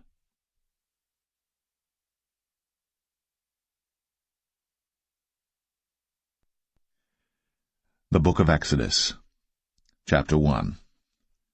Now these are the names of the children of Israel, which came into Egypt. Every man in his household came with Jacob: Reuben, Simeon, Levi, and Judah, Issachar, Zebulun, and Benjamin, Dan and Naphtali, Gad and Asher. And all the souls that came out of the loins of Jacob were 70 souls, for Joseph was in Egypt already. And Joseph died, and all his brethren, and all that generation. And the children of Israel were fruitful, and increased abundantly, and multiplied, and waxed exceeding mighty, and the land was filled with them. Now there arose up a new king over Egypt, which knew not Joseph. And he said unto his people, Behold, the people of the children of Israel are more and mightier than we. Come on, let us deal wisely with them, lest they multiply. And it come to pass, that when there falleth out any war, they join also unto our enemies, and fight against us, and so get them up out of the land. Therefore they did set over them taskmasters, to afflict them with their burdens, and they built for Pharaoh treasure cities, Pithom and Ramses. But the more they afflicted them, the more they multiplied and grew, and they were grieved because of the children of Israel. And the Egyptians made the children of Israel to serve with rigor, and they made their lives bitter with hard bondage, in mortar, and in brick, and in all manner of service in the field. All their service wherein they made them serve was with rigor. And the king of Egypt spake to the Hebrew midwives, of which the name of the one was Shiphrah, and the name of the other Puah. And he said, When ye do the office of a midwife to the Hebrew women, and see them upon the stools, if it be a son, then ye shall kill him, but if it be a daughter, then she shall live. But the midwives feared God, and did not as the king of Egypt commanded them, but saved the men-children alive. And the king of Egypt called for the midwives, and said unto them, Why have ye done this thing, and have saved the men-children alive? And the midwives said unto Pharaoh, Because the Hebrew women are not as the Egyptian women, for they are lively, and are delivered ere the midwives come in unto them. Therefore God dealt well with the midwives, and the people multiplied, and waxed very mighty. And it came to pass, because the midwives feared God, that he made them houses. And Pharaoh charged all his people, saying, Every son that is born ye shall cast into the river, and every daughter ye shall save alive.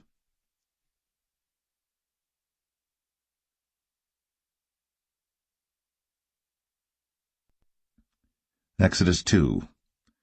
And there went a man of the house of Levi, and took to wife a daughter of Levi. And the woman conceived, and bare a son. And when she saw him that he was a goodly child, she hid him 3 months. And when she could not longer hide him, she took for him an ark of bulrushes, and daubed it with slime, and with pitch, and put the child therein, and she laid it in the flags by the river's brink. And his sister stood afar off to wit what would be done to him. And the daughter of Pharaoh came down to wash herself at the river, and her maidens walked along by the river's side. And when she saw the ark among the flags, she sent her maid to fetch it. And when she had opened it, she saw the child, and behold, the babe wept. And she had compassion on him, and said, This is one of the Hebrews' children. Then said his sister to Pharaoh's daughter, Shall I go and call to thee a nurse of the Hebrew women, that she may nurse the child for thee? And Pharaoh's daughter said to her, Go. And the maid went, and called the child's mother. And Pharaoh's daughter said unto her, Take this child away, and nurse it for me, and I will give thee thy wages. And the woman took the child, and nursed it. And the child grew, and she brought him unto Pharaoh's daughter, and he became her son. And she called his name Moses, and she said, Because I drew him out of the water. And it came to pass in those days, when Moses was grown, that he went out unto his brethren, and looked on their burdens. And he spied an Egyptian smiting an Hebrew, one of his brethren. And he looked this way and that way. And when he saw that there was no man, he slew the Egyptian, and hid him in the sand. And when he went out the second day, behold, 2 men of the Hebrews strove together. And he said to him that did the wrong, Wherefore smitest thou thy fellow? And he said, Who made thee a prince and a judge over us? Intendest thou to kill me, as thou killedst the Egyptian? And Moses feared, and said, Surely this thing is known. Now when Pharaoh heard this thing, he sought to slay Moses. But Moses fled from the face of Pharaoh, and dwelt in the land of Midian, and he sat down by a well. Now the priest of Midian had 7 daughters, and they came and drew water, and filled the troughs to water their father's flock. And the shepherds came and drove them away, but Moses stood up and helped them, and watered their flock. And when they came to Reuel their father, he said, How is it that ye are come so soon today? And they said, An Egyptian delivered us out of the hand of the shepherds, and also drew water enough for us, and watered the flock. And he said unto his daughters, And where is he? Why is it that ye have left the man? Call him, that he may eat bread. And Moses was content to dwell with the man. And he gave Moses Zipporah his daughter. And she bare him a son. And he called his name Gershom, for he said, I have been a stranger in a strange land. And it came to pass, in process of time, that the king of Egypt died, and the children of Israel sighed by reason of the bondage, and they cried, and their cry came up unto God by reason of the bondage. And God heard their groaning, and God remembered his covenant with Abraham, with Isaac, and with Jacob. And God looked upon the children of Israel, and God had respect unto them.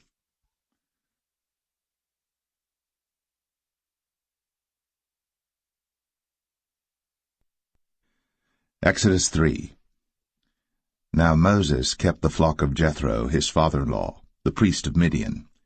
And he led the flock to the backside of the desert, and came to the mountain of God, even to Horeb. And the angel of the Lord appeared unto him in a flame of fire out of the midst of a bush. And he looked, and behold, the bush burned with fire, and the bush was not consumed. And Moses said, I will now turn aside and see this great sight, why the bush is not burnt. And when the Lord saw that he turned aside to see, God called unto him out of the midst of the bush, and said, Moses, Moses. And he said, Here am I. And he said, Draw not nigh hither. Put off thy shoes from off thy feet, for the place whereon thou standest is holy ground. Moreover, he said, I am the God of thy father, the God of Abraham, the God of Isaac, and the God of Jacob. And Moses hid his face, for he was afraid to look upon God.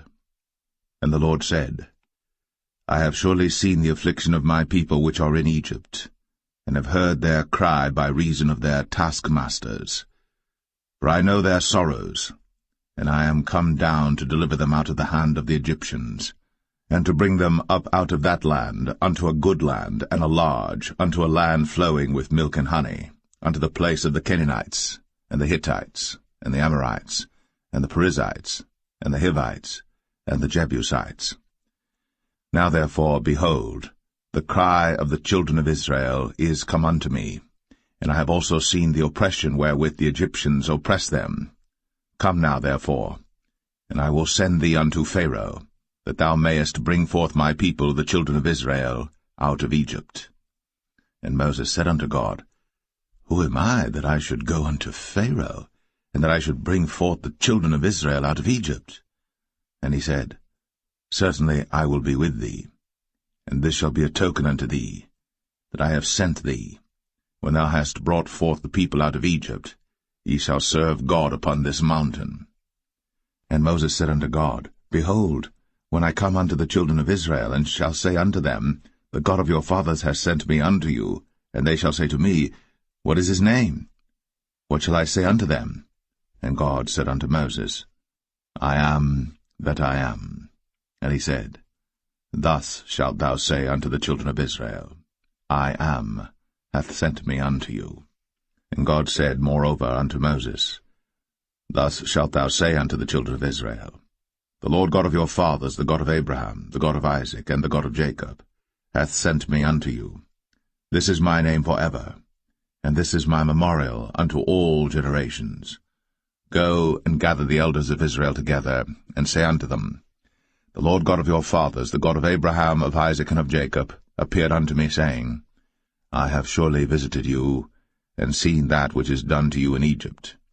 And I have said, I will bring you up out of the affliction of Egypt, unto the land of the Canaanites, and the Hittites, and the Amorites, and the Perizzites, and the Hivites, and the Jebusites, unto a land flowing with milk and honey. And they shall hearken to thy voice, and thou shalt come, thou and the elders of Israel, unto the king of Egypt, and ye shall say unto him, The Lord God of the Hebrews hath met with us. And now let us go, we beseech thee, 3 days' journey into the wilderness, that we may sacrifice to the Lord our God. And I am sure that the king of Egypt will not let you go, no, not by a mighty hand. And I will stretch out my hand, and smite Egypt with all my wonders which I will do in the midst thereof, and after that he will let you go. And I will give this people favor in the sight of the Egyptians, and it shall come to pass that, when ye go, ye shall not go empty. But every woman shall borrow of her neighbor, and of her that sojourneth in her house, jewels of silver, and jewels of gold, and raiment, and ye shall put them upon your sons, and upon your daughters, and ye shall spoil the Egyptians.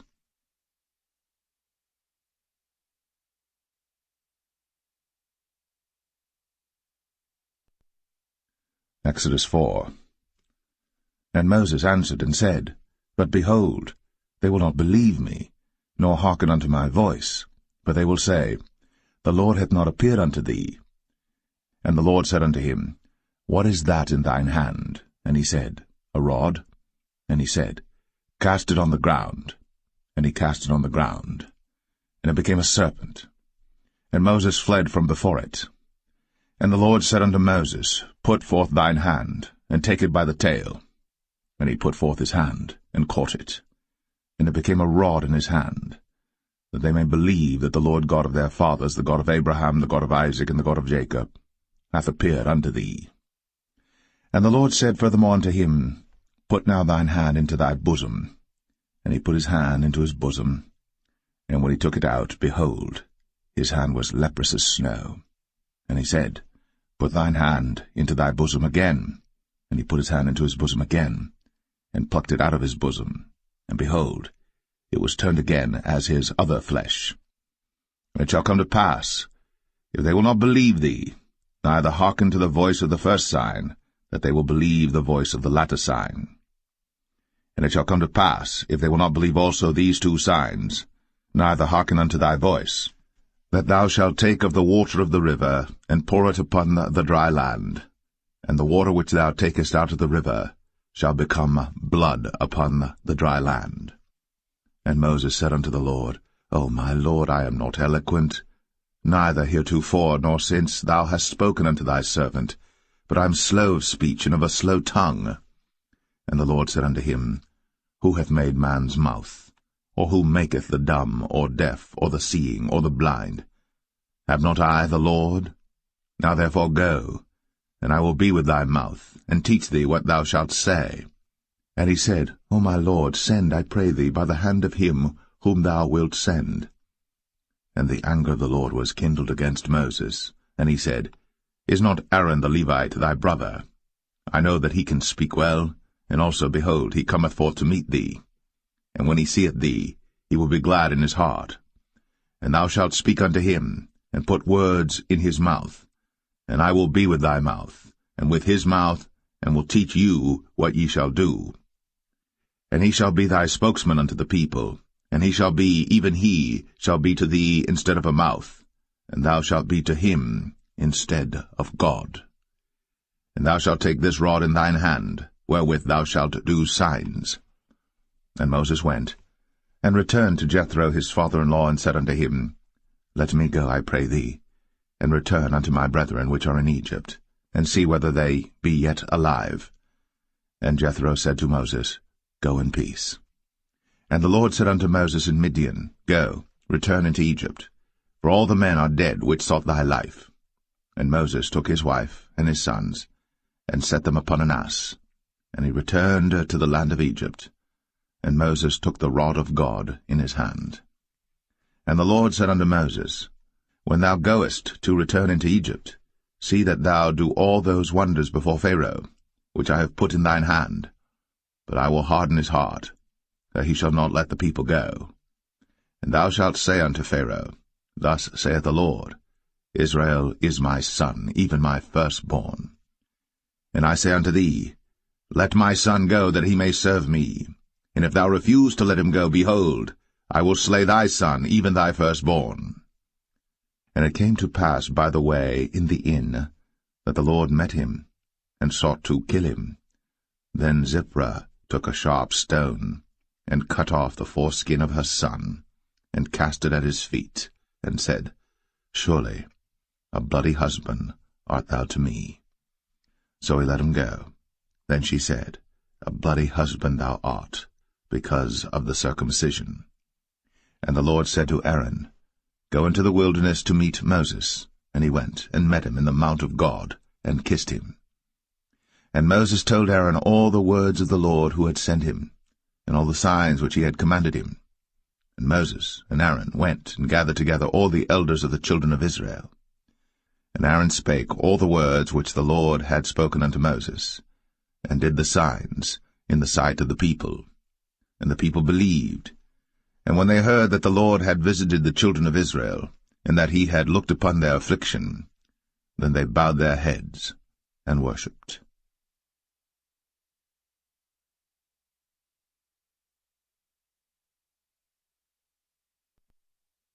Exodus 5. And afterward Moses and Aaron went in, and told Pharaoh, Thus saith the Lord God of Israel, Let my people go, that they may hold a feast unto me in the wilderness.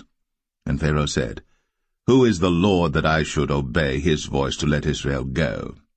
I know not the Lord, neither will I let Israel go.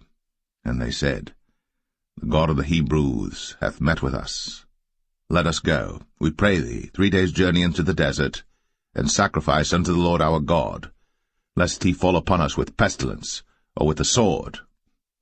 And the king of Egypt said unto them, Wherefore do ye, Moses and Aaron? Let the people from their works get you unto your burdens. And Pharaoh said, Behold, the people of the land now are many, and ye make them rest from their burdens. And Pharaoh commanded the same day the taskmasters of the people and their officers, saying, Ye shall no more give the people straw to make brick, as heretofore.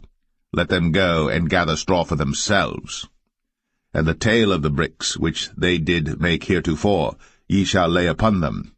Ye shall not diminish aught thereof. For they be idle. Therefore they cry, saying, Let us go and sacrifice to our God. Let their more work be laid upon the men, that they may labor therein, and let them not regard vain words. And the taskmasters of the people went out, and their officers, and they spake to the people, saying, Thus saith Pharaoh, I will not give you straw. Go ye, get you straw where you can find it, yet not aught of your work shall be diminished. So the people were scattered abroad throughout all the land of Egypt to gather stubble instead of straw. And the taskmasters hasted them, saying, Fulfill your works, your daily tasks, as when there was straw. And the officers of the children of Israel, which Pharaoh's taskmasters had set over them, were beaten, and demanded, Wherefore have ye not fulfilled your task in making brick both yesterday and today as heretofore? Then the officers of the children of Israel came and cried unto Pharaoh, saying, Wherefore dealest thou thus with thy servants? There is no straw given unto thy servants. And they say to us, Make brick. And behold, thy servants are beaten, but the fault is in thine own people. But he said, Ye are idle, ye are idle. Therefore ye say, Let us go and do sacrifice to the Lord. Go therefore now and work, for there shall no straw be given you. Yet shall ye deliver the tale of bricks. And the officers of the children of Israel did see that they were in evil case, after it was said, Ye shall not minish aught from your bricks of your daily task. And they met Moses and Aaron, who stood in the way, as they came forth from Pharaoh. And they said unto them, The Lord look upon you and judge, because ye have made our savour to be abhorred in the eyes of Pharaoh, and in the eyes of his servants, to put a sword in their hand to slay us. And Moses returned unto the Lord, and said, Lord, wherefore hast thou so evil entreated this people? Why is it that thou hast sent me? For since I came to Pharaoh to speak in thy name, he hath done evil to this people, neither hast thou delivered thy people at all.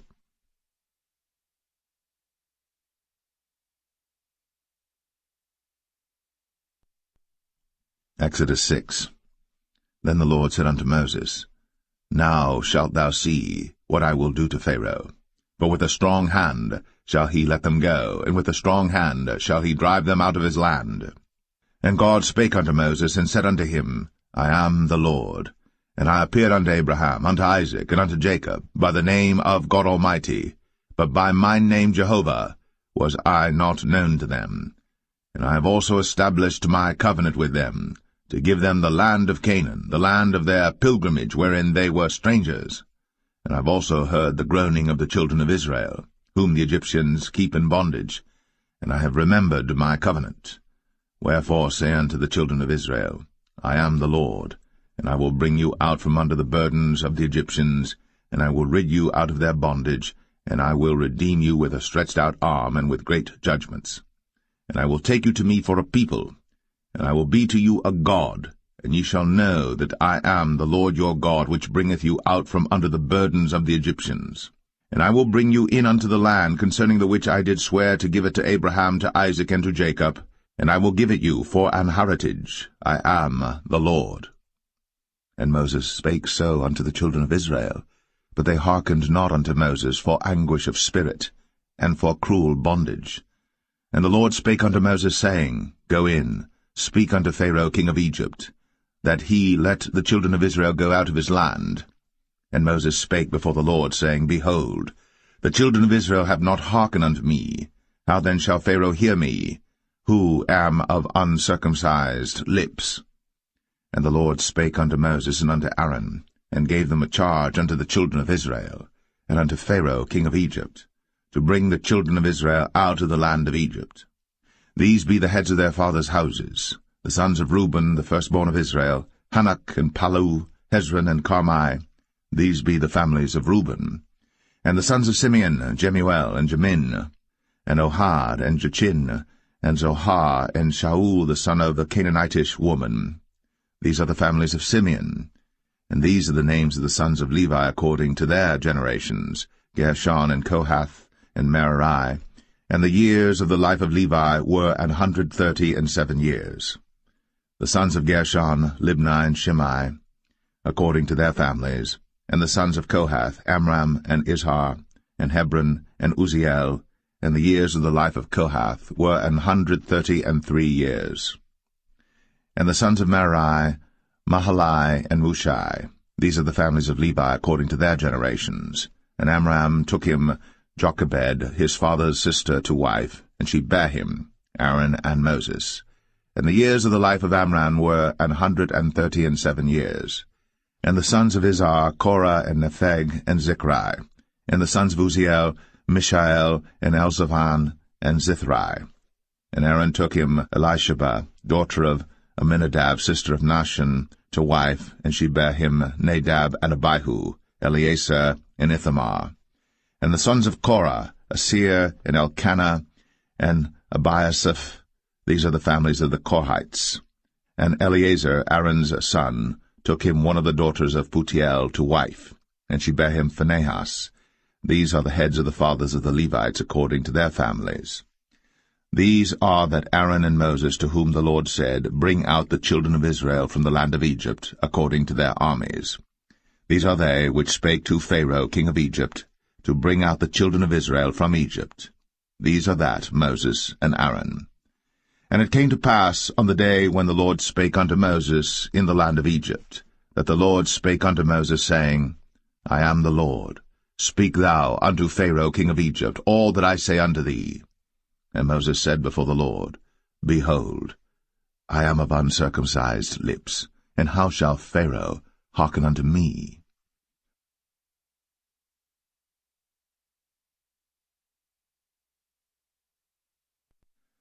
Exodus 7. And the Lord said unto Moses, See, I have made thee a god to Pharaoh, and Aaron thy brother shall be thy prophet. Thou shalt speak all that I command thee, and Aaron thy brother shall speak unto Pharaoh, that he send the children of Israel out of his land. And I will harden Pharaoh's heart, and multiply my signs and my wonders in the land of Egypt. But Pharaoh shall not hearken unto you, that I may lay my hand upon Egypt, and bring forth mine armies and my people the children of Israel out of the land of Egypt by great judgments. And the Egyptians shall know that I am the Lord, when I stretch forth mine hand upon Egypt, and bring out the children of Israel from among them. And Moses and Aaron did as the Lord commanded them, so did they. And Moses was 80 years old, and Aaron 83 years old, when they spake unto Pharaoh. And the Lord spake unto Moses and unto Aaron, saying, When Pharaoh shall speak unto you, saying, Show a miracle for you, then thou shalt say unto Aaron, Take thy rod, and cast it before Pharaoh, and it shall become a serpent. And Moses and Aaron went in unto Pharaoh, and they did so as the Lord had commanded. And Aaron cast down his rod before Pharaoh, and before his servants, and it became a serpent. Then Pharaoh also called the wise men and the sorcerers. Now the magicians of Egypt they also did in like manner with their enchantments. For they cast down every man his rod, and they became serpents. But Aaron's rod swallowed up their rods. And he hardened Pharaoh's heart, that he hearkened not unto them, as the Lord had said. And the Lord said unto Moses, Pharaoh's heart is hardened, he refuseth to let the people go. Get thee unto Pharaoh in the morning. Lo, he goeth out unto the water, and thou shalt stand by the river's brink against he come. And the rod which was turned to a serpent shalt thou take in thine hand. And thou shalt say unto him, The Lord God of the Hebrews hath sent me unto thee, saying, Let my people go, that they may serve me in the wilderness. And behold, hitherto thou wouldest not hear. Thus saith the Lord, In this thou shalt know that I am the Lord. Behold, I will smite with the rod that is in mine hand upon the waters which are in the river, and they shall be turned to blood.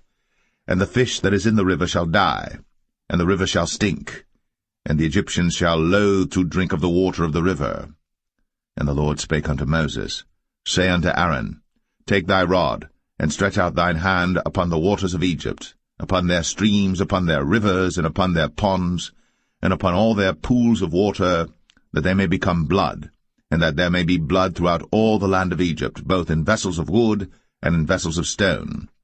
And Moses and Aaron did so, as the Lord commanded. And he lifted up the rod, and smote the waters that were in the river, in the sight of Pharaoh, and in the sight of his servants, and all the waters that were in the river were turned to blood. And the fish that was in the river died, and the river stank, and the Egyptians could not drink of the water of the river, and there was blood throughout all the land of Egypt. And the magicians of Egypt did so with their enchantments, and Pharaoh's heart was hardened, neither did he hearken unto them, as the Lord had said. And Pharaoh turned and went into his house, neither did he set his heart to this also. And all the Egyptians digged around about the river for water to drink, but they could not drink of the water of the river. And 7 days were fulfilled. After that the Lord had smitten the river.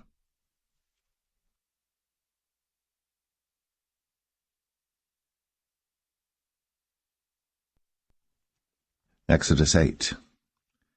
And the Lord spake unto Moses, Go unto Pharaoh, and say unto him, Thus saith the Lord, Let my people go, that they may serve me. And if thou refuse to let them go, behold, I will smite all thy borders with frogs, and the river shall bring forth frogs abundantly, which shall go up and come into thine house, and into thy bedchamber, and upon thy bed, and into the house of thy servants, and upon thy people, and into thine ovens, and into thy kneading troughs. And the frogs shall come up both on thee, and upon thy people, and upon all thy servants. And the Lord spake unto Moses, Say unto Aaron, Stretch forth thine hand with thy rod over the streams, over the rivers, and over the ponds, and cause frogs to come up upon the land of Egypt. And Aaron stretched out his hand over the waters of Egypt, and the frogs came up, and covered the land of Egypt. And the magicians did so with their enchantments, and brought up frogs upon the land of Egypt. Then Pharaoh called for Moses and Aaron, and said, Entreat the Lord, that he may take away the frogs from me, and from my people, and I will let the people go, that they may do sacrifice unto the Lord. And Moses said unto Pharaoh, Glory over me. When shall I entreat for thee, and for thy servants, and for thy people, to destroy the frogs from thee, and thy houses, that they may remain in the river only? And he said, Tomorrow. And he said, Be it according to thy word, that thou mayest know that there is none like unto the Lord our God. And the frogs shall depart from thee, and from thy houses, and from thy servants, and from thy people, they shall remain in the river only. And Moses and Aaron went out from Pharaoh, and Moses cried unto the Lord because of the frogs, which he had brought against Pharaoh. And the Lord did according to the word of Moses, and the frogs died out of the houses, out of the villages, and out of the fields. And they gathered them together upon heaps, and the land stank. But when Pharaoh saw that there was respite, he hardened his heart, and hearkened not unto them, as the Lord had said. And the Lord said unto Moses, Say unto Aaron, Stretch out thy rod, and smite the dust of the land, that it may become lice throughout all the land of Egypt. And they did so.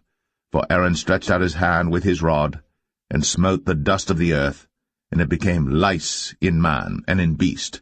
All the dust of the land became lice throughout all the land of Egypt. And the magicians did so with their enchantments to bring forth lice, but they could not, so there were lice upon man and upon beast. Then the magicians said unto Pharaoh, This is the finger of God. And Pharaoh's heart was hardened, and he hearkened not unto them, as the Lord had said. And the Lord said unto Moses, Rise up early in the morning, and stand before Pharaoh. Lo, he cometh forth to the water. And say unto him, Thus saith the Lord, Let my people go, that they may serve me. Else, if thou wilt not let my people go, behold, I will send swarms of flies upon thee, and upon thy servants, and upon thy people, and into thy houses, and the houses of the Egyptians shall be full of swarms of flies, and also the ground whereon they are. And I will sever in that day the land of Goshen, in which my people dwell, that no swarms of flies shall be there, to the end thou mayest know that I am the Lord in the midst of the earth. And I will put a division between my people and thy people. Tomorrow shall this sign be. And the Lord did so.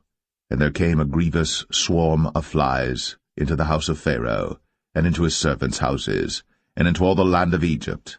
The land was corrupted by reason of the swarm of flies. And Pharaoh called for Moses and for Aaron, and said, Go ye, sacrifice to your God in the land. And Moses said, It is not meet so to do, for we shall sacrifice the abomination of the Egyptians to the Lord our God. Lo, shall we sacrifice the abomination of the Egyptians before their eyes? And will they not stone us? We will go 3 days' journey into the wilderness, and sacrifice to the Lord our God, as he shall command us. And Pharaoh said, I will let you go, that ye may sacrifice to the Lord your God in the wilderness. Only ye shall not go very far away. Entreat for me. And Moses said, Behold, I go out from thee, and I will entreat the Lord that the swarms of flies may depart from Pharaoh, from his servants, and from his people tomorrow. But let not Pharaoh deal deceitfully any more, not letting the people go to sacrifice to the Lord. And Moses went out from Pharaoh, and entreated the Lord. And the Lord did according to the word of Moses, and he removed the swarms of flies from Pharaoh, from his servants, and from his people. There remained not one. And Pharaoh hardened his heart at this time also, neither would he let the people go.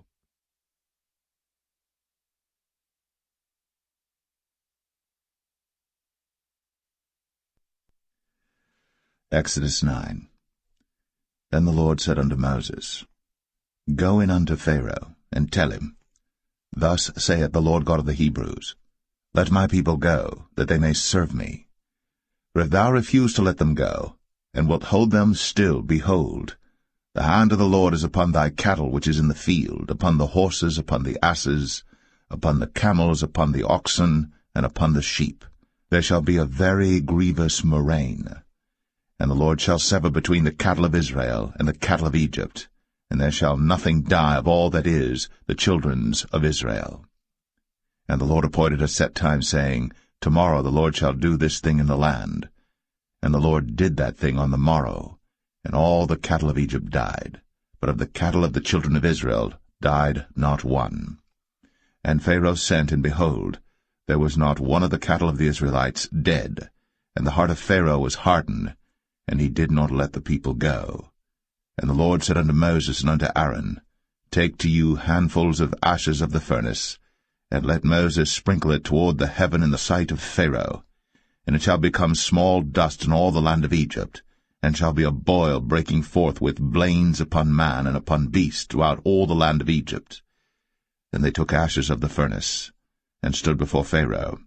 And Moses sprinkled it up toward heaven, and it became a boil, breaking forth with blains upon man and upon beast.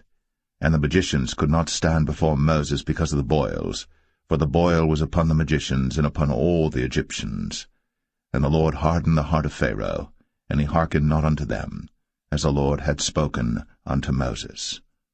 And the Lord said unto Moses, Rise up early in the morning, and stand before Pharaoh, and say unto him, Thus saith the Lord God of the Hebrews, Let my people go, that they may serve me.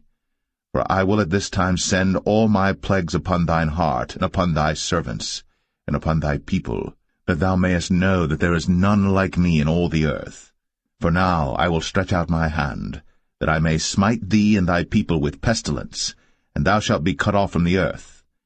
And in very deed for this cause have I raised thee up, for to show in thee my power, and that my name may be declared throughout all the earth. As yet exaltest thou thyself against my people, that thou wilt not let them go. Behold, tomorrow about this time I will cause it to rain a very grievous hail, such as hath not been in Egypt since the foundation thereof even until now. Send therefore now, and gather thy cattle, and all that thou hast in the field. For upon every man and beast which shall be found in the field, and shall not be brought home, the hail shall come down upon them, and they shall die. He that feared the word of the Lord among the servants of Pharaoh made his servants and his cattle flee into the houses. And he that regarded not the word of the Lord left his servants and his cattle in the field. And the Lord said unto Moses, Stretch forth thine hand toward heaven, that there may be hail in all the land of Egypt, upon man, and upon beast, and upon every herb of the field, throughout the land of Egypt. And Moses stretched forth his rod toward heaven, and the Lord sent thunder and hail, and the fire ran along upon the ground, and the Lord rained hail upon the land of Egypt. So there was hail, and fire mingled with the hail, very grievous, such as there was none like it in all the land of Egypt since it became a nation. And the hail smote throughout all the land of Egypt all that was in the field, both man and beast. And the hail smote every herb of the field, and brake every tree of the field. Only in the land of Goshen, where the children of Israel were, was there no hail. And Pharaoh sent and called for Moses and Aaron, and said unto them, I have sinned at this time. The Lord is righteous, and I and my people are wicked. Entreat the Lord, for it is enough that there be no more mighty thunderings and hail, and I will let you go, and ye shall stay no longer. And Moses said unto him, As soon as I am gone out of the city, I will spread abroad my hands unto the Lord, and the thunder shall cease, neither shall there be any more hail, that thou mayest know how that the earth is the Lord's. But as for thee and thy servants, I know that ye will not yet fear the Lord God. And the flax and the barley was smitten, for the barley was in the ear, and the flax was bold. But the wheat and the rye were not smitten, for they were not grown up. And Moses went out of the city from Pharaoh, and spread abroad his hands unto the Lord, and the thunders and hail ceased, and the rain was not poured upon the earth. And when Pharaoh saw that the rain and the hail and the thunders were ceased, he sinned yet more, and hardened his heart, he and his servants. And the heart of Pharaoh was hardened, neither would he let the children of Israel go, as the Lord had spoken by Moses.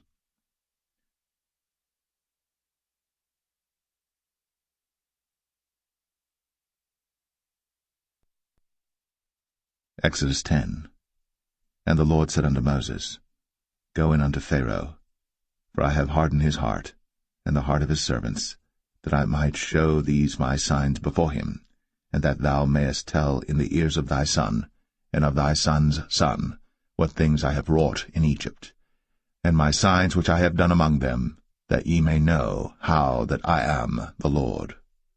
And Moses and Aaron came in unto Pharaoh, and said unto him, Thus saith the Lord God of the Hebrews, How long wilt thou refuse to humble thyself before me? Let my people go, that they may serve me. Else, if thou refuse to let my people go, behold, tomorrow will I bring the locusts into thy coast. And they shall cover the face of the earth, that one cannot be able to see the earth. And they shall eat the residue of that which is escaped, which remaineth unto you from the hail, and shall eat every tree which groweth for you out of the field. And they shall fill thy houses, and the houses of all thy servants, and the houses of all the Egyptians, which neither thy fathers nor thy fathers' fathers have seen, since the day that they were upon the earth unto this day. And he turned himself, and went out from Pharaoh. And Pharaoh's servants said unto him, How long shall this man be a snare unto us? Let the men go, that they may serve the Lord their God. Knowest thou not yet that Egypt is destroyed? And Moses and Aaron were brought again unto Pharaoh, and he said unto them, Go, serve the Lord your God. But who are they that shall go? And Moses said, We will go with our young and with our old, with our sons and with our daughters, with our flocks and with our herds will we go, for we must hold a feast unto the Lord. And he said unto them, Let the Lord be so with you, as I will let you go, and your little ones. Look to it, for evil is before you. Not so. Go now, ye that are men, and serve the Lord, for that ye did desire. And they were driven out from Pharaoh's presence. And the Lord said unto Moses, Stretch out thine hand over the land of Egypt for the locusts, that they may come up upon the land of Egypt, and eat every herb of the land, even all that the hail hath left. And Moses stretched forth his rod over the land of Egypt. And the Lord brought an east wind upon the land all that day, and all that night. And when it was morning, the east wind brought the locusts. And the locusts went up over all the land of Egypt, and rested in all the coasts of Egypt. Very grievous were they. Before them there were no such locusts as they, neither after them shall be such. For they covered the face of the whole earth, so that the land was darkened. And they did eat every herb of the land, and all the fruit of the trees which the hail had left. And there remained not any green thing in the trees, or in the herbs of the field, through all the land of Egypt. Then Pharaoh called for Moses and Aaron in haste, and he said, I have sinned against the Lord your God and against you. Now therefore forgive, I pray thee, my sin only this once, and entreat the Lord your God, that he may take away from me this death only. And he went out from Pharaoh, and entreated the Lord. And the Lord turned a mighty strong west wind, which took away the locusts, and cast them into the Red Sea.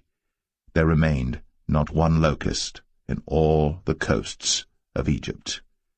But the Lord hardened Pharaoh's heart, so that he would not let the children of Israel go. And the Lord said unto Moses, Stretch out thine hand toward heaven, that there may be darkness over the land of Egypt, even darkness which may be felt. And Moses stretched forth his hand toward heaven, and there was a thick darkness in all the land of Egypt 3 days.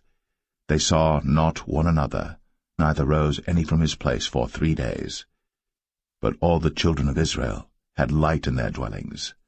And Pharaoh called unto Moses, and said, Go ye, serve the Lord. Only let your flocks and your herds be stayed. Let your little ones also go with you.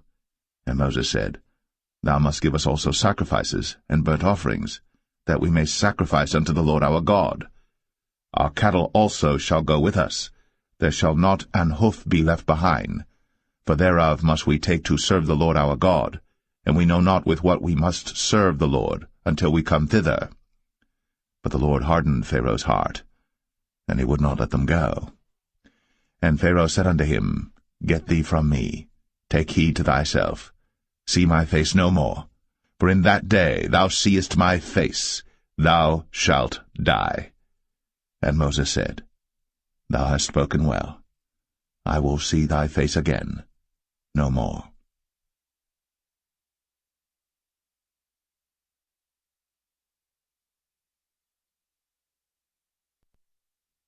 Exodus 11. And the Lord said unto Moses, Yet will I bring one plague more upon Pharaoh and upon Egypt. Afterwards he will let you go hence. When he shall let you go, he shall surely thrust you out hence altogether. Speak now in the ears of the people, and let every man borrow of his neighbor, and every woman of her neighbor, jewels of silver and jewels of gold. And the Lord gave the people favor in the sight of the Egyptians. Moreover, the man Moses was very great in the land of Egypt, in the sight of Pharaoh's servants, and in the sight of the people. And Moses said, Thus saith the Lord, About midnight will I go out into the midst of Egypt, and all the firstborn in the land of Egypt shall die, from the firstborn of Pharaoh that sitteth upon his throne, even unto the firstborn of the maidservant that is behind the mill, and all the firstborn of beasts. And there shall be a great cry throughout all the land of Egypt, such as there was none like it, nor shall be like it any more. But against any of the children of Israel shall not a dog move his tongue, against man or beast, that ye may know how that the Lord doth put a difference between the Egyptians and Israel. And all these thy servants shall come down unto me, and bow down themselves unto me, saying, Get thee out, and all the people that follow thee, and after that I will go out. And he went out from Pharaoh in a great anger. And the Lord said unto Moses, Pharaoh shall not hearken unto you, that my wonders may be multiplied in the land of Egypt. And Moses and Aaron did all these wonders before Pharaoh. And the Lord hardened Pharaoh's heart, so that he would not let the children of Israel go out of his land.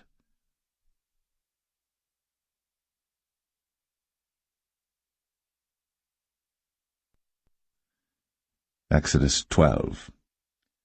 And the Lord spake unto Moses and Aaron in the land of Egypt, saying, This month shall be unto you the beginning of months. It shall be the first month of the year to you. Speak ye unto all the congregation of Israel, saying, In the 10th day of this month they shall take to them every man a lamb, according to the house of their fathers, a lamb for an house. And if the household be too little for the lamb, let him and his neighbor next unto his house take it according to the number of the souls. Every man according to his eating shall make your count for the lamb. Your lamb shall be without blemish, a male of the first year. Ye shall take it out from the sheep or from the goats. And ye shall keep it up until the 14th day of the same month. And the whole assembly of the congregation of Israel shall kill it in the evening. And they shall take of the blood, and strike it on the 2 side posts, and on the upper door post of the houses wherein they shall eat it. And they shall eat the flesh in that night, roast with fire, and unleavened bread, and with bitter herbs they shall eat it. Eat not of it raw, nor sodden it all with water, but roast with fire, his head with his legs, and with the purtenance thereof.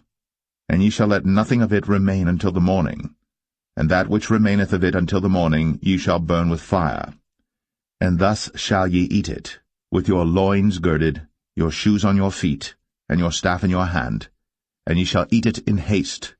It is the Lord's Passover. For I will pass through the land of Egypt this night, and will smite all the firstborn in the land of Egypt, both man and beast, and against all the gods of Egypt I will execute judgment. I am the Lord. And the blood shall be to you for a token upon the houses where ye are. And when I see the blood, I will pass over you, and the plague shall not be upon you to destroy you, when I smite the land of Egypt. And this day shall be unto you for a memorial, and ye shall keep it a feast to the Lord throughout your generations. Ye shall keep it a feast by an ordinance for ever. 7 days shall ye eat unleavened bread. Even the first day ye shall put away leaven out of your houses. For whosoever eateth leavened bread from the first day until the 7th day, that soul shall be cut off from Israel. And in the first day there shall be an holy convocation, and in the 7th day there shall be an holy convocation to you. No manner of work shall be done in them, save that which every man must eat, that only may be done of you. And ye shall observe the feast of unleavened bread. For in this selfsame day have I brought your armies out of the land of Egypt. Therefore shall ye observe this day in your generations by an ordinance for ever. In the 1st month, on the 14th day of the month at even, ye shall eat unleavened bread, until the 21st day of the month at even. 7 days shall there be no leaven found in your houses.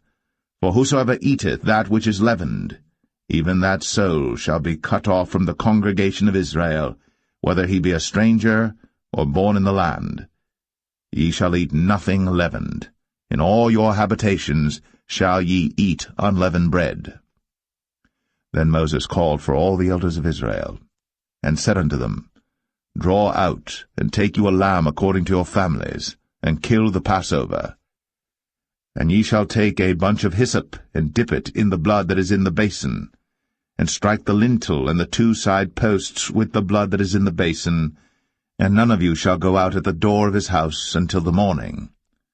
For the Lord will pass through to smite the Egyptians, and when he seeth the blood upon the lintel, and on the 2 side posts, the Lord will pass over the door, and will not suffer the destroyer to come in unto your houses to smite you. And ye shall observe this thing for an ordinance to thee, and to thy sons, for ever. And it shall come to pass, when ye be come to the land which the Lord will give you, according as he hath promised, that ye shall keep this service. And it shall come to pass, when your children shall say unto you, What mean ye by this service? That ye shall say, It is the sacrifice of the Lord's Passover, who passed over the houses of the children of Israel in Egypt, when he smote the Egyptians, and delivered our houses.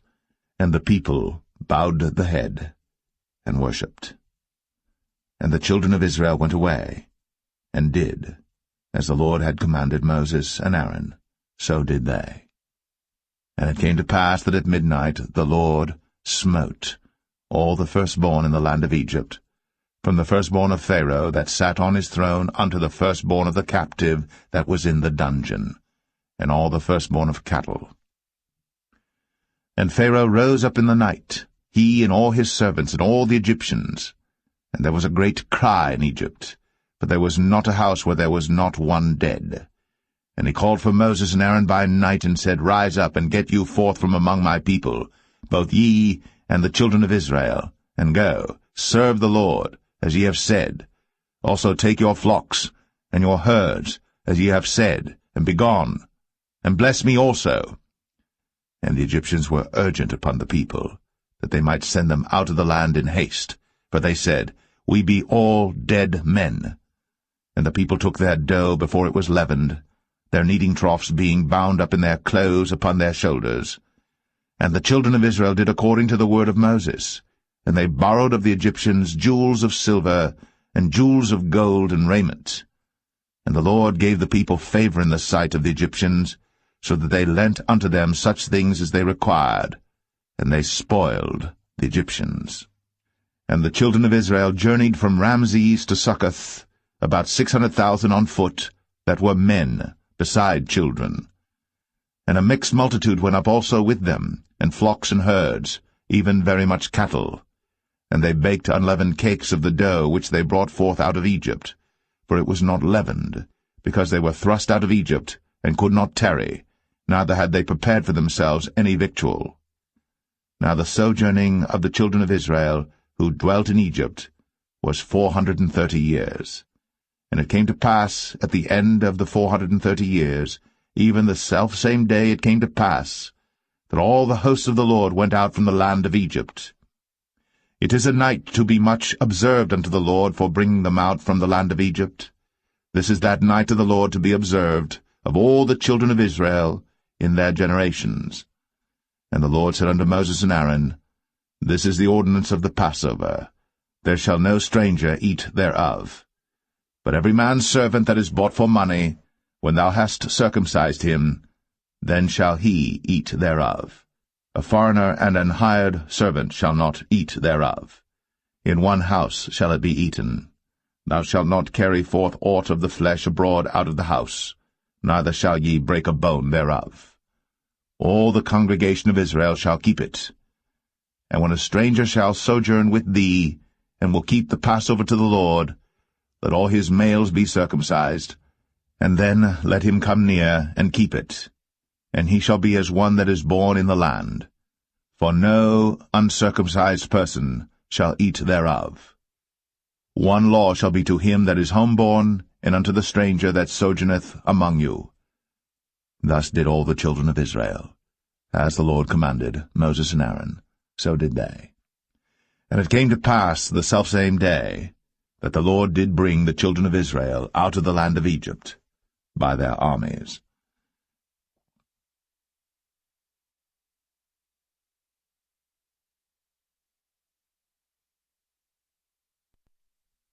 Exodus 13. And the Lord spake unto Moses, saying, Sanctify unto me all the firstborn, whatsoever openeth the womb among the children of Israel, both of man and of beast, it is mine. And Moses said unto the people, Remember this day in which ye came out from Egypt, out of the house of bondage, for by strength of hand the Lord brought you out from this place. There shall no leavened bread be eaten. This day came ye out in the month Abib. And it shall be, when the Lord shall bring thee into the land of the Canaanites, and the Hittites, and the Amorites, and the Hivites, and the Jebusites, which he sware unto thy fathers to give thee, a land flowing with milk and honey, that thou shalt keep this service in this month.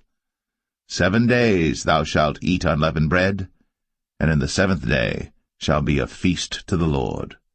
Unleavened bread shall be eaten 7 days, and there shall no leavened bread be seen with thee, neither shall there be leaven seen with thee in all thy quarters. And thou shalt show thy son in that day, saying, This is done, because of that which the Lord did unto me, when I came forth out of Egypt. And it shall be for a sign unto thee upon thine hand, and for a memorial between thine eyes, that the Lord's law may be in thy mouth. For with a strong hand hath the Lord brought thee out of Egypt. Thou shalt therefore keep this ordinance in his season from year to year. And it shall be, when the Lord shall bring thee into the land of the Canaanites, as he sware unto thee and to thy fathers, and shall give it thee, that thou shalt set apart unto the Lord all that openeth the matrix, and every firstling that cometh of a beast which thou hast, the males shall be the Lord's. And every firstling of an ass thou shalt redeem with a lamb, and if thou wilt not redeem it, then thou shalt break his neck. And all the firstborn of man among thy children shalt thou redeem. And it shall be, when thy son asketh thee in time to come, saying, What is this? That thou shalt say unto him, By strength of hand the Lord brought us out from Egypt, from the house of bondage. And it came to pass, when Pharaoh would hardly let us go, that the Lord slew all the firstborn in the land of Egypt, both the firstborn of man and the firstborn of beast. Therefore I sacrifice to the Lord all that openeth the matrix, being males, but all the firstborn of my children I redeem. And it shall be for a token upon thine hand, and for frontlets between thine eyes, for by strength of hand the Lord brought us forth out of Egypt. And it came to pass, when Pharaoh had let the people go, that God led them not through the way of the land of the Philistines, although that was near, for God said, Lest peradventure the people repent when they see war, and they return to Egypt. But God led the people about through the way of the wilderness of the Red Sea, and the children of Israel went up harnessed out of the land of Egypt. And Moses took the bones of Joseph with him, for he had straitly sworn the children of Israel, saying, God will surely visit you, and ye shall carry up my bones away hence with you. And they took their journey from Succoth, and encamped in Etham, in the edge of the wilderness. And the Lord went before them by day in a pillar of a cloud, to lead them the way, and by night in a pillar of fire, to give them light, to go by day and night. He took not away the pillar of the cloud by day, nor the pillar of fire by night, from before the people.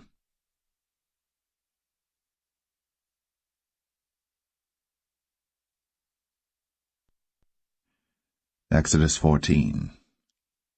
And the Lord spake unto Moses, saying, Speak unto the children of Israel, that they turn and encamp before Pi-hahiroth, between Migdol and the sea, over against Baal-zephon. Before it shall ye encamp by the sea.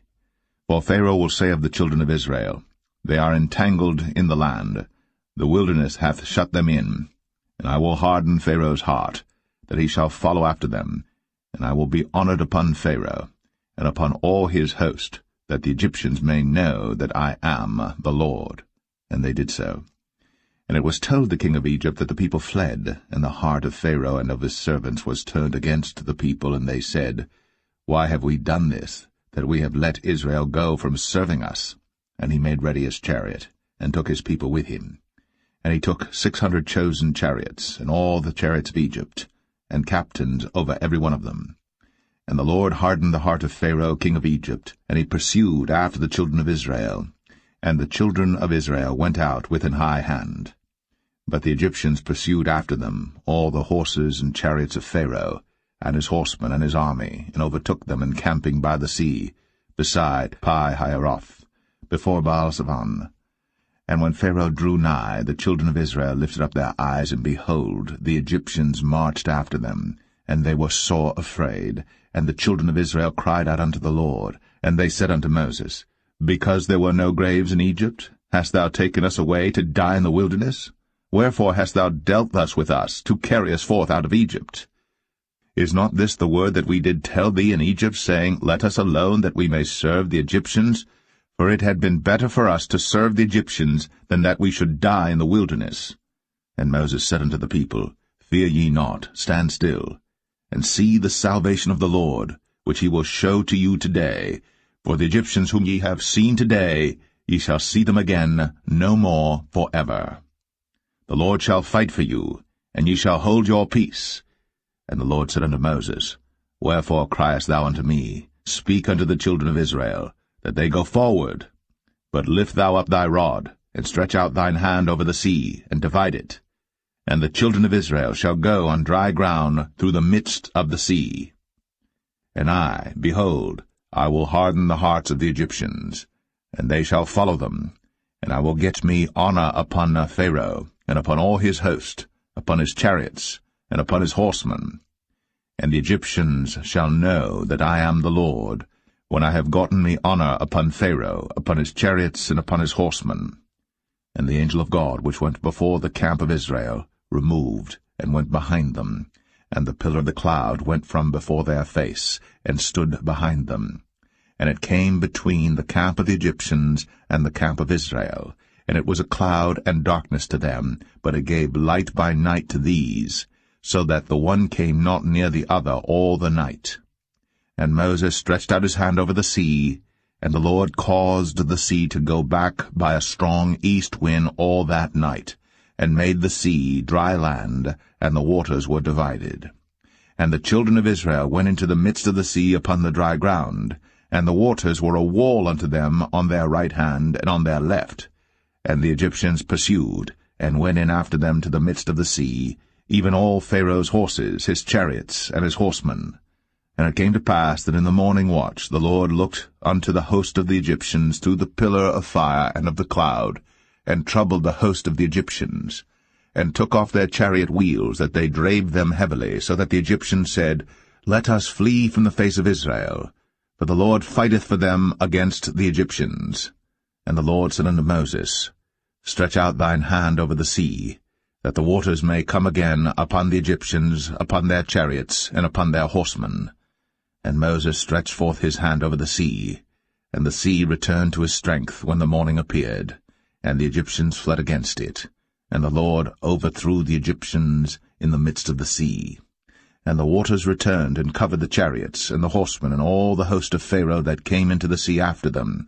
There remained not so much as one of them. But the children of Israel walked upon dry land in the midst of the sea, and the waters were a wall unto them on their right hand and on their left. Thus the Lord saved Israel that day out of the hand of the Egyptians, and Israel saw the Egyptians dead upon the seashore. And Israel saw that great work which the Lord did upon the Egyptians, and the people feared the Lord, and believed the Lord, and his servant Moses.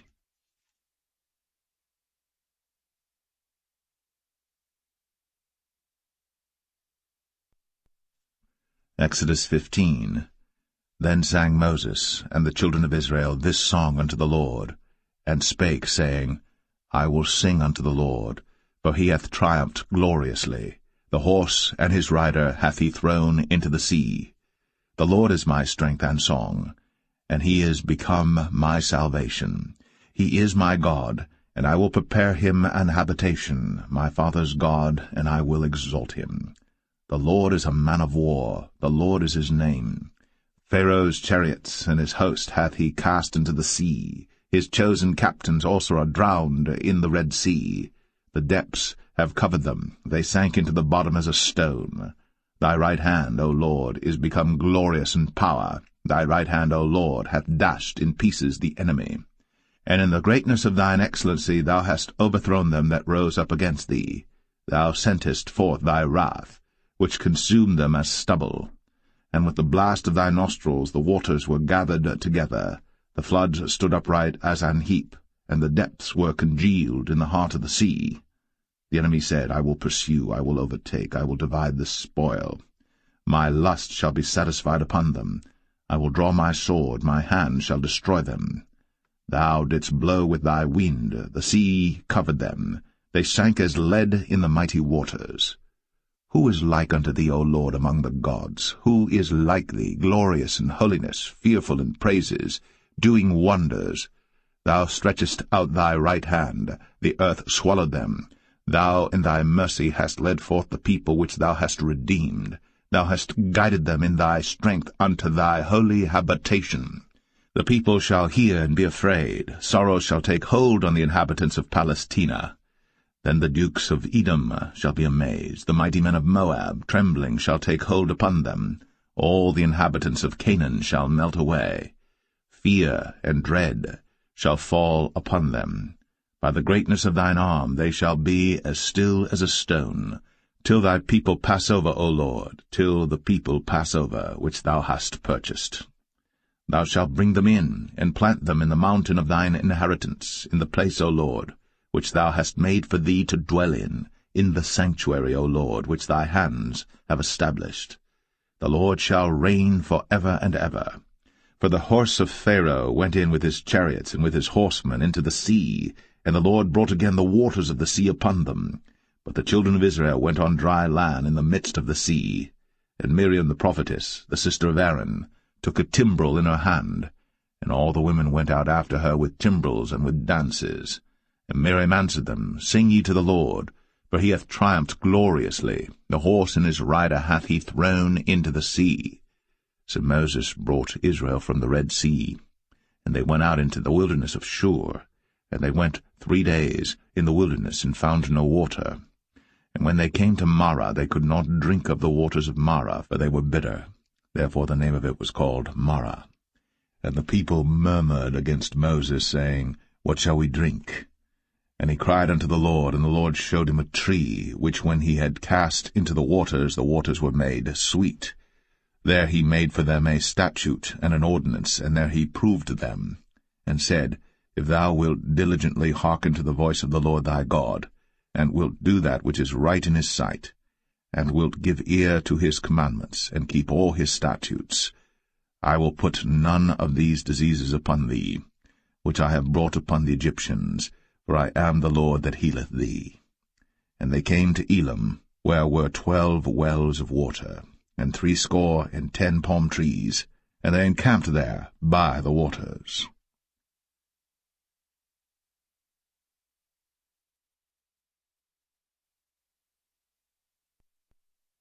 Exodus 16.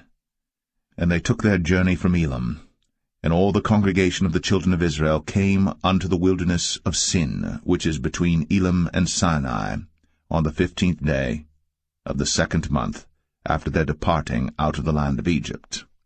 And the whole congregation of the children of Israel murmured against Moses and Aaron in the wilderness. And the children of Israel said unto them, Would to God we had died by the hand of the Lord in the land of Egypt, when we sat by the flesh pots, and when we did eat bread to the full. For ye have brought us forth into this wilderness to kill this whole assembly with hunger. Then said the Lord unto Moses, Behold, I will rain bread from heaven for you, and the people shall go out and gather a certain rate every day, that I may prove them, whether they will walk in my law or no. And it shall come to pass that on the 6th day they shall prepare that which they bring in, and it shall be twice as much as they gather daily. And Moses and Aaron said unto all the children of Israel, At even then ye shall know that the Lord hath brought you out from the land of Egypt. And in the morning then ye shall see the glory of the Lord, for that he heareth your murmurings against the Lord. And what are we, that ye murmur against us? And Moses said, This shall be when the Lord shall give you in the evening flesh to eat, and in the morning bread to the full, for that the Lord heareth your murmurings, which ye murmur against him. And what are we? Your murmurings are not against us, but against the Lord. And Moses spake unto Aaron, Say unto all the congregation of the children of Israel, Come near before the Lord, for he hath heard your murmurings. And it came to pass, as Aaron spake unto the whole congregation of the children of Israel, that they looked toward the wilderness, and behold, the glory of the Lord appeared in the cloud. And the Lord spake unto Moses, saying, I have heard the murmurings of the children of Israel. Speak unto them, saying, At even ye shall eat flesh, and in the morning ye shall be filled with bread, and ye shall know that I am the Lord your God. And it came to pass, that at even the quails came up, and covered the camp, and in the morning the dew lay round about the host. And when the dew that lay was gone up, behold, upon the face of the wilderness there lay a small round thing, as small as the hoarfrost on the ground. And when the children of Israel saw it, they said one to another, It is manna, for they wist not what it was. And Moses said unto them, This is the bread which the Lord hath given you to eat. This is the thing which the Lord hath commanded. Gather of it every man according to his eating, an omer for every man according to the number of your persons. Take ye every man for them which are in his tents. And the children of Israel did so, and gathered some more, some less. And when they did meet it with an omer, he that gathered much had nothing over, and he that gathered little had no lack. They gathered every man according to his eating. And Moses said, Let no man leave of it till the morning. Notwithstanding they hearkened not unto Moses, but some of them left of it until the morning. And it bred worms, and stank. And Moses was wroth with them. And they gathered it every morning, every man according to his eating. And when the sun waxed hot, it melted. And it came to pass that on the 6th day they gathered twice as much bread, 2 omers for one man. And all the rulers of the congregation came and told Moses. And he said unto them, This is that which the Lord hath said. Tomorrow is the rest of the holy Sabbath unto the Lord. Bake that which ye shall bake today, and seethe that ye will seethe, and that which remaineth over lay up for you to be kept until the morning. And they laid it up till the morning, as Moses bade, and it did not stink, neither was there any worm therein. And Moses said, Eat that today, for today is a Sabbath unto the Lord. Today ye shall not find it in the field. 6 days ye shall gather it, but on the 7th day, which is the Sabbath, in it there shall be none. And it came to pass that there went out some of the people on the 7th day for to gather, and they found none. And the Lord said unto Moses, How long refuse ye to keep my commandments and my laws? See, for that the Lord hath given you the Sabbath. Therefore he giveth you on the 6th day the bread of 2 days. Abide ye every man in his place. Let no man go out of his place on the 7th day. So the people rested on the 7th day. And the house of Israel called the name thereof manna. And it was like coriander seed, white, and the taste of it was like wafers made with honey. And Moses said, This is the thing which the Lord commandeth. Fill an omer of it to be kept for your generations, that they may see the bread wherewith I have fed you in the wilderness, when I brought you forth from the land of Egypt. And Moses said unto Aaron, Take a pot, and put an omer full of manna therein, and lay it up before the Lord, to be kept for your generations. As the Lord commanded Moses, so Aaron laid it up before the testimony to be kept.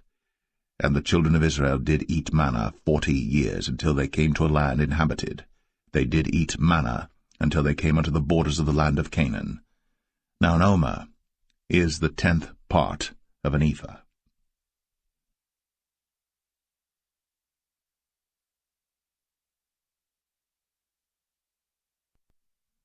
Exodus 17.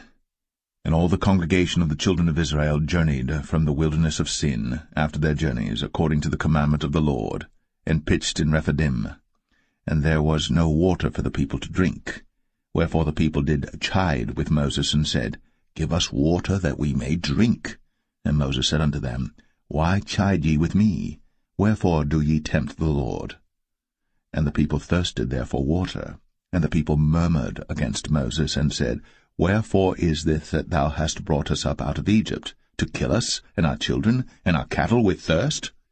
And Moses cried unto the Lord, saying, What shall I do unto this people? They be almost ready to stone me. And the Lord said unto Moses, Go on before the people, and take with thee of the elders of Israel, and thy rod wherewith thou smotest the river, take in thine hand, and go. Behold, I will stand before thee there upon the rock in Horeb, and thou shalt smite the rock. And there shall come water out of it, that the people may drink. And Moses did so in the sight of the elders of Israel. And he called the name of the place Massah and Meribah, because of the chiding of the children of Israel, and because they tempted the Lord, saying, Is the Lord among us or not? Then came Amalek and fought with Israel in Rephidim. And Moses said unto Joshua, Choose us out men, and go out, fight with Amalek. Tomorrow I will stand on the top of the hill with the rod of God in mine hand. So Joshua did as Moses had said to him, and fought with Amalek.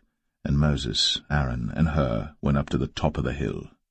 And it came to pass, when Moses held up his hand, that Israel prevailed.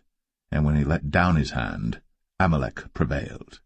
But Moses' hands were heavy, and they took a stone and put it under him, and he sat thereon, and Aaron and Hur stayed up his hands, the one on the one side, and the other on the other side, and his hands were steady until the going down of the sun.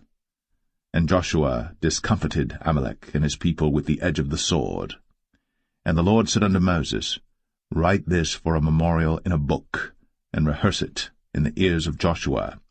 For I will utterly put out the remembrance of Amalek from under heaven. And Moses built an altar, and called the name of it Jehovah Nissi. For he said, Because the Lord has sworn that the Lord will have war with Amalek from generation to generation.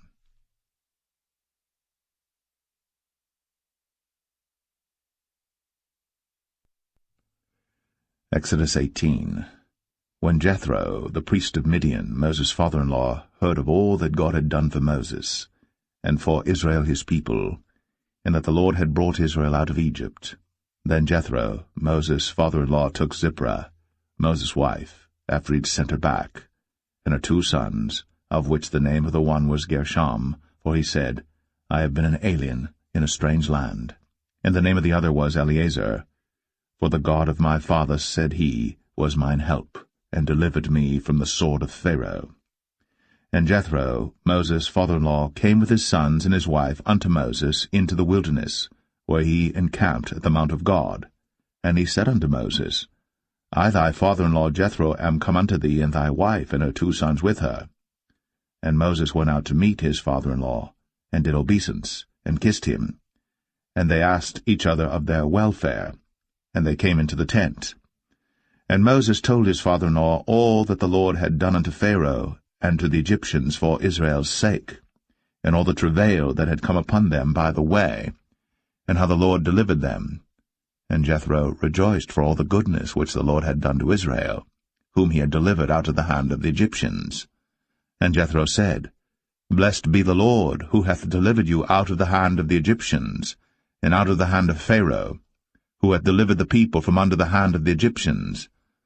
Now I know that the Lord is greater than all gods, for in the thing wherein they dealt proudly he was above them. And Jethro, Moses' father-in-law, took a burnt offering and sacrifices for God, and Aaron came, and all the elders of Israel, to eat bread with Moses' father-in-law before God. And it came to pass on the morrow that Moses sat to judge the people, and the people stood by Moses from the morning unto the evening. And when Moses' father-in-law saw all that he did to the people, he said, What is this thing that thou doest to the people? Why sittest thou thyself alone, and all the people stand by thee from morning unto even? And Moses said unto his father-in-law, Because the people come unto me to inquire of God. When they have a matter they come unto me, and I judge between one and another, and I do make them know the statutes of God and his laws. And Moses' father-in-law said unto him, The thing that thou doest is not good. Thou wilt surely wear away both thou and this people that is with thee. For this thing is too heavy for thee. Thou art not able to perform it thyself alone. Hearken now unto my voice. I will give thee counsel, and God shall be with thee. Be thou for the people to Godward, that thou mayest bring the causes unto God. And thou shalt teach them ordinances and laws, and shalt show them the way wherein they must walk, and the work that they must do. Moreover, thou shalt provide out of all the people able men, such as fear God, men of truth, hating covetousness, and place such over them to be rulers of thousands, and rulers of hundreds, rulers of 50s, and rulers of 10s. And let them judge the people at all seasons. And it shall be, that every great matter they shall bring unto thee, but every small matter they shall judge. So shall it be easier for thyself, and they shall bear the burden with thee. If thou shalt do this thing, and God command thee so, then thou shalt be able to endure, and all this people shall also go to their place in peace. So Moses hearkened to the voice of his father-in-law, and did all that he had said. And Moses chose able men out of all Israel, and made them heads over the people, rulers of thousands, rulers of hundreds, rulers of 50s, and rulers of 10s. And they judged the people at all seasons. The hard causes they brought unto Moses, but every small matter they judged themselves. And Moses let his father-in-law depart, and he went his way. into his own land.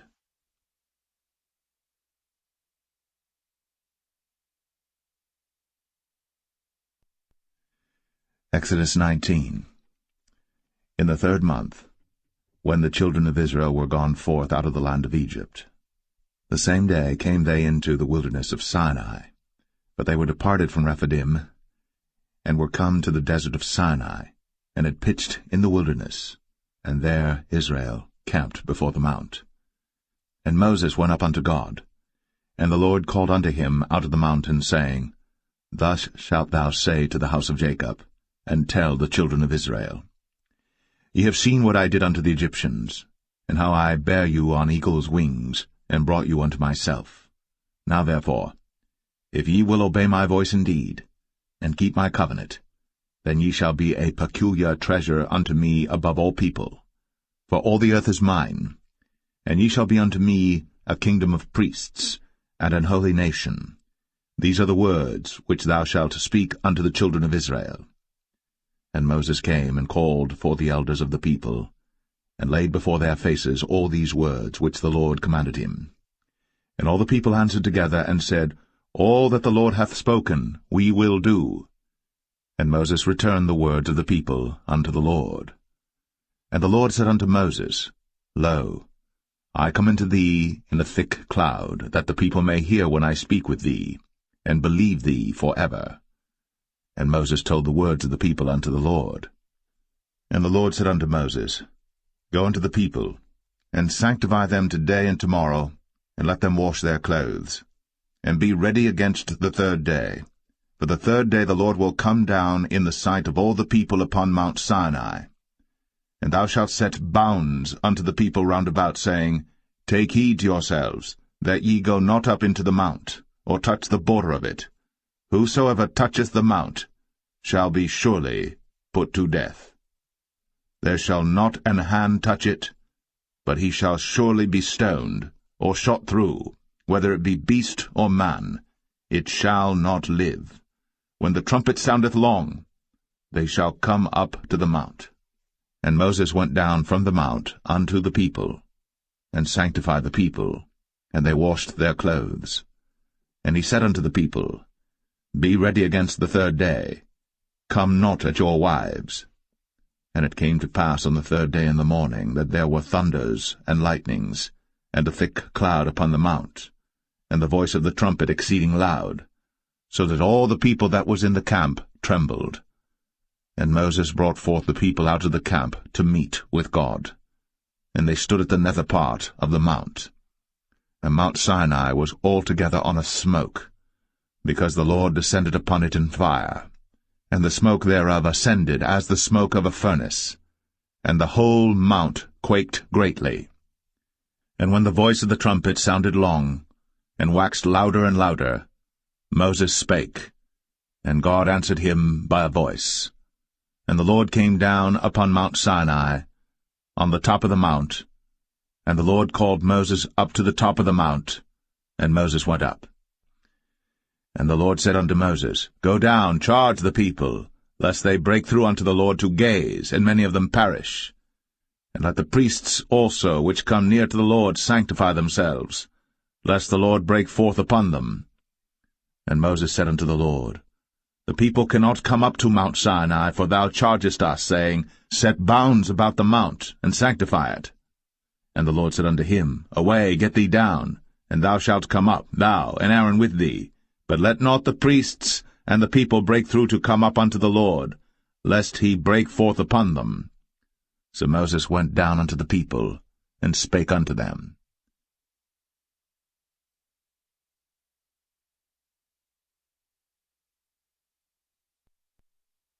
Exodus 20. And God spake all these words, saying, I am the Lord thy God, which have brought thee out of the land of Egypt, out of the house of bondage. Thou shalt have no other gods before me.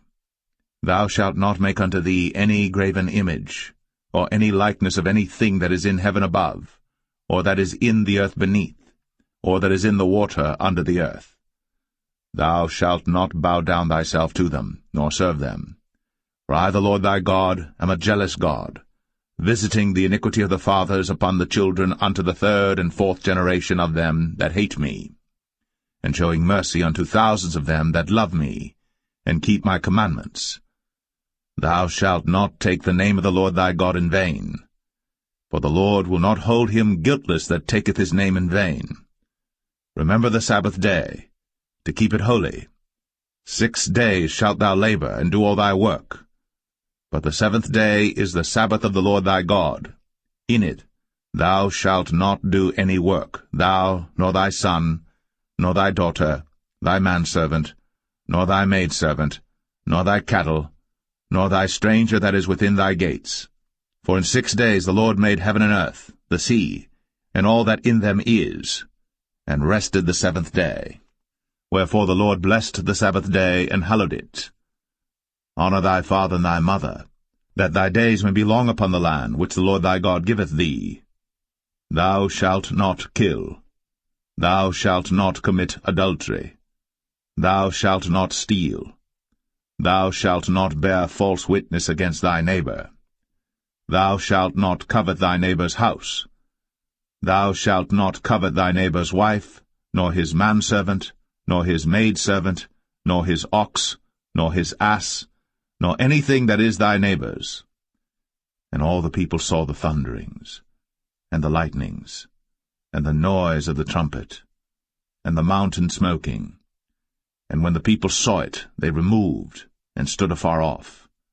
And they said unto Moses, Speak thou with us, and we will hear, but let not God speak with us, lest we die.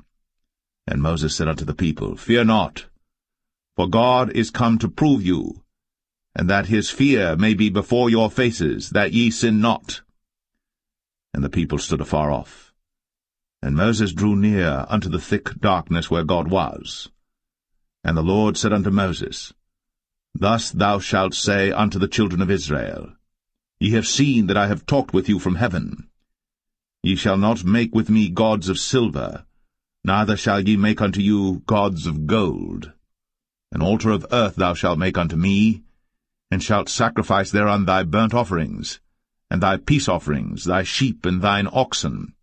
In all places where I record my name I will come unto thee, and I will bless thee. And if thou wilt make me an altar of stone, thou shalt not build it of hewn stone, for if thou lift up thy tool upon it, thou hast polluted it. Neither shalt thou go up by steps unto mine altar, that thy nakedness be not discovered thereon.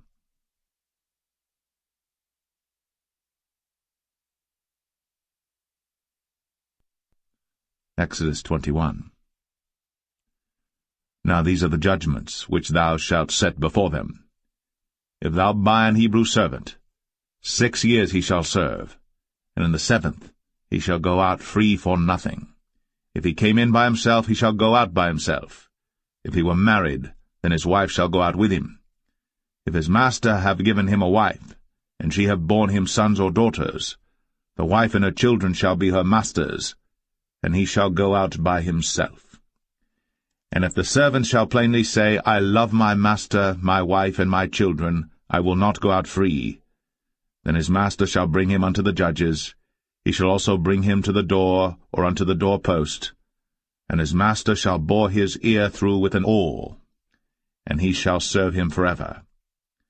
And if a man sell his daughter to be a maidservant, she shall not go out as the men servants do.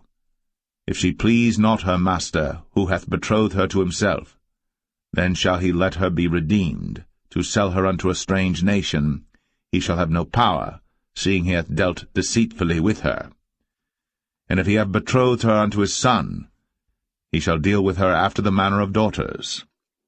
If he take him another wife, her food, her raiment, and her duty of marriage, shall he not diminish? And if he do not these 3 unto her, then shall she go out free without money. He that smiteth a man so that he die shall be surely put to death. And if a man lie not in wait, but God deliver him into his hand, then I will appoint thee a place whither he shall flee. But if a man come presumptuously upon his neighbor, to slay him with guile, thou shalt take him from mine altar, that he may die. And he that smiteth his father or his mother shall be surely put to death. And he that stealeth a man, and selleth him, or if he be found in his hand, he shall surely be put to death. And he that curseth his father or his mother shall surely be put to death. And if men strive together, and one smite another with a stone, or with his fist, and he die not, but keepeth his bed, if he rise again and walk abroad upon his staff, then shall he that smote him be quit, only he shall pay for the loss of his time, and shall cause him to be thoroughly healed. And if a man smite his servant or his maid with a rod, and he die under his hand, he shall be surely punished. Notwithstanding, if he continue a day or two, he shall not be punished, for he is his money. If men strive and hurt a woman with child, so that her fruit depart from her, and yet no mischief follow, he shall be surely punished, according as the woman's husband will lay upon him, and he shall pay as the judges determine. And if any mischief follow, then thou shalt give life for life, eye for eye, tooth for tooth, hand for hand, foot for foot, burning for burning, wound for wound, stripe for stripe. And if a man smite the eye of his servant, or the eye of his maid, that it perish, he shall let him go free for his eye's sake. And if he smite out his manservant's tooth, or his maidservant's tooth, he shall let him go free for his tooth's sake. If an ox gore a man or a woman, that they die, then the ox shall be surely stoned, and his flesh shall not be eaten, but the owner of the ox shall be quit. But if the ox were wont to push with his horn in time past, and hath been testified to his owner, and he hath not kept him in, but that he hath killed a man or a woman, the ox shall be stoned, and his owner also shall be put to death. If there be laid on him a sum of money, then he shall give for the ransom of his life whatsoever is laid upon him. Whether he have gored a son, or have gored a daughter, according to this judgment shall it be done unto him. If the ox shall push a manservant or a maidservant, he shall give unto their master 30 shekels of silver, and the ox shall be stoned. And if a man shall open a pit, or if a man shall dig a pit, and not cover it, and an ox or an ass fall therein, the owner of the pit shall make it good, and give money unto the owner of them, and the dead beast shall be his. And if one man's ox hurt another's, that he die, then they shall sell the live ox, and divide the money of it, and the dead ox also they shall divide. For if it be known that the ox hath used to push in time past, and his owner hath not kept him in, he shall surely pay ox for ox, and the dead shall be his own.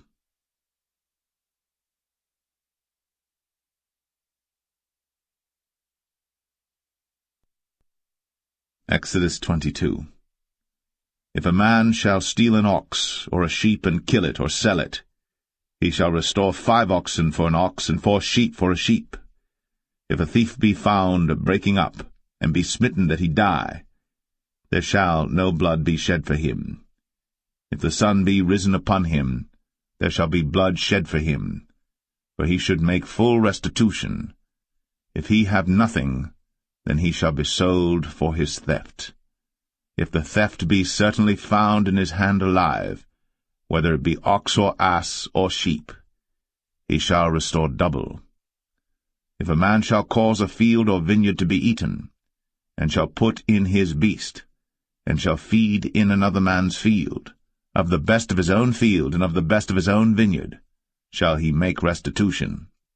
If fire break out and catch in thorns, so that stacks of corn or the standing corn of the field be consumed therewith, he that kindled the fire shall surely make restitution. If a man shall deliver unto his neighbor money or stuff to keep, and it be stolen out of the man's house, if the thief be found, let him pay double. If the thief be not found, then the master of the house shall be brought unto the judges to see whether he have put his hand unto his neighbor's goods. For all manner of trespass, whether it be for ox, for ass, for sheep, for raiment, or for any manner of lost thing, which another challengeth to be his, the cause of both parties shall come before the judges, and whom the judges shall condemn, he shall pay double unto his neighbor. If a man deliver unto his neighbor an ass, or an ox, or a sheep, or any beast to keep, and it die, or be hurt, or driven away, no man seeing it, then shall an oath of the Lord be between them both, that he hath not put his hand unto his neighbor's goods, and the owner of it shall accept thereof, and he shall not make it good. And if it be stolen from him, he shall make restitution unto the owner thereof. If it be torn in pieces, then let him bring it for witness, and he shall not make good that which was torn. And if a man borrow aught of his neighbor, and it be hurt or die, the owner thereof being not with it, he shall surely make it good. But if the owner thereof be with it, he shall not make it good. If it be an hired thing, it came for his hire. And if a man entice a maid that is not betrothed, and lie with her, he shall surely endow her to be his wife. If her father utterly refuse to give her unto him, he shall pay money according to the dowry of virgins. Thou shalt not suffer a witch to live. Whosoever lieth with a beast shall surely be put to death. He that sacrificeth unto any god, save unto the Lord only, he shall be utterly destroyed. Thou shalt neither vex a stranger nor oppress him, for ye were strangers in the land of Egypt. Ye shall not afflict any widow or fatherless child. If thou afflict them in any wise, and they cry at all unto me, I will surely hear their cry, and my wrath shall wax hot, and I will kill you with the sword, and your wives shall be widows, and your children fatherless. If thou lend money to any of my people that is poor by thee, thou shalt not be to him as an usurer, neither shalt thou lay upon him usury. If thou at all take thy neighbour's raiment to pledge, thou shalt deliver it unto him by that the sun goeth down. For that is his covering only, it is his raiment for his skin, wherein shall he sleep. And it shall come to pass, when he crieth unto me, that I will hear, for I am gracious. Thou shalt not revile the gods, nor curse the ruler of thy people. Thou shalt not delay to offer the first of thy ripe fruits, and of thy liquors, the firstborn of thy sons shalt thou give unto me. Likewise shalt thou do with thine oxen, and with thy sheep. 7 days it shall be with his dam. On the 8th day thou shalt give it me. And ye shall be holy men unto me. Neither shall ye eat any flesh that is torn of beasts in the field. Ye shall cast it to the dogs.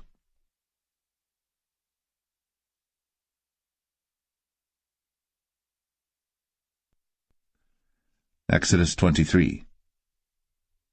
Thou shalt not raise a false report. Put not thine hand with the wicked to be an unrighteous witness. Thou shalt not follow a multitude to do evil. Neither shalt thou speak in a cause to decline after many to wrest judgment. Neither shalt thou countenance a poor man in his cause. If thou meet thine enemy's ox or his ass going astray, thou shalt surely bring it back to him again. If thou see the ass of him that hateth thee lying under his burden, and wouldest forbear to help him, thou shalt surely help with him. Thou shalt not wrest the judgment of thy poor in his cause. Keep thee far from a false matter, and the innocent and righteous slay thou not, for I will not justify the wicked. And thou shalt take no gift, for the gift blindeth the wise, and perverteth the words of the righteous. Also, thou shalt not oppress a stranger.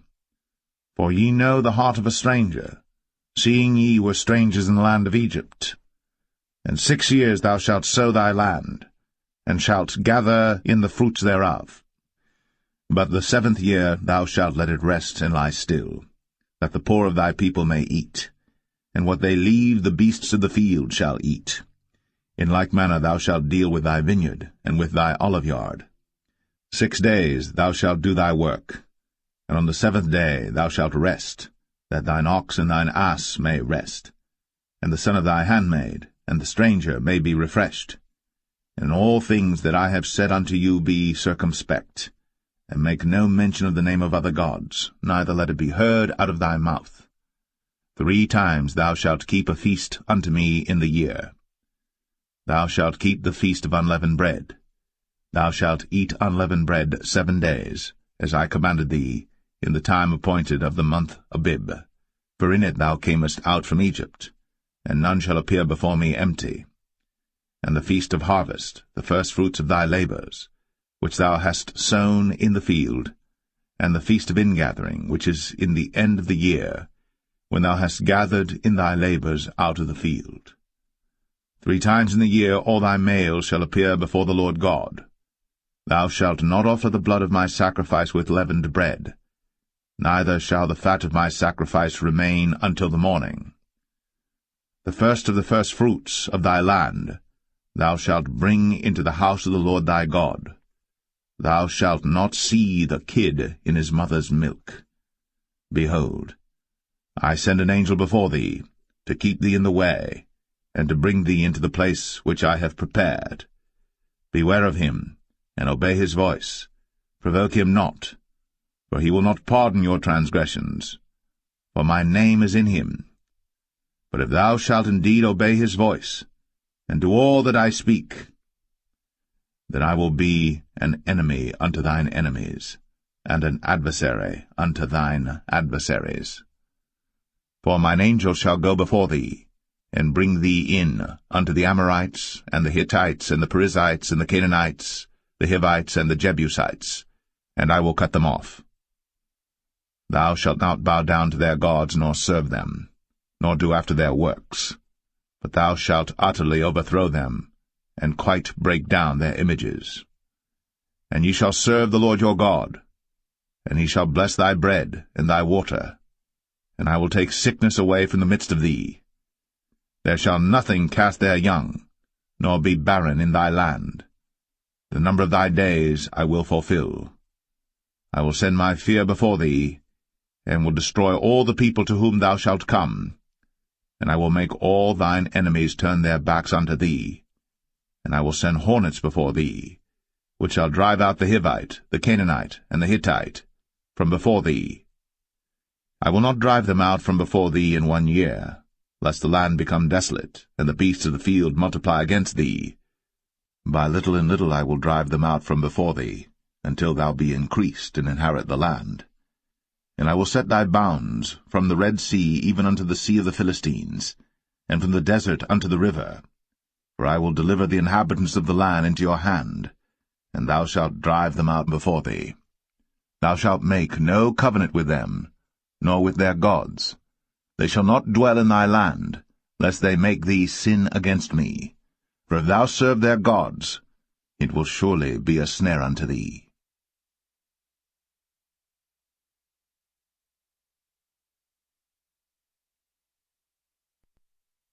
Exodus 24. And he said unto Moses, Come up unto the Lord, thou, and Aaron, Nadab, and Abihu, and 70 of the elders of Israel, and worship ye afar off. And Moses alone shall come near the Lord, but they shall not come nigh, neither shall the people go up with him. And Moses came, and told the people all the words of the Lord, and all the judgments, and all the people answered with one voice, and said, All the words which the Lord hath said will we do. And Moses wrote all the words of the Lord, and rose up early in the morning, and builded an altar under the hill, and 12 pillars according to the 12 tribes of Israel.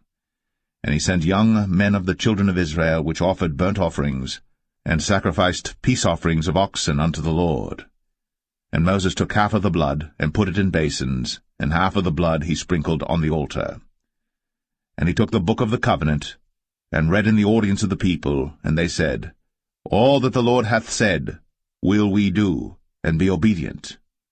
And Moses took the blood, and sprinkled it on the people, and said, Behold, the blood of the covenant which the Lord hath made with you concerning all these words. Then went up Moses, and Aaron, Nadab, and Abihu, and 70 of the elders of Israel. And they saw the God of Israel. And there was under his feet, as it were, a paved work of a sapphire stone, and as it were the body of heaven in his clearness. And upon the nobles of the children of Israel he laid not his hand. Also they saw God, and did eat and drink. And the Lord said unto Moses, Come up to me into the mount, and be there. And I will give thee tables of stone, and a law and commandments which I have written, that thou mayest teach them. And Moses rose up, and his minister Joshua, and Moses went up into the mount of God. And he said unto the elders, Tarry ye here for us, until we come again unto you. And behold, Aaron and Hur are with you. If any man have any matters to do, let him come unto them. And Moses went up into the mount, and a cloud covered the mount. And the glory of the Lord abode upon Mount Sinai, and the cloud covered it 6 days. And the 7th day he called unto Moses out of the midst of the cloud. And the sight of the glory of the Lord was like devouring fire on the top of the mount in the eyes of the children of Israel. And Moses went into the midst of the cloud, and gat him up into the mount. And Moses was in the mount 40 days and 40 nights.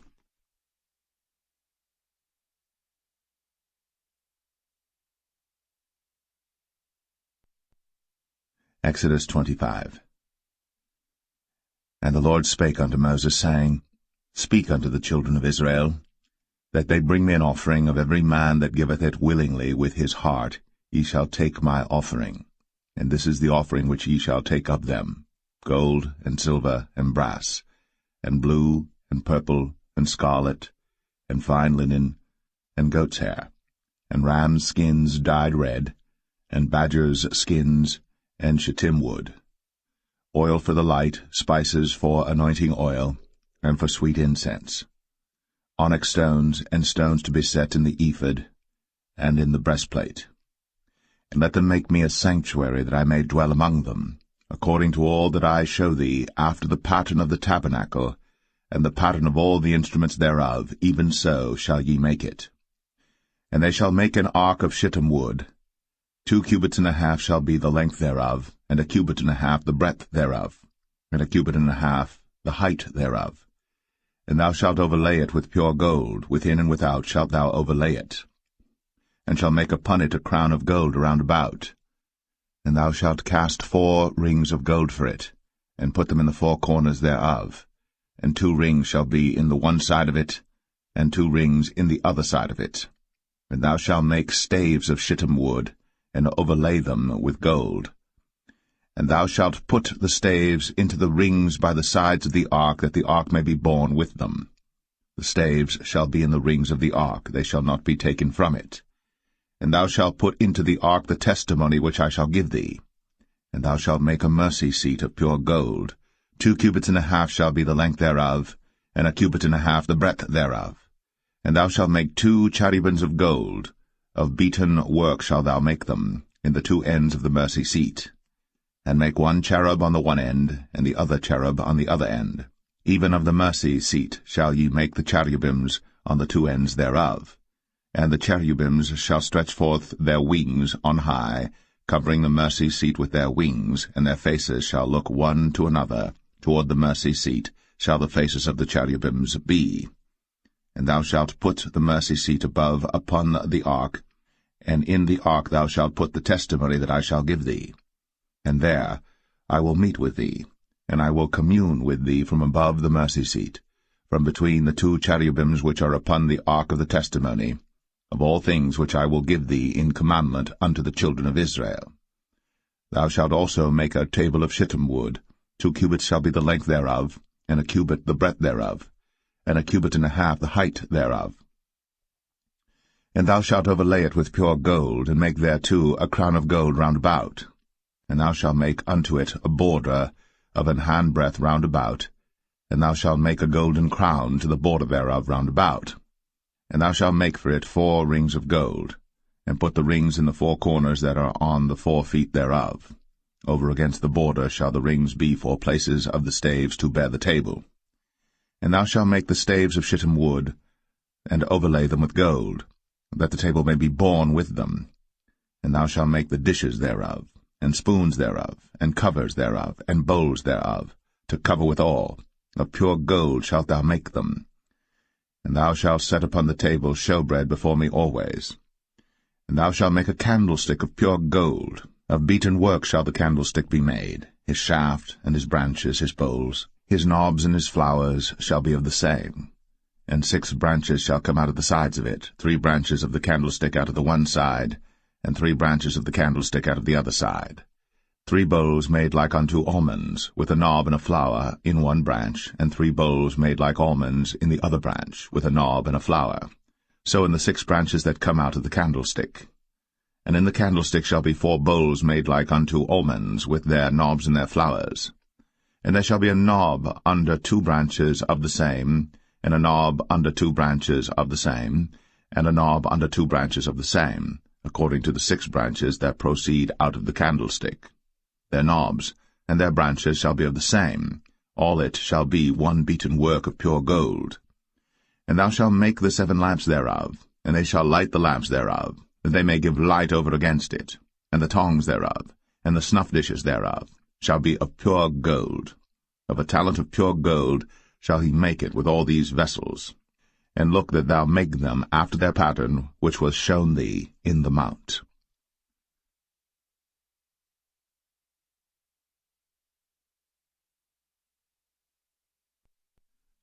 Exodus 26.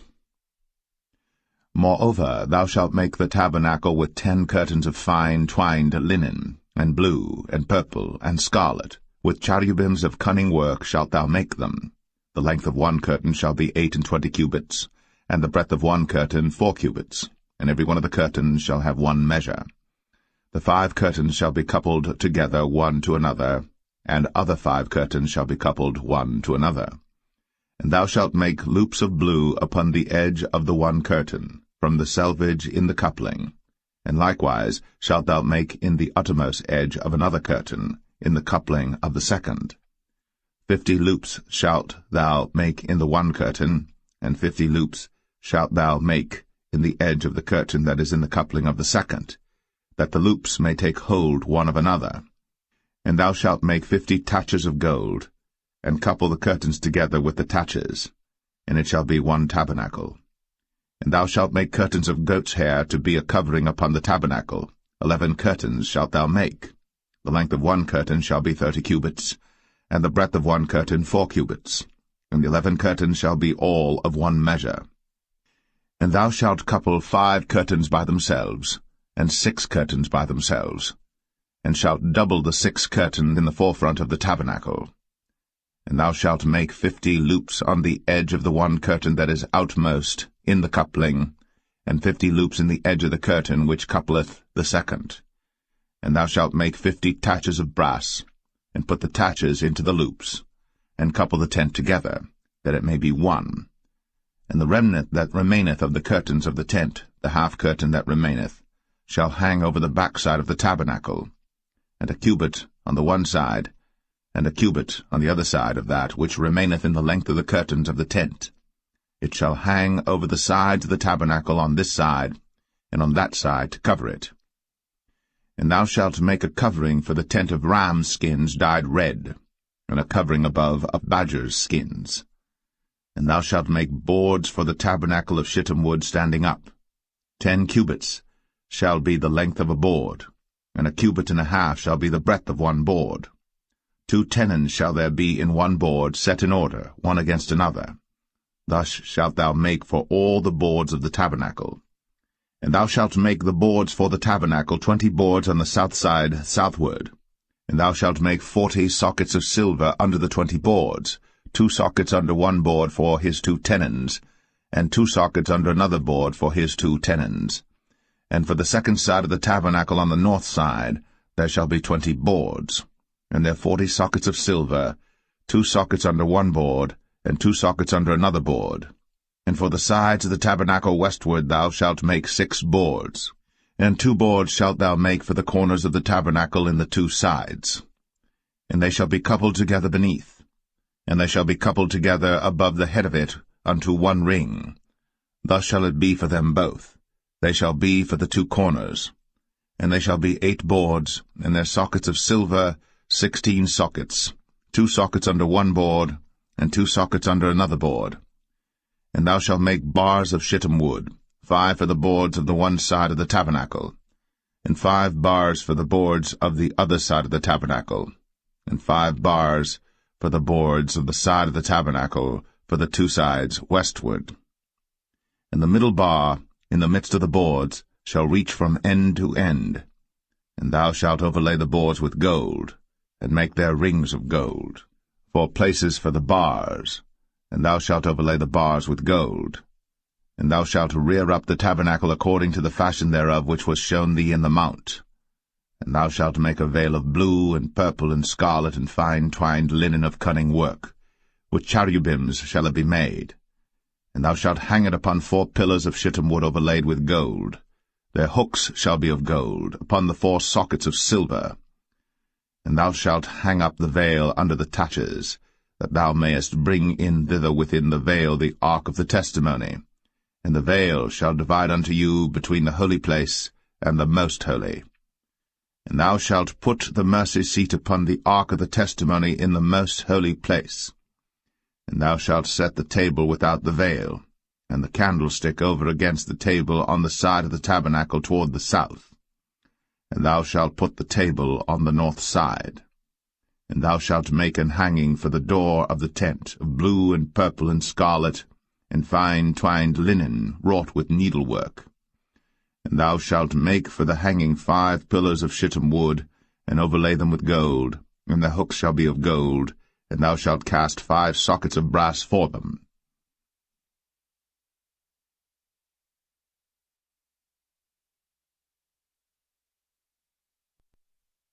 Exodus 27. And thou shalt make an altar of shittim wood, 5 cubits long and 5 cubits broad. The altar shall be 4 square, and the height thereof shall be 3 cubits. And thou shalt make the horns of it upon the 4 corners thereof. His horns shall be of the same, and thou shalt overlay it with brass. And thou shalt make his pans to receive his ashes, and his shovels, and his basins, and his flesh hooks, and his fire pans. All the vessels thereof thou shalt make of brass. And thou shalt make for it a grate of network of brass, and upon the net shalt thou make 4 brazen rings in the 4 corners thereof. And thou shalt put it under the compass of the altar beneath, that the net may be even to the midst of the altar. And thou shalt make staves for the altar, staves of shittim wood, and overlay them with brass. And the staves shall be put into the rings, and the staves shall be upon the 2 sides of the altar to bear it. Hollow with boards shalt thou make it, as it was shown thee in the mount, so shall they make it. And thou shalt make the court of the tabernacle for the south side. Southward there shall be hangings for the court of fine twined linen, of 100 cubits long for one side. And the 20 pillars thereof, and their 20 sockets shall be of brass. The hooks of the pillars, and the fillets, shall be of silver. And likewise for the north side in length there shall be hangings of 100 cubits long, and his 20 pillars, and their 20 sockets of brass, the hooks of the pillars, and their fillets of silver. And for the breadth of the court on the west side shall be hangings of 50 cubits, their pillars 10, and their sockets 10. And the breadth of the court on the east side eastward shall be 50 cubits. The hangings of one side of the gate shall be 15 cubits, their pillars 3, and their sockets 3. And on the other side shall be hangings 15 cubits, their pillars 3, and their sockets 3. And for the gate of the court shall be an hanging of 20 cubits of blue, and purple, and scarlet, and fine twined linen, wrought with needlework, and their pillars shall be 4, and their sockets 4. All the pillars round about the court shall be filleted with silver. Their hooks shall be of silver, and their sockets of brass. The length of the court shall be 100 cubits, and the breadth 50 everywhere, and the height 5 cubits of fine twined linen, and their sockets of brass. All the vessels of the tabernacle, and all the service thereof, and all the pins thereof, and all the pins of the court shall be of brass. And thou shalt command the children of Israel that they bring thee pure oil, olive beaten for the light, to cause the lamp to burn always. In the tabernacle of the congregation without the veil, which is before the testimony, Aaron and his sons shall order it from evening to morning before the Lord. It shall be a statute for ever, unto their generations, on the behalf of the children of Israel.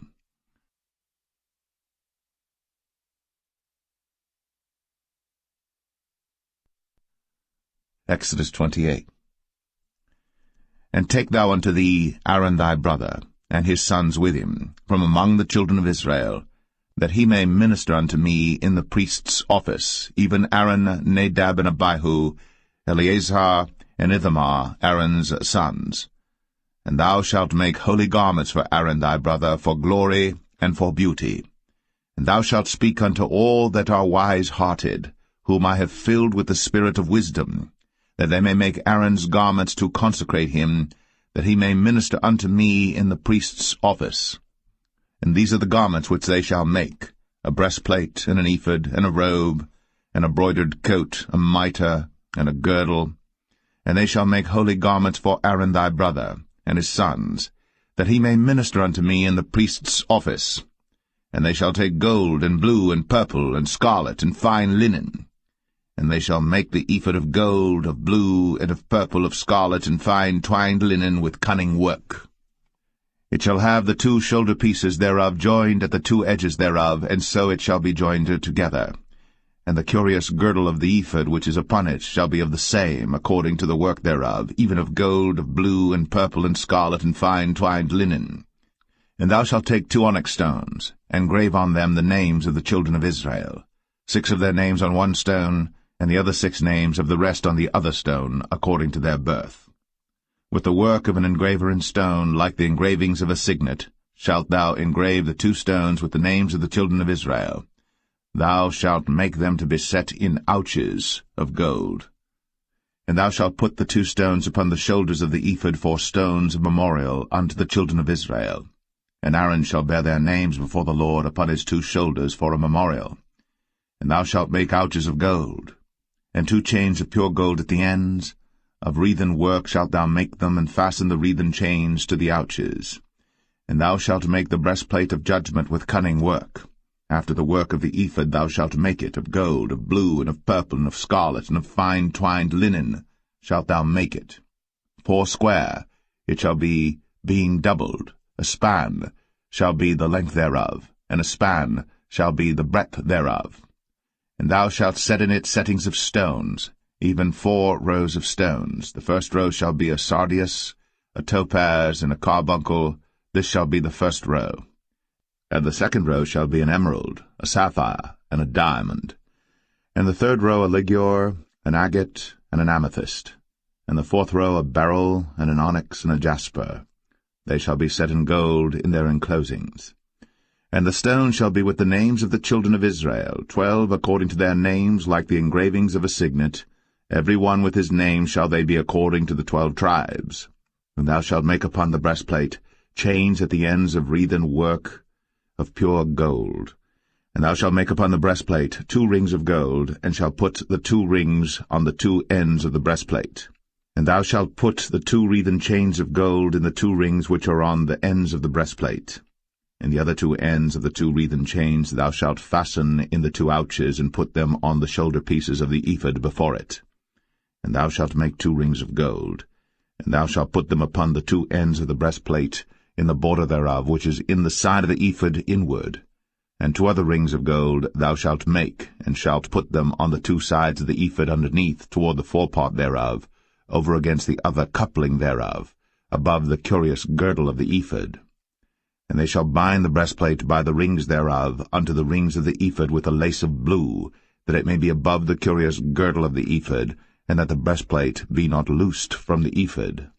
And Aaron shall bear the names of the children of Israel in the breastplate of judgment upon his heart, when he goeth in unto the holy place for a memorial before the Lord continually. And thou shalt put in the breastplate of judgment the Urim and the Thummim, and they shall be upon Aaron's heart, when he goeth in before the Lord. And Aaron shall bear the judgment of the children of Israel upon his heart before the Lord continually. And thou shalt make the robe of the ephod all of blue. And there shall be an hole in the top of it, in the midst thereof. It shall have a binding of woven work round about the whole of it, as it were the whole of an habergeon, that it be not rent. And beneath upon the hem of it thou shalt make pomegranates of blue, and of purple, and of scarlet round about the hem thereof, and bells of gold between them round about. a golden bell and a pomegranate, a golden bell and a pomegranate, upon the hem of the robe round about. And it shall be upon Aaron to minister. And his sound shall be heard when he goeth in unto the holy place before the Lord, and when he cometh out, that he die not.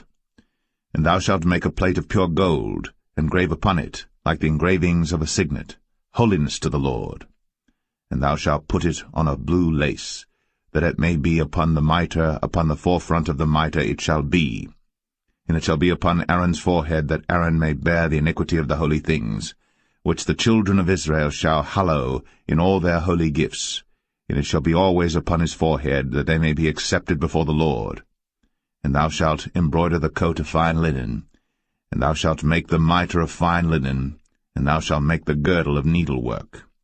And for Aaron's sons thou shalt make coats, and thou shalt make for them girdles, and bonnets shalt thou make for them for glory and for beauty.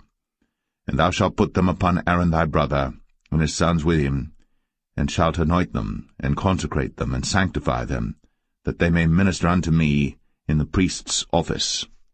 And thou shalt make them linen breeches to cover their nakedness, from the loins even unto the thighs they shall reach. And they shall be upon Aaron and upon his sons when they come in unto the tabernacle of the congregation, or when they come near unto the altar to minister in the holy place, that they bear not iniquity, and die. It shall be a statute for ever unto him, and his seed after him.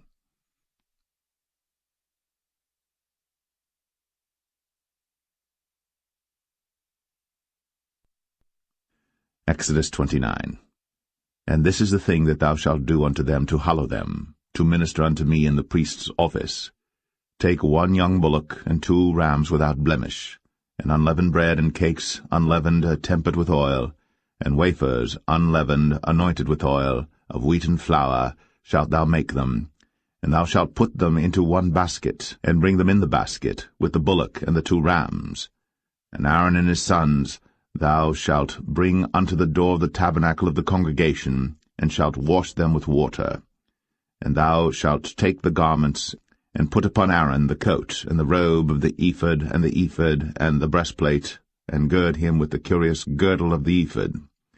And thou shalt put the mitre upon his head, and put the holy crown upon the mitre. Then shalt thou take the anointing oil, and pour it upon his head, and anoint him. And thou shalt bring his sons, and put coats upon them. And thou shalt gird them with girdles, Aaron and his sons, and put the bonnets on them, and the priest's office shall be theirs for a perpetual statute. And thou shalt consecrate Aaron and his sons. And thou shalt cause a bullock to be brought before the tabernacle of the congregation, and Aaron and his sons shall put their hands upon the head of the bullock. And thou shalt kill the bullock before the Lord, by the door of the tabernacle of the congregation. And thou shalt take of the blood of the bullock, and put it upon the horns of the altar with thy finger, and pour all the blood beside the bottom of the altar.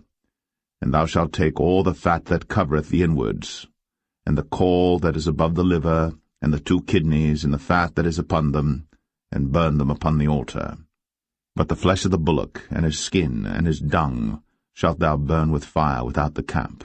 It is a sin offering. Thou shalt also take 1 ram, and Aaron and his sons shall put their hands upon the head of the ram. And thou shalt slay the ram, and thou shalt take his blood, and sprinkle it round about upon the altar. And thou shalt cut the ram in pieces, and wash the inwards of him and his legs, and put them unto his pieces and unto his head. And thou shalt burn the whole ram upon the altar.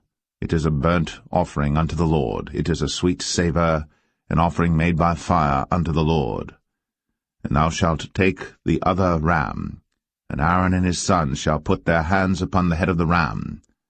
Then shalt thou kill the ram, and take of his blood, and put it upon the tip of the right ear of Aaron, and upon the tip of the right ear of his sons, and upon the thumb of their right hand, and upon the great toe of their right foot, and sprinkle the blood upon the altar round about. And thou shalt take of the blood that is upon the altar, and of the anointing oil, and sprinkle it upon Aaron, and upon his garments, and upon his sons, and upon the garments of his sons with him. And he shall be hallowed, and his garments, and his sons' garments with him.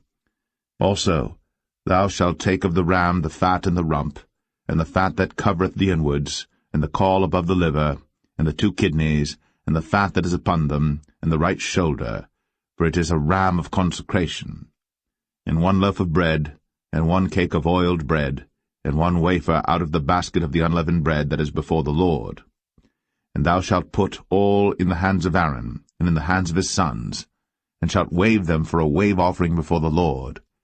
And thou shalt receive them of their hands, and burn them upon the altar for a burnt offering, for a sweet savour before the Lord. It is an offering made by fire unto the Lord. And thou shalt take the breast of the ram of Aaron's consecration, and wave it for a wave offering before the Lord, and it shall be thy part. And thou shalt sanctify the breast of the wave offering, and the shoulder of the heave offering which is waved, and which is heaved up, of the ram of the consecration, even of that which is for Aaron, and of that which is for his sons. And it shall be Aaron's and his sons by a statute for ever from the children of Israel. For it is an heave offering, and it shall be an heave offering from the children of Israel of the sacrifice of their peace offerings, even their heave offering unto the Lord. And the holy garments of Aaron shall be his sons after him, to be anointed therein, and to be consecrated in them. And that son that is priest in his stead shall put them on 7 days, when he cometh into the tabernacle of the congregation to minister in the holy place. And thou shalt take the ram of the consecration, and seethe his flesh in the holy place. And Aaron and his sons shall eat the flesh of the ram, and the bread that is in the basket by the door of the tabernacle of the congregation. And they shall eat those things wherewith the atonement was made, to consecrate and to sanctify them. But a stranger shall not eat thereof, because they are holy. And if aught of the flesh of the consecrations, or of the bread, remain unto the morning, then thou shalt burn the remainder with fire. It shall not be eaten, because it is holy. And thus shalt thou do unto Aaron and to his sons, according to all things which I have commanded thee. 7 days shalt thou consecrate them. And thou shalt offer every day a bullock for a sin offering, for atonement, and thou shalt cleanse the altar, when thou hast made an atonement for it, and thou shalt anoint it, to sanctify it. 7 days thou shalt make an atonement for the altar, and sanctify it. And it shall be an altar most holy. Whatsoever toucheth the altar shall be holy. Now this is that which thou shalt offer upon the altar: 2 lambs of the first year, day by day, continually. The 1 lamb thou shalt offer in the morning, and the other lamb thou shalt offer at even. And with the 1 lamb 1/10 deal of flour mingled with the 4th part of an hin of beaten oil, and the 4th part of an hin of wine for a drink offering. And the other lamb thou shalt offer at even, and shalt do thereto according to the meat offering of the morning, and according to the drink offering thereof, for a sweet savour, an offering made by fire unto the Lord. This shall be a continual burnt offering throughout your generations at the door of the tabernacle of the congregation before the Lord, where I will meet you, to speak there unto thee. And there I will meet with the children of Israel, and the tabernacle shall be sanctified by my glory. And I will sanctify the tabernacle of the congregation and the altar. I will sanctify also both Aaron and his sons to minister to me in the priest's office. And I will dwell among the children of Israel, and will be their God. And they shall know that I am the Lord their God, that brought them forth out of the land of Egypt, that I may dwell among them. I am the Lord their God.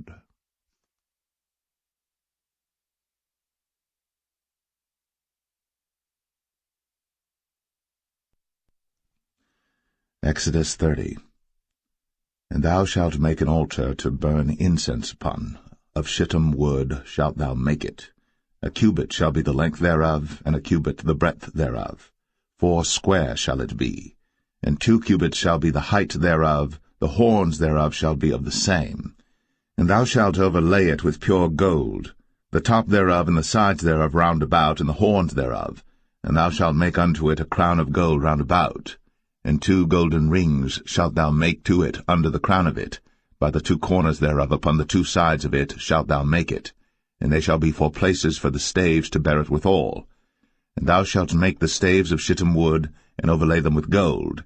And thou shalt put it before the veil that is by the ark of the testimony, before the mercy seat that is over the testimony, where I will meet with thee. And Aaron shall burn thereon sweet incense every morning. When he dresseth the lamps, he shall burn incense upon it. And when Aaron lighteth the lamps at even, he shall burn incense upon it, a perpetual incense before the Lord throughout your generations.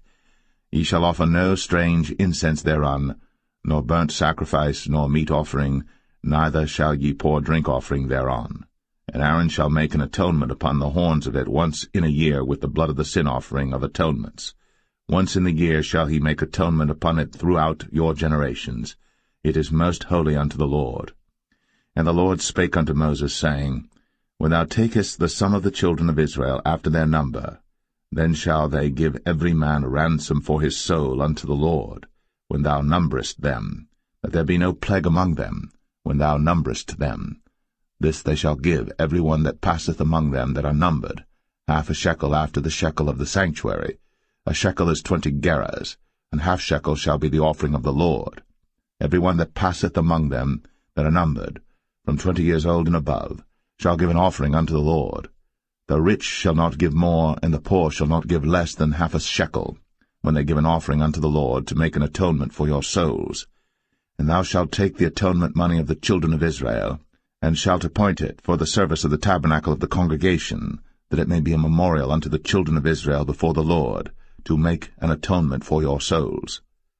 And the Lord spake unto Moses, saying, Thou shalt also make a laver of brass, and his foot also of brass, to wash withal. And thou shalt put it between the tabernacle of the congregation and the altar, and thou shalt put water therein.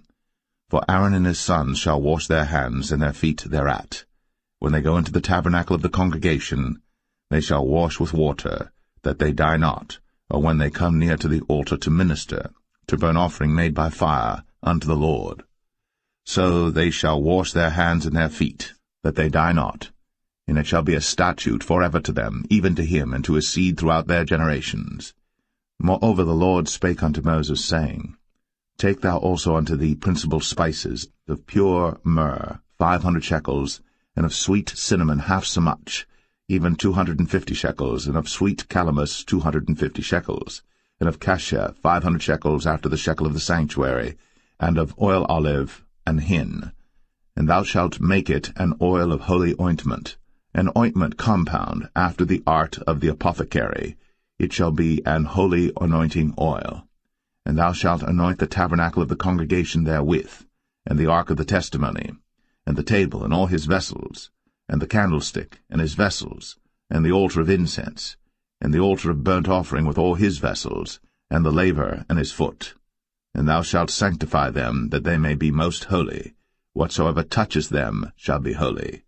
And thou shalt anoint Aaron and his sons, and consecrate them, that they may minister unto me in the priest's office.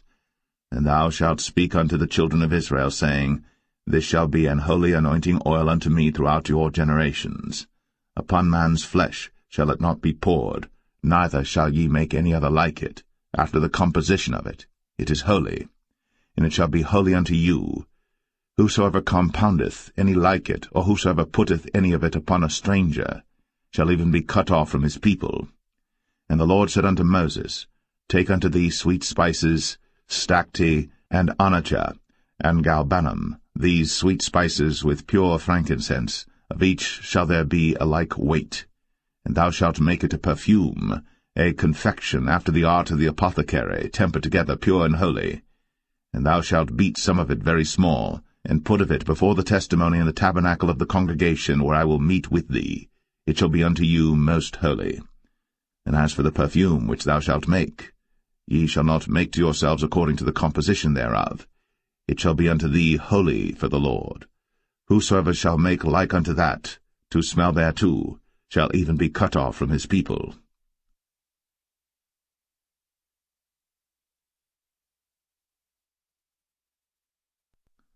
Exodus 31. And the Lord spake unto Moses, saying, See, I have called by name Bezalel the son of Uri, the son of Hur, of the tribe of Judah, and I have filled him with the Spirit of God, in wisdom, and in understanding, and in knowledge, and in all manner of workmanship, to devise cunning works, to work in gold, and in silver, and in brass, and in cutting of stones, to set them, and in carving of timber, to work in all manner of workmanship. And I, behold, I have given with him Aholiab, the son of Ahisamach, of the tribe of Dan. And in the hearts of all that are wise-hearted I have put wisdom, that they may make all that I have commanded thee: the tabernacle of the congregation, and the ark of the testimony, and the mercy seat that is thereupon, and all the furniture of the tabernacle, and the table, and his furniture, and the pure candlestick with all his furniture, and the altar of incense, and the altar of burnt offering with all his furniture, and the laver and his foot, and the cloths of service, and the holy garments for Aaron the priest, and the garments of his sons to minister in the priest's office, and the anointing oil, and sweet incense for the holy place, according to all that I have commanded thee shall they do. And the Lord spake unto Moses, saying, Speak thou also unto the children of Israel, saying, Verily, my Sabbaths ye shall keep, for it is a sign between me and you throughout your generations, that ye may know that I am the Lord that doth sanctify you. Ye shall keep the Sabbath therefore, for it is holy unto you. Every one that defileth it shall surely be put to death. For whosoever doeth any work therein, that soul shall be cut off from among his people. 6 days may work be done, but in the 7th is the Sabbath of rest, holy to the Lord. Whosoever doeth any work in the Sabbath day, he shall surely be put to death. Wherefore the children of Israel shall keep the Sabbath, to observe the Sabbath throughout their generations, for a perpetual covenant. It is a sign between me and the children of Israel forever. For in 6 days the Lord made heaven and earth, and on the 7th day he rested and was refreshed. And he gave unto Moses, when he had made an end of communing with him upon Mount Sinai, 2 tables of testimony, tables of stone, written with the finger of God.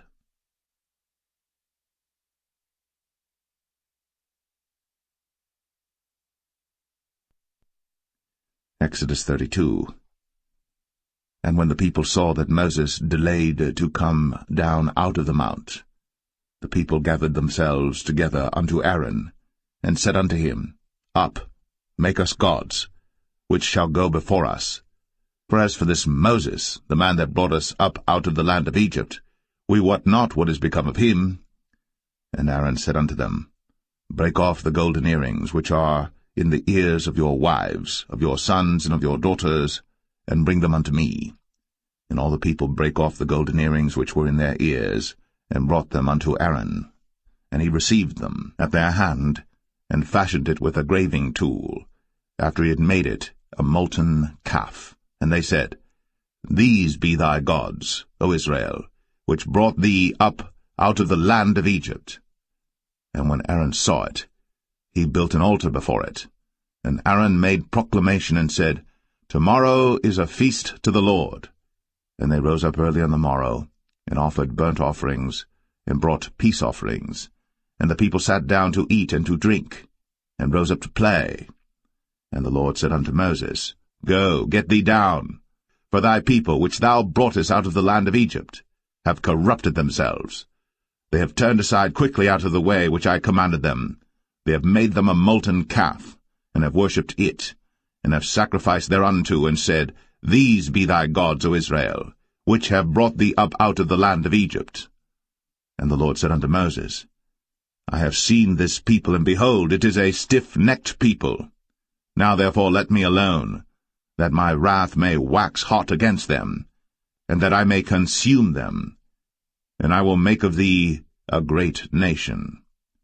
And Moses besought the Lord his God, and said, Lord, why doth thy wrath wax hot against thy people, which thou hast brought forth out of the land of Egypt with great power, and with a mighty hand?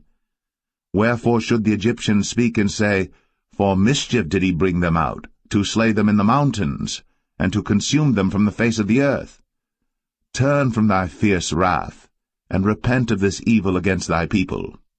Remember Abraham, Isaac, and Israel, thy servants, to whom thou swarest by thine own self, and saidst unto them, I will multiply your seed as the stars of heaven, and all this land that I have spoken of will I give unto your seed, and they shall inherit it forever. And the Lord repented of the evil which he thought to do, unto his people. And Moses turned, and went down from the mount, and the 2 tables of the testimony were in his hand. The tables were written on both their sides. On the one side and on the other were they written. And the tables were the work of God, and the writing was the writing of God, graven upon the tables. And when Joshua heard the noise of the people as they shouted, he said unto Moses, There is a noise of war in the camp. And he said, It is not the voice of them that shout for mastery, neither is it the voice of them that cry for being overcome, but the noise of them that sing do I hear. And it came to pass, as soon as he came nigh unto the camp, that he saw the calf, and the dancing. And Moses' anger waxed hot, and he cast the tables out of his hands, and brake them beneath the mount. And he took the calf which they had made, and burnt it in the fire, and ground it to powder, and strawed it upon the water, and made the children of Israel drink of it.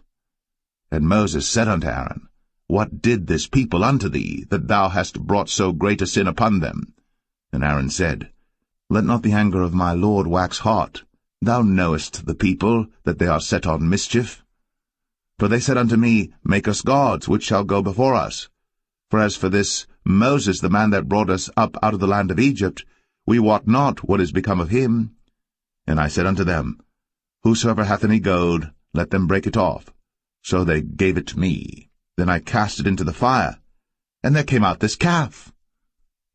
And when Moses saw that the people were naked, for Aaron had made them naked unto their shame among their enemies, then Moses stood in the gate of the camp, and said, Who is on the Lord's side? Let him come unto me. And all the sons of Levi gathered themselves together unto him. And he said unto them, Thus saith the Lord God of Israel, Put every man his sword by his side, and go in and out from gate to gate throughout the camp, and slay every man his brother, and every man his companion, and every man his neighbor. And the children of Levi did according to the word of Moses. And there fell of the people that day about 3,000 men. For Moses had said, Consecrate yourselves today to the Lord, even every man upon his son, and upon his brother, that he may bestow upon you a blessing this day. And it came to pass on the morrow, that Moses said unto the people, Ye have sinned a great sin, and now I will go up unto the Lord. Peradventure I shall make an atonement for your sin. And Moses returned unto the Lord, and said, O this people have sinned a great sin, and have made them gods of gold. Yet now, if thou wilt forgive their sin, and if not, blot me, I pray thee, out of thy book, which thou hast written. And the Lord said unto Moses, Whosoever hath sinned against me, him will I blot out of my book. Therefore now go, lead the people unto the place of which I have spoken unto thee. Behold, mine angel shall go before thee. Nevertheless, in the day when I visit, I will visit their sin upon them. And the Lord plagued the people, because they made the calf which Aaron made.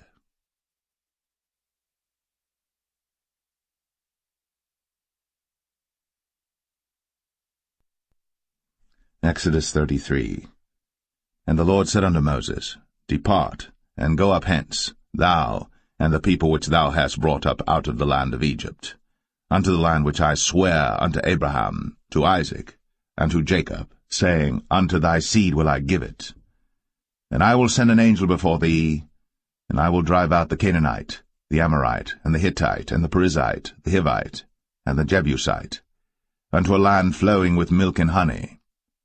For I will not go up in the midst of thee, for thou art a stiff-necked people, lest I consume thee in the way. And when the people heard these evil tidings, they mourned, and no man did put on him his ornaments.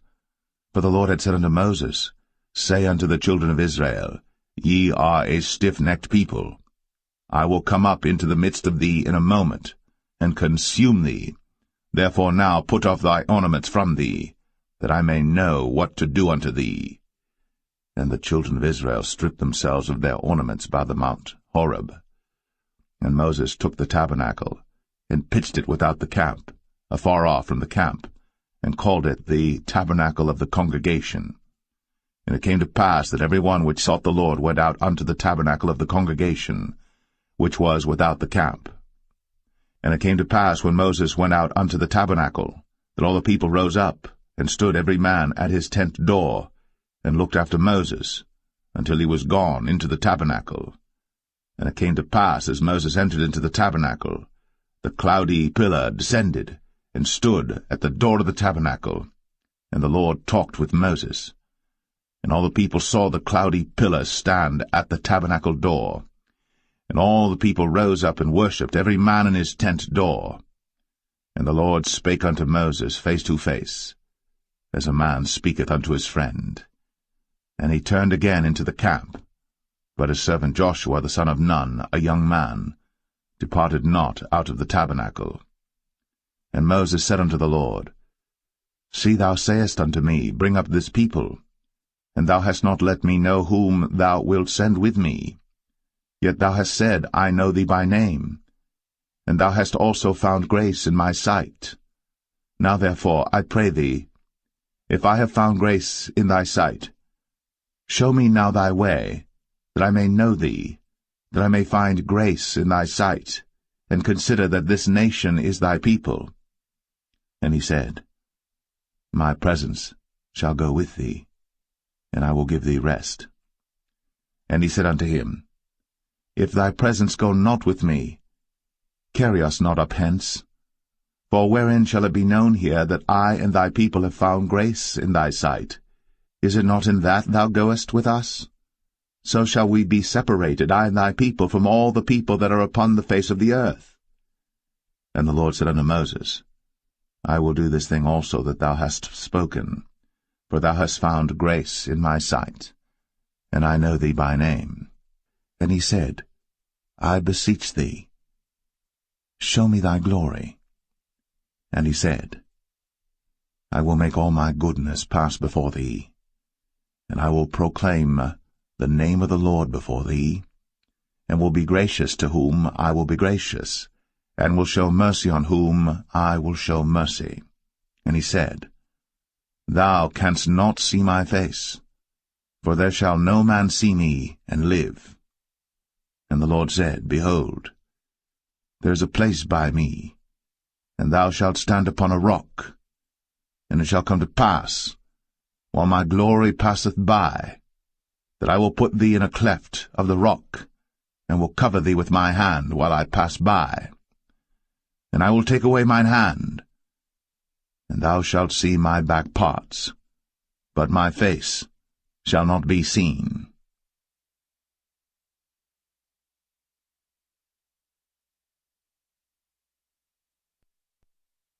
Exodus 34. And the Lord said unto Moses, Hew thee 2 tables of stone like unto the first. And I will write upon these tables the words that were in the first tables which thou breakest. And be ready in the morning, and come up in the morning unto Mount Sinai, and present thyself there to me in the top of the mount. And no man shall come up with thee, neither let any man be seen throughout all the mount, neither let the flocks nor herds feed before that mount. And he hewed 2 tables of stone like unto the first. And Moses rose up early in the morning, and went up unto Mount Sinai, as the Lord had commanded him, and took in his hand the 2 tables of stone. And the Lord descended in the cloud, and stood with him there, and proclaimed the name of the Lord. And the Lord passed by before him, and proclaimed, The Lord God, merciful and gracious, long-suffering, and abundant in goodness and truth, keeping mercy for thousands, forgiving iniquity, and transgression and sin, and that will by no means clear the guilty, visiting the iniquity of the fathers upon the children, and upon the children's children, unto the 3rd and to the 4th generation. And Moses made haste, and bowed his head toward the earth, and worshipped, and he said, If now I have found grace in thy sight, O Lord, let my Lord, I pray thee, go among us. For it is a stiff-necked people, and pardon our iniquity and our sin, and take us for thine inheritance. And he said, Behold, I make a covenant. Before all thy people I will do marvels, such as have not been done in all the earth, nor in any nation. And all the people among which thou art shall see the work of the Lord, for it is a terrible thing that I will do with thee. Observe thou that which I command thee this day. Behold, I drive out before thee the Amorite, and the Canaanite, and the Hittite, and the Perizzite, and the Hivite, and the Jebusite. Take heed to thyself, lest thou make a covenant with the inhabitants of the land whither thou goest, lest it be for a snare in the midst of thee. But ye shall destroy their altars, break their images, and cut down their groves. For thou shalt worship no other god, for the Lord whose name is jealous is a jealous God. Lest thou make a covenant with the inhabitants of the land, and they go a-whoring after their gods, and do sacrifice unto their gods, and one call thee, and thou eat of his sacrifice, and thou take of their daughters unto thy sons, and their daughters go a-whoring after their gods, and make thy sons go a-whoring after their gods. Thou shalt make thee no molten gods. The feast of unleavened bread shalt thou keep. 7 days thou shalt eat unleavened bread, as I commanded thee, in the time of the month Abib. For in the month Abib thou camest out from Egypt. All that openeth the matrix is mine, and every firstling among thy cattle, whether ox or sheep that is male.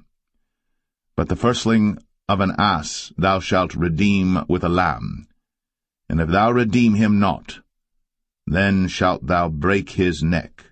All the firstborn of thy sons thou shalt redeem, and none shall appear before me empty.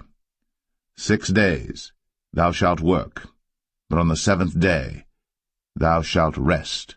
In earing time and in harvest thou shalt rest. And thou shalt observe the feast of weeks, of the firstfruits of wheat harvest, and the feast of ingathering at the year's end. Thrice in the year shall all your men-children appear before the Lord God, the God of Israel. For I will cast out the nations before thee, and enlarge thy borders. Neither shall any man desire thy land, when thou shalt go up to appear before the Lord thy God thrice in the year.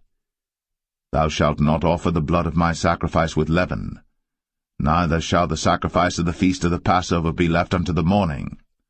The first of the firstfruits of thy land thou shalt bring unto the house of the Lord thy God. Thou shalt not see the kid in his mother's milk. And the Lord said unto Moses, Write thou these words, for after the tenor of these words I have made a covenant with thee and with Israel. And he was there with the Lord 40 days and 40 nights. He did neither eat bread nor drink water. And he wrote upon the tables the words of the covenant, the 10 commandments. And it came to pass, when Moses came down from Mount Sinai, with the 2 tables of testimony in Moses' hand, when he came down from the mount, that Moses wist not that the skin of his face shone, while he talked with them. And when Aaron and all the children of Israel saw Moses, behold, the skin of his face shone, and they were afraid to come nigh him. And Moses called unto them, and Aaron and all the rulers of the congregation returned unto him. And Moses talked with them, and afterward all the children of Israel came nigh, and he gave them in commandment all that the Lord had spoken with him in Mount Sinai. Until Moses had done speaking with them, he put a veil on his face. But when Moses went in before the Lord to speak with him, he took the veil off until he came out. And he came out, and spake unto the children of Israel that which he was commanded. And the children of Israel saw the face of Moses, that the skin of Moses' face shone. And Moses put the veil upon his face again, until he went in to speak with him.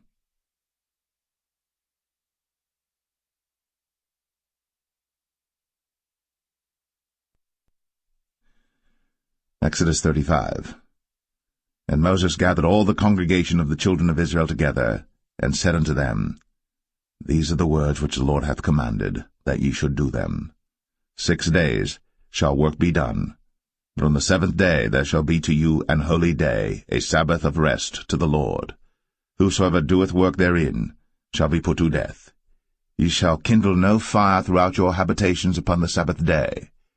And Moses spake unto all the congregation of the children of Israel, saying, This is the thing which the Lord commanded, saying, Take ye from among you an offering unto the Lord. Whosoever is of a willing heart, let him bring it, an offering of the Lord, gold and silver and brass, and blue and purple and scarlet and fine linen and goat's hair, and rams' skins dyed red, and badgers' skins, and shittim wood, and oil for the light, and spices for anointing oil, and for the sweet incense, and onyx stones, and stones to be set for the ephod and for the breastplate. And every wise-hearted among you shall come, and make all that the Lord hath commanded, the tabernacle, his tent, and his covering, his taches, and his boards, his bars, his pillars, and his sockets, the ark and the staves thereof, with the mercy seat and the veil of the covering, the table and his staves, and all his vessels, and the showbread, the candlestick also for the light, and his furniture, and his lamps, with the oil for the light, and the incense altar, and his staves, and the anointing oil, and the sweet incense, and the hanging for the door at the entering in of the tabernacle, the altar of burnt offering, with his brazen grate, his staves, and all his vessels, the laver and his foot, the hangings of the court, his pillars, and their sockets, and the hanging for the door of the court, the pins of the tabernacle, and the pins of the court, and their cords, the cloths of service, to do service in the holy place, the holy garments for Aaron the priest, and the garments of his sons to minister in the priest's office. And all the congregation of the children of Israel departed from the presence of Moses. And they came, every one whose heart stirred him up, and every one whom his spirit made willing. And they brought the Lord's offering to the work of the tabernacle of the congregation, and for all his service, and for the holy garments. And they came, both men and women, as many as were willing-hearted, and brought bracelets and earrings and rings and tablets, all jewels of gold, and every man that offered an offering of gold unto the Lord. And every man with whom was found blue and purple and scarlet and fine linen and goat's hair, and red skins of rams and badgers' skins brought them. Every one that did offer an offering of silver and brass brought the Lord's offering, and every man with whom was found shittim wood for any work of the service brought it. And all the women that were wise-hearted did spin with their hands, and brought that which they had spun, both of blue and of purple and of scarlet and of fine linen. And all the women whose heart stirred them up in wisdom spun goat's hair. And the rulers brought onyx stones, and stones to be set for the ephod and for the breastplate, and spice, and oil for the light, and for the anointing oil, and for the sweet incense. The children of Israel brought a willing offering unto the Lord, every man and woman whose heart made them willing to bring for all manner of work, which the Lord had commanded to be made by the hand of Moses. And Moses said unto the children of Israel, See, the Lord hath called by name Bezalel the son of Uri, the son of Hur, of the tribe of Judah. And he hath filled him with the Spirit of God in wisdom, in understanding, and in knowledge, and in all manner of workmanship, and to devise curious works, to work in gold, and in silver, and in brass, and in the cutting of stones, to set them, and in carving of wood, to make any manner of cunning work. And he hath put in his heart that he may teach, both he and Aholiab, the son of Ahisamach, of the tribe of Dan.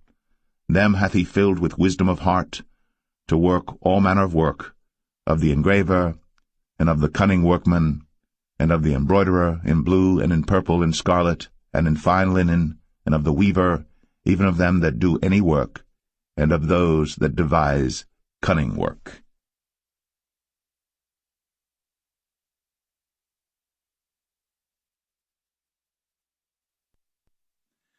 Exodus 36. Then wrought Bezalel and Aholiab, and every wise-hearted man, in whom the Lord put wisdom and understanding to know how to work all manner of work for the service of the sanctuary, according to all that the Lord had commanded. And Moses called Bezalel and Aholiab, and every wise-hearted man, in whose heart the Lord had put wisdom, even every one whose heart stirred him up to come unto the work to do it. And they received of Moses all the offering, which the children of Israel had brought for the work of the service of the sanctuary, to make it withal. And they brought yet unto him free offerings every morning. And all the wise men that wrought all the work of the sanctuary came every man from his work which they made. And they spake unto Moses, saying, The people bring much more than enough for the service of the work, which the Lord commanded to make. And Moses gave commandment, and they caused it to be proclaimed throughout the camp, saying, Let neither man nor woman make any more work for the offering of the sanctuary. so the people were restrained from bringing. For the stuff they had was sufficient for all the work to make it, and too much. And every wise-hearted man among them that wrought the work of the tabernacle made 10 curtains of fine twined linen and blue and purple and scarlet. With cherubims of cunning work made he them. The length of one curtain was 28 cubits, and the breadth of one curtain 4 cubits. The curtains were all of one size. And he coupled the 5 curtains one unto another, and the other 5 curtains he coupled one unto another. And he made loops of blue on the edge of one curtain from the selvage in the coupling. Likewise he made in the uttermost side of another curtain in the coupling of the second. 50 loops made he in one curtain, and 50 loops made he in the edge of the curtain which was in the coupling of the second. The loops held one curtain to another. And he made 50 taches of gold, and coupled the curtains one unto another with the taches. So it became one tabernacle. And he made curtains of goat's hair for the tent over the tabernacle. 11 curtains he made them. The length of one curtain was 30 cubits, and 4 cubits was the breadth of one curtain. The 11 curtains were of one size. And he coupled 5 curtains by themselves, and 6 curtains by themselves. And he made 50 loops upon the uttermost edge of the curtain in the coupling, and 50 loops made he upon the edge of the curtain which coupleth the second. And he made 50 taches of brass to couple the tent together, that it might be one. And he made a covering for the tent of ram skins dyed red, and a covering of badger skins above that. And he made boards for the tabernacle of shittim wood standing up. The length of a board was 10 cubits, and the breadth of a board 1 cubit and a half. One board had 2 tenons, equally distant one from another. Thus did he make for all the boards of the tabernacle. And he made boards for the tabernacle, 20 boards for the south side southward. And 40 sockets of silver he made under the 20 boards, 2 sockets under one board for his 2 tenons, and 2 sockets under another board for his 2 tenons. And for the other side of the tabernacle, which is toward the north corner, he made 20 boards, and their 40 sockets of silver, 2 sockets under one board and 2 sockets under another board. And for the sides of the tabernacle westward he made 6 boards, and 2 boards made he for the corners of the tabernacle in the 2 sides, and they were coupled beneath and coupled together at the head thereof to one ring. Thus he did to both of them in both the corners. And there were 8 boards, and their sockets were 16 sockets of silver, under every board 2 sockets. And he made bars of shittim wood, 5 for the boards of the one side of the tabernacle, and 5 bars for the boards of the other side of the tabernacle, and 5 bars for the boards of the tabernacle for the sides westward. And he made the middle bar to shoot through the boards from the one end to the other. And he overlaid the boards with gold, and made their rings of gold to be places for the bars, and overlaid the bars with gold. And he made a veil of blue and purple and scarlet, and fine twined linen, with cherubims made he it of cunning work. And he made thereunto 4 pillars of shittim wood, and overlaid them with gold. Their hooks were of gold, and he cast for them 4 sockets of silver.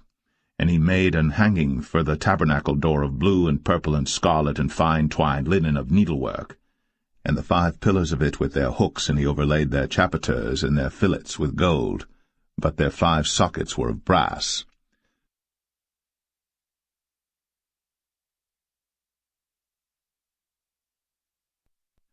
Exodus 37. And Bezalel made the ark of shittim wood. 2 cubits and a half was the length of it, and 1 cubit and a half the breadth of it, and 1 cubit and a half the height of it. And he overlaid it with pure gold within and without, and made a crown of gold to it round about. And he cast for it 4 rings of gold, to be set by the 4 corners of it, even 2 rings upon the one side of it, and 2 rings upon the other side of it. And he made staves of shittim wood, and overlaid them with gold. And he put the staves into the rings by the sides of the ark to bear the ark. And he made the mercy seat of pure gold. 2 cubits and a half was the length thereof, and 1 cubit and a half the breadth thereof. And he made 2 cherubims of gold, beaten out of one piece made he them, on the 2 ends of the mercy seat. 1 cherub on the end on this side, and another cherub on the other end on that side. Out of the mercy seat made he the cherubims on the 2 ends thereof. And the cherubims spread out their wings on high, and covered with their wings over the mercy seat, with their faces one to another. Even to the mercy seatward were the faces of the cherubims. And he made the table of shittim wood. 2 cubits was the length thereof, and 1 cubit the breadth thereof, and 1 cubit and a half the height thereof. And he overlaid it with pure gold, and made thereunto a crown of gold round about. Also he made thereunto a border of an handbreadth round about, and made a crown of gold for the border thereof round about. And he cast for it 4 rings of gold, and put the rings upon the 4 corners that were in the 4 feet thereof. Over against the border were the rings, the places for the staves to bear the table. And he made the staves of shittim wood, and overlaid them with gold to bear the table. And he made the vessels which were upon the table, his dishes, and his spoons, and his bowls, and his covers, to cover withal of pure gold. And he made the candlestick of pure gold. Of beaten work made he the candlestick. His shaft and his branch, his bowls, his knobs, and his flowers were of the same. And 6 branches going out of the sides thereof, 3 branches of the candlestick out of the one side thereof, and 3 branches of the candlestick out of the other side thereof. 3 bowls made after the fashion of almonds in one branch, a knob and a flower, and 3 bowls made like almonds in another branch, a knob and a flower. So throughout the 6 branches, going out of the candlestick. And in the candlestick were 4 bowls made like almonds, his knobs and his flowers, and a knob under 2 branches of the same, and a knob under 2 branches of the same, and a knob under 2 branches of the same, according to the 6 branches going out of it. Their knobs and their branches were of the same. All of it was one beaten work of pure gold. And he made his 7 lamps, and his snuffers, and his snuff dishes of pure gold. Of a talent of pure gold made he it, and all the vessels thereof. And he made the incense altar of shittim wood. The length of it was a cubit, the breadth of it a cubit. It was 4 square, and 2 cubits was the height of it. The horns thereof were of the same. And he overlaid it with pure gold, both the top of it and the sides thereof round about. And the horns of it also he made unto it a crown of gold round about. And he made 2 rings of gold for it under the crown thereof, by the 2 corners of it upon the 2 sides thereof, to be places for the staves to bear it withal. And he made the staves of shittim wood, and overlaid them with gold. And he made the holy anointing oil, and the pure incense of sweet spices, according to the work of the apothecary.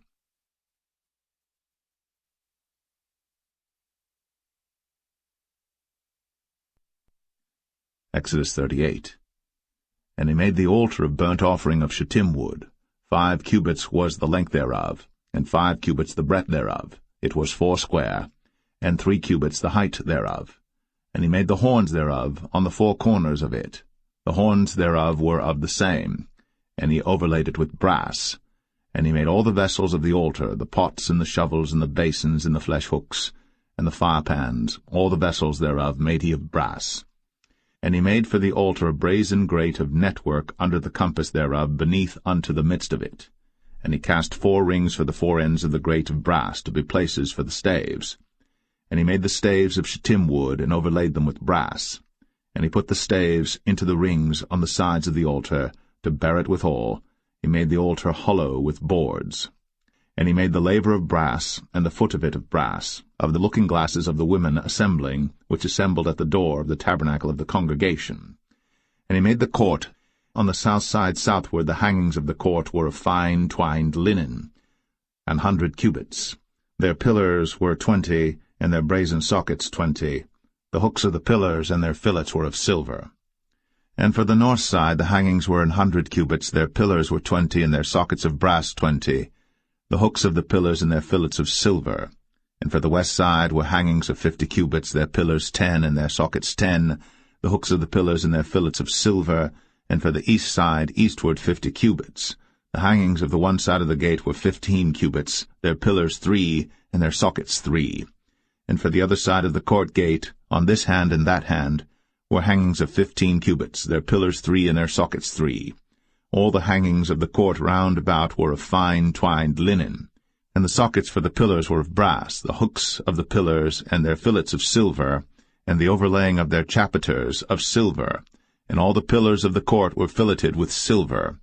And the hanging for the gate of the court was needlework, of blue and purple and scarlet and fine twined linen. And 20 cubits was the length, and the height and the breadth was 5 cubits, answerable to the hangings of the court. And their pillars were 4, and their sockets of brass 4, their hooks of silver, and the overlaying of their chapiters and their fillets of silver. And all the pins of the tabernacle and of the court round about were of brass. This is the sum of the tabernacle, even of the tabernacle of testimony, as it was counted, according to the commandment of Moses, for the service of the Levites, by the hand of Ithamar, son to Aaron the priest. And Bezalel, the son of Uri, the son of Hur, of the tribe of Judah, made all, that the Lord commanded Moses.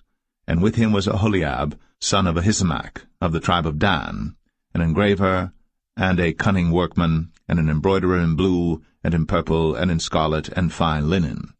All the gold that was occupied for the work and all the work of the holy place, even the gold of the offering, was 29 talents, and 730 shekels after the shekel of the sanctuary. And the silver of them that were numbered of the congregation was 100 talents, and 1,760 shekels after the shekel of the sanctuary. A bekah for every man, that is, half a shekel, after the shekel of the sanctuary, for every one that went to be numbered, from 20 years old and upward, for 600,000 and 3,550 men. And of the 100 talents of silver were cast the sockets of the sanctuary, and the sockets of the veil, and 100 sockets of the 100 talents, a talent for a socket. And of the 1,775 shekels he made hooks for the pillars, and overlaid their chapiters, and filleted them. And the brass of the offering was 70 talents, and 2,400 shekels. And therewith he made the sockets to the door of the tabernacle of the congregation, and the brazen altar, and the brazen grate for it, and all the vessels of the altar, and the sockets of the court round about, and the sockets of the court gate, and all the pins of the tabernacle, and all the pins of the court round about.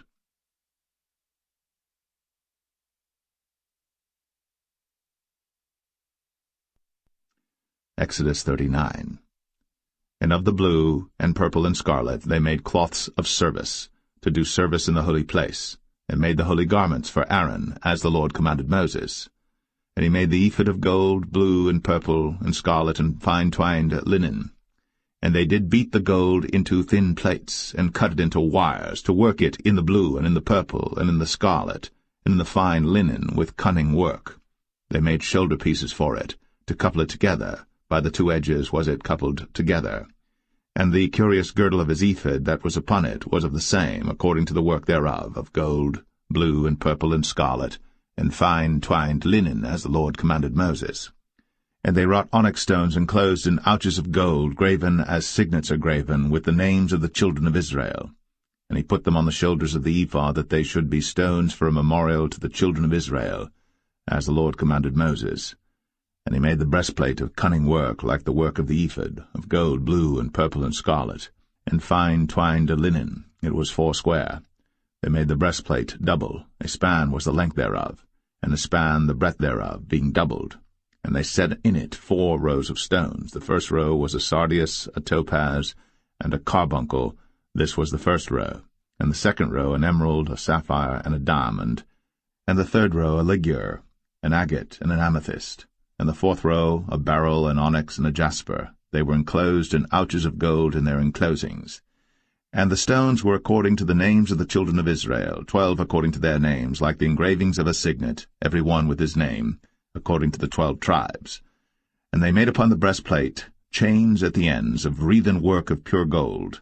And they made 2 ouches of gold and 2 gold rings, and put the 2 rings in the 2 ends of the breastplate. And they put the 2 wreathen chains of gold in the 2 rings on the ends of the breastplate. And the 2 ends of the 2 wreathen chains they fastened in the 2 ouches, and put them on the shoulder pieces of the ephod before it. And they made 2 rings of gold, and put them on the 2 ends of the breastplate, upon the border of it, which was on the side of the ephod inward. And they made 2 other golden rings, and put them on the 2 sides of the ephod underneath, toward the forepart of it, over against the other coupling thereof, above the curious girdle of the ephod. And they did bind the breastplate by his rings unto the rings of the ephod with a lace of blue, that it might be above the curious girdle of the ephod, and that the breastplate might not be loosed from the ephod, as the Lord commanded Moses. And he made the robe of the ephod of woven work, all of blue. And there was an hole in the midst of the robe, as the hole of an habergeon, with a band round about the hole, that it should not rend. And they made upon the hems of the robe pomegranates of blue and purple and scarlet and twined linen. And they made bells of pure gold, and put the bells between the pomegranates upon the hem of the robe, round about between the pomegranates, a bell and a pomegranate, a bell and a pomegranate, round about the hem of the robe to minister in, as the Lord commanded Moses. And they made coats of fine linen of woven work for Aaron and for his sons, and a mitre of fine linen, and goodly bonnets of fine linen, and linen breeches of fine twined linen. and a girdle of fine twined linen, and blue and purple and scarlet of needlework, as the Lord commanded Moses. And they made the plate of the holy crown of pure gold, and wrote upon it a writing like to the engravings of a signet, Holiness to the Lord. And they tied unto it a lace of blue, to fasten it on high upon the mitre, as the Lord commanded Moses. Thus was all the work of the tabernacle of the tent of the congregation finished. And the children of Israel did according to all that the Lord commanded Moses, so did they. And they brought the tabernacle unto Moses, the tent, and all his furniture, his taches, his boards, his bars, and his pillars, and his sockets, and the covering of ram skins dyed red, and the covering of badger skins, and the veil of the covering, the ark of the testimony, and the staves thereof, and the mercy seat, the table and all the vessels thereof, and the showbread, the pure candlestick, with the lamps thereof, even with the lamps to be set in order, and all the vessels thereof, and the oil for light, and the golden altar, and the anointing oil, and the sweet incense, and the hanging for the tabernacle door, the brazen altar, and his grate of brass, his staves and all his vessels, the laver and his foot, the hangings of the court, his pillars and his sockets, and the hanging for the court gate, his cords, and his pins, and all the vessels of the service of the tabernacle for the tent of the congregation, the cloths of service to do service in the holy place, and the holy garments for Aaron the priest, and his sons' garments, to minister in the priest's office. According to all that the Lord commanded Moses, so the children of Israel made all the work.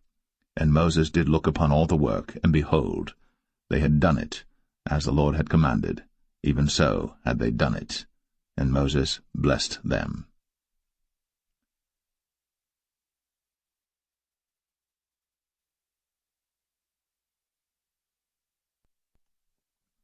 Exodus 40.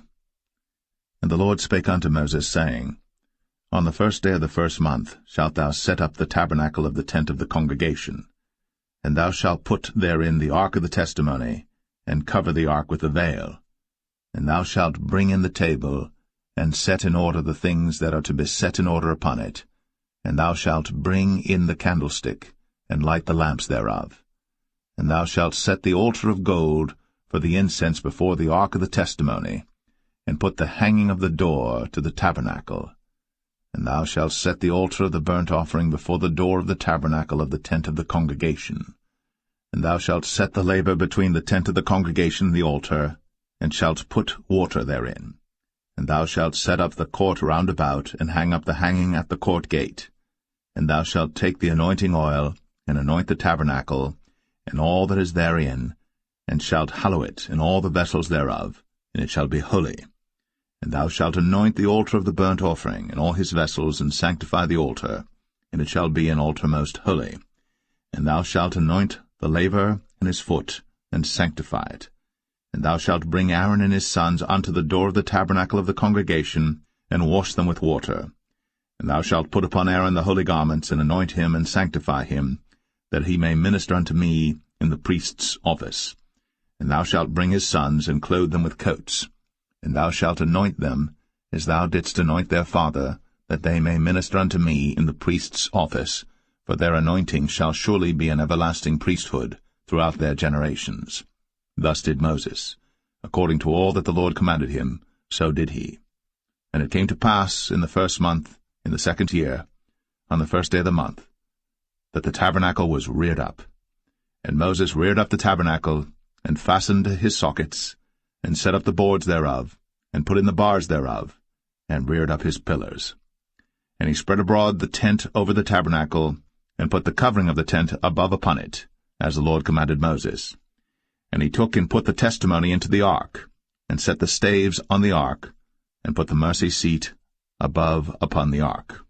And he brought the ark into the tabernacle, and set up the veil of the covering, and covered the ark of the testimony, as the Lord commanded Moses. And he put the table in the tent of the congregation upon the side of the tabernacle northward without the veil. And he set the bread in order upon it before the Lord, as the Lord had commanded Moses. And he put the candlestick in the tent of the congregation over against the table on the side of the tabernacle southward. And he lighted the lamps before the Lord, as the Lord commanded Moses.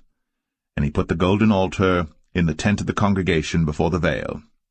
And he burnt sweet incense thereon, as the Lord commanded Moses. And he set up the hanging at the door of the tabernacle. And he put the altar of burnt offering by the door of the tabernacle of the tent of the congregation, and offered upon it the burnt offering and the meat offering, as the Lord commanded Moses. And he set the laver between the tent of the congregation and the altar, and put water there to wash withal. And Moses and Aaron and his sons washed their hands, and their feet thereat, when they went into the tent of the congregation, and when they came near unto the altar, they washed, as the Lord commanded Moses. And he reared up the court round about the tabernacle and the altar, and set up the hanging of the court gate. So Moses finished the work. Then a cloud covered the tent of the congregation, and the glory of the Lord filled the tabernacle. And Moses was not able to enter into the tent of the congregation, because the cloud abode thereon, and the glory of the Lord filled the tabernacle. And when the cloud was taken up from over the tabernacle, the children of Israel went onward in all their journeys. But if the cloud were not taken up, then they journeyed not till the day that it was taken up. For the cloud of the Lord was upon the tabernacle by day, and fire was on it by night, in the sight of all the house of Israel, throughout all their journeys.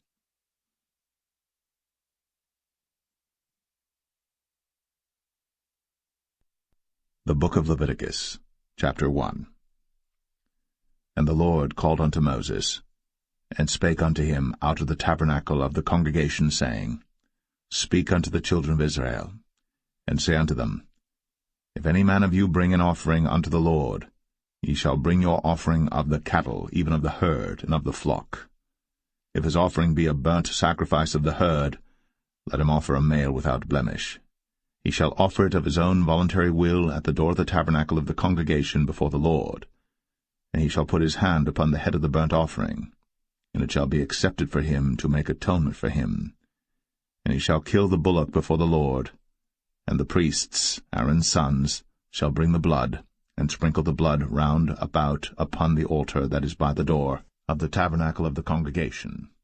And he shall flay the burnt offering, and cut it into his pieces. And the sons of Aaron the priests shall put fire upon the altar, and lay the wood in order upon the fire. And the priests, Aaron's sons, shall lay the parts, the head, and the fat, in order upon the wood that is on the fire which is upon the altar. But his inwards and his legs shall he wash in water, and the priests shall burn all on the altar, to be a burnt sacrifice, an offering made by fire, of a sweet savour unto the Lord.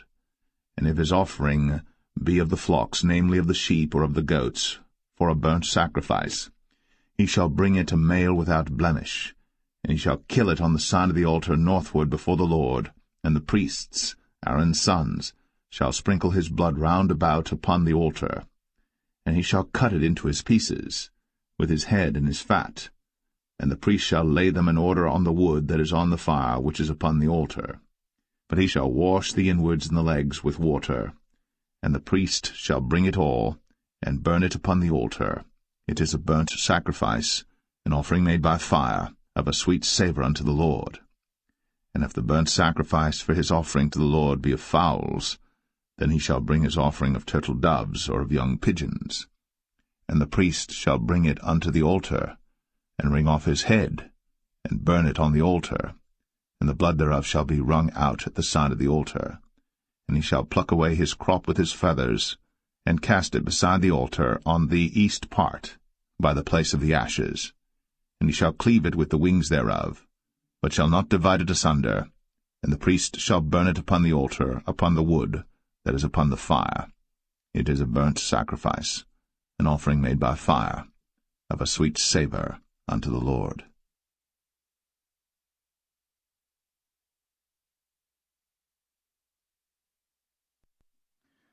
Leviticus 2.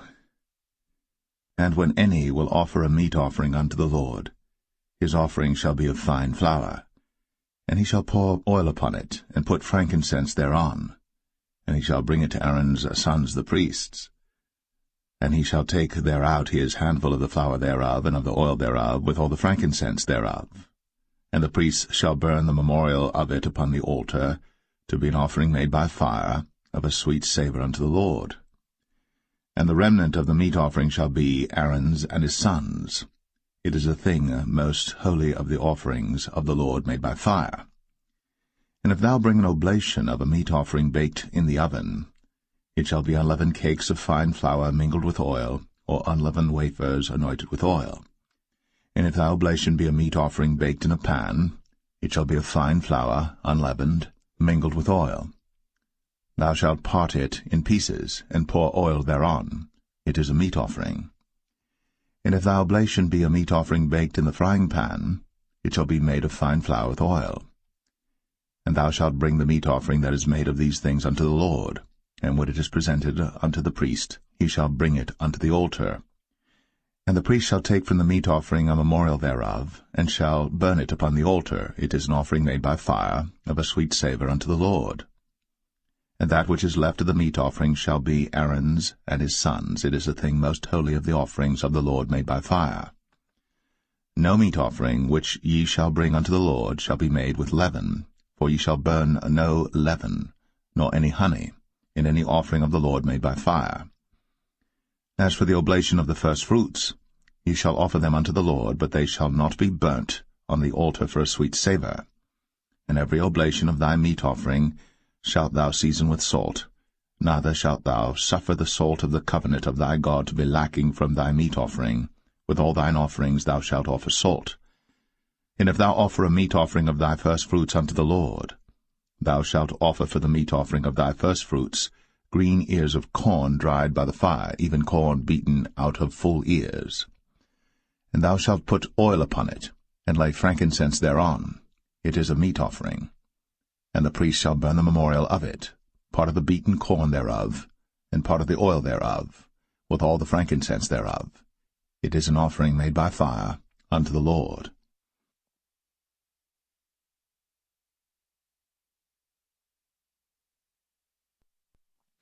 Leviticus 3. And if his oblation be a sacrifice of peace offering, if he offer it of the herd, whether it be a male or female, he shall offer it without blemish before the Lord. And he shall lay his hand upon the head of his offering, and kill it at the door of the tabernacle of the congregation.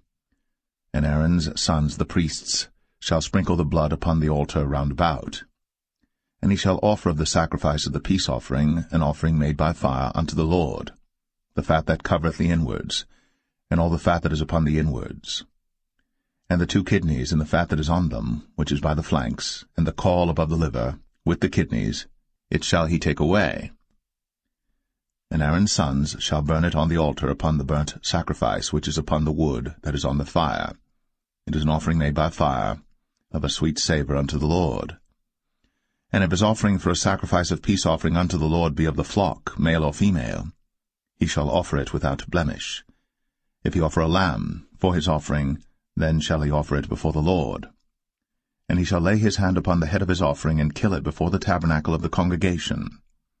And Aaron's sons shall sprinkle the blood thereof round about upon the altar.